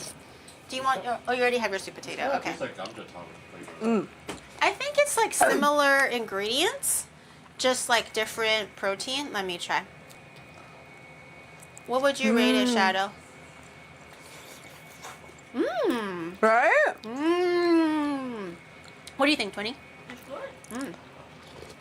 This is like a solid. I like how it just looks like I'm eating alone. Like everyone here is faceless. I'm here. I'm here in You're spirit. here in spirit. I'm here. I'm literally like. Wait, hold on. I'm flashing my panties at her by accident. I'm right here. I'm here. I'm just slightly off camera. I didn't wear safety shorts today because I just figured I was at home anyway, so It's okay. I might have accidentally flashed Emily a little, but it's okay. It's okay. Mmm. Oh my god, this broth With is so good. the beef is like completely like just simmered into Yeah. the flavor. Mmm. Okay, how would you rate it, Emily? Oh my god, this is like a. This is really good. Hold on. You know what? I'm gonna give it like a 9 out of 10. Mmm. It was really good. Now I'm kind of curious to have it at a restaurant to see how the restaurant does it. How does it differ from the restaurant? Is it thicker, looser I feel like it's flavor? a little thinner actually. than the restaurant? No, sorry, the restaurant's a little thinner. I think it's a lot thicker. Mmm. Do you prefer it thicker or thinner? Oh my god. I need a bowl of rice with this. I know, it would go so well with rice. You can't though, you can't have it. I mean, do you want another sweet potato? No, not the point. You have to dip the rice in the soup. I mean, I have instant rice. I have one more package left from. Can you just share that? Wait, do I still have a package of soup? This is so good. I like how now this is the quietest we've ever been. You're enjoying? Wait, I can't find it. Maybe we don't. Oh no, we ate it. Bowl? I cooked it with I used it when Axel and Aka was here. No more rice. Sorry, but we have sweet potato. You want another sweet potato? Oh. You don't want sweet potato? Do you want sweet potato, Twinny? No, I'm okay. I haven't had one yet. I'll just try like a small portion of it. We're just standing here like slurping and eating. Chad is just like, oh, I'm so happy for you, bestie. No rice. Y'all want some? Well, we're trying the whole low carb thing, you know, guys. We're all on our health arc. We're all like trying to eat a little healthy and watch our weight and diet intake. I'll try the sweet potato a little bit, see if it's good. Oh, you haven't tried it yet? It's so good. I ate some hair, by the way. Oh, it's so sweet. Right? Can I get a pass for Emily? You did great, Emily. Thank you. My first time. That was expert measurements, expert dough rolling, expert mochi stretching, You made it. expert. Let me finish. Expert strawberry cutting, expert eyeballing of gochugaru, samjang, gochujang, all the ingredients. Expert cutting of the daikon, of the vegetables. Expert. Actually, I didn't really do any of it. This was actually the chillest I've ever You been. did most of it. Usually I'm like, okay, I will show you, or I do half of it, and then they do a little bit. This is actually, I'm just like, oh, can you measure out 115 grams? You also you made I the just stand there. process. You made the process like so easy to understand too. Like concise, clear directions. I'm glad, but it was excellent execution. You did Oh my all of it, god, the girl. meat. I mean, it's pretty easy to make at home too if you do want some, if you make some for Ditus. You just shove everything into a pot and just, add the spices and water and just boil it for like an hour. It's quite good. Someone said I'm one of the most kitchen capable guests. Is that true? To be fair, most I would say 95% of the people don't know how to cook and have no idea what's going on. The other 5 are expert chefs. It's either I cook every day. Chef, right? I'm expert chef, right? Yeah. Yes, Twinny. You're an expert chef. Yes, boss. She's the boss. I can't say no. I Yeah, get you can't fired say like no to that. the boss. I can't say no to boss. Yeah, they're either like they know everything or they know nothing. Oh, wow. So it's actually really refreshing for Chad, I think, to get once in a while a person that's actually quite capable in the kitchen, or at least not like super unknowing of what things are. Mm-hmm. So it's really nice. Oh, that makes me very happy to hear. Thank you, guys. Yeah, it was really good. This is great. Oh shit! Our powers combined. I'm gonna do the unthinkable, and I dipped the sweet potato in the Oh, yuca so jam. honestly, pretty good. Right? That's why I've been like, nom, nom, nom, nom, nom. It's literally the. It's sweet and savory. Mm-hmm. And the tart, fantastic. I was a little bit worried about the tart just because I don't make tarts too often, but I worry about everything coming together. But it's really good. It's really It's fantastic. yeah. That's really good. Oh. Axel Aniki is also an expert. He look at him washing the pineapple so thoroughly. That guy was like giving it a new skin at that point. But he's trying his best. Sweet potato starch noodles, but without the starch noodle. Yeah, I mean close enough. We have the elements, but not quite. Yeah. Yippee! We did so good. We did so good. So for when Sydney came over, we made khao soi, which was like the Thai curry noodle. Oh, yeah, and yeah. also the Chinese like cold stir dish of like chicken and whatever, and that turned out pretty good too. So we're 2 for 2 today. Yay! Everybody did so good. I don't know, they never turn out bad, right? Oh, they have. Oh. I just lie. I just go like. Wait, really? You lie? That's not that bad.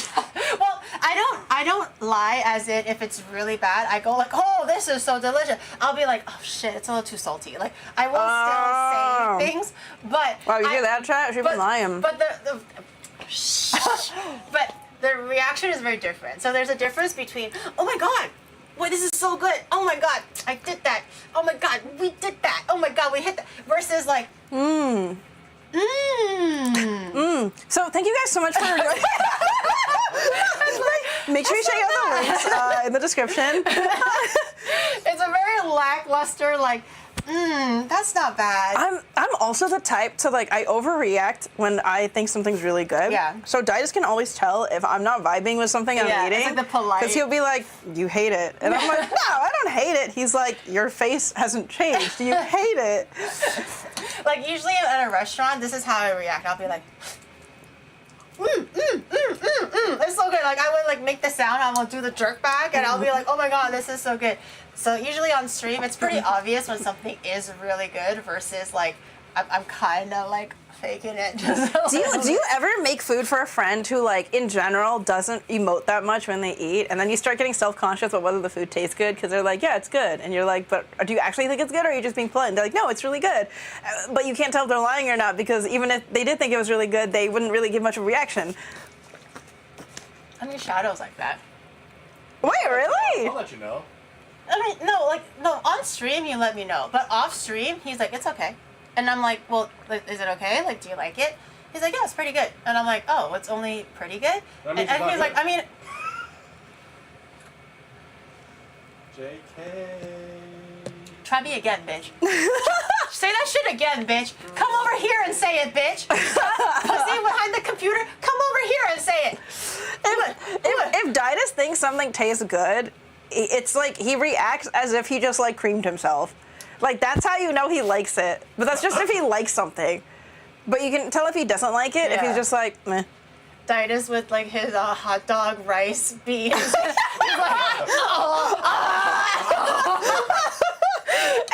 and then she makes like a 3-course meal with like fresh shrimp tacos, and he's like, ah. No, he still reacts like, Oh yeah, he's like, ah. Like, that's very. Wait, but he didn't cream himself when we took him to that bodybuilding restaurant, so he didn't actually. oh, he like didn't? it. He didn't. I don't think he creamed himself. He said it was pretty good. But he didn't cream himself. Now that you're saying that, I'm trying to rethink, and I'm like, he didn't cream himself, so it's not that good. It's not that good. You're like, oh, you really liked it? Let me see your pants. Prove it. I talked to Emily, and usually you're kind of like this, and you're not giving me this right now. So you hate this restaurant. You hate it. Hey, her words, not mine. I don't know. She was like, oh yeah, this is really good. So I was actually really happy that he liked it. But if you're saying that he like acts like he creams himself, now I'm like, he didn't. I'm sorry. He didn't do that. He didn't do As that. in, he's like, oh my god, oh, it's so good. No, he didn't give me that. Oh. He just thought. I mean, it's a bodybuilder restaurant. How good can it be? I mean, really good. for like chicken breasts and thighs, and just thinking that it might be very like plain or whatever, it's very well executed and very juicy and flavorful. So obviously, if you're going to be comparing it to like a fried chicken, of course it's not going to be as good. But for what it is, it's very well done. So I think please end the stream. Spare Ditus the shade. Ditus is at home and is like, girl, what? I don't cream myself.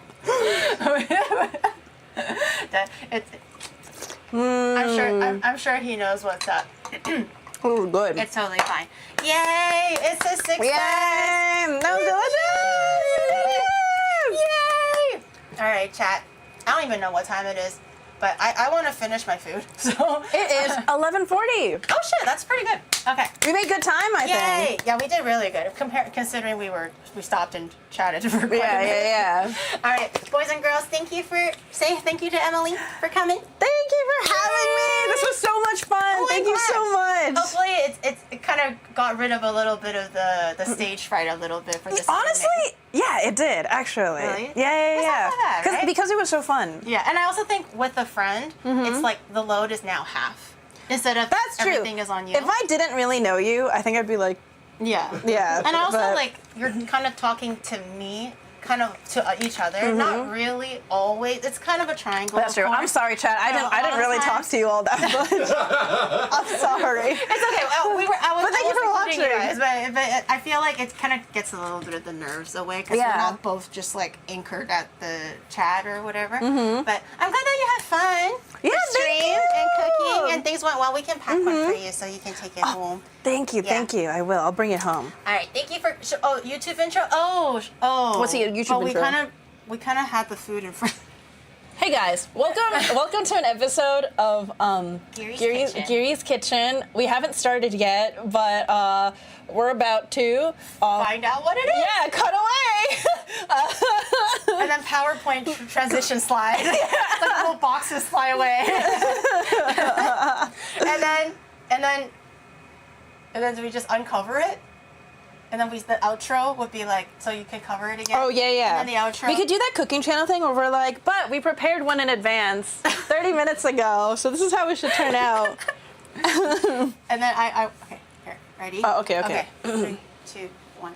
And there we have our completed dish that we made 30 so minutes fast, ago. so easy. It's still 7:30 p.m. And you can try it yourself too. So go follow Onimart, go follow Emma Richu to learn more about creative cooking at home. Yay! Yay! So random. No rhyme or reason, no consistency. That was actually really good. It was good? Excuse me. Okay. I was trying to copy this. But my name is Songyang Logas, and we can cook Asian food at home. It's one of the YouTubers that I follow for cooking, and she does a lot of Korean stuff. She has a very distinct way of like saying her line. Bless you. 2 out of 10. Is it when you burp? Is it loud? I try to hold it back on stream, I suppose. But unless it's like a really big one, I just let it all out and I'm just like, brr. What's that? But I find that Emily like burps, like belches quite a lot. No, that's good. But it's kind of funny though, because sometimes we're like, yeah, dude, I love, and then it's like, oh yeah, so anyways, what's the next step for the origami? And I was like, that's a good one. That's a good one. Oh yeah. It feels good. It's good. It's good. It is. Don't hold it back. No, there was one time when I was like walking, like in North America, no one really cared. Oh, thank you for the 5 gifted. Thank you. In North America, America, no one really cares. They even fart on the street, like fart on the streets. Or Oh, it's like burp on the taboo streets. here, huh? Everyone's a bit more like considerate and quiet here, I guess. So there was one time where I kind of just forgot. So, and then I was just with him because I thought I was comfortable. And Was I this kind in of public? forgot. It was like in public in Japan, and also in the neighborhood, not in the busy streets. So I was walking, and I was like, "Watch this." Because I was with him, I completely forgot. And then literally a grandma walked by, and she was like, "Oh, Oh no. And then she kept on walking. She gave me like a brief stare down, and I was like, You made her lose faith in the youth of today. And she was like, "Damn those foreigners, man!" Like, ruining the nature and the fresh air. I just totally forgot because I was just like, "Here, watch this." and then I forgot. In any case, I don't know who we're rating, but We're rating whoever. Kuro. Kuro, okay. Go be nice over there. Go say hi to Kuro for me. Please no NTR raids, okay? Just a normal raid message. What please. is an NTR raid? Oh, it just like the raid message is NTR raid because I think we were talking about NTR at the Wait a second. time. Is it like the Pepe Frog and then like a chair next to him? Bye. Right, NTR. It wasn't that creative. Then But I bye gotta bye. say, Thank you for watching. yeah, a nice raid message, please. Nice raid message. Okay, bye everyone. See you guys tomorrow. Bye.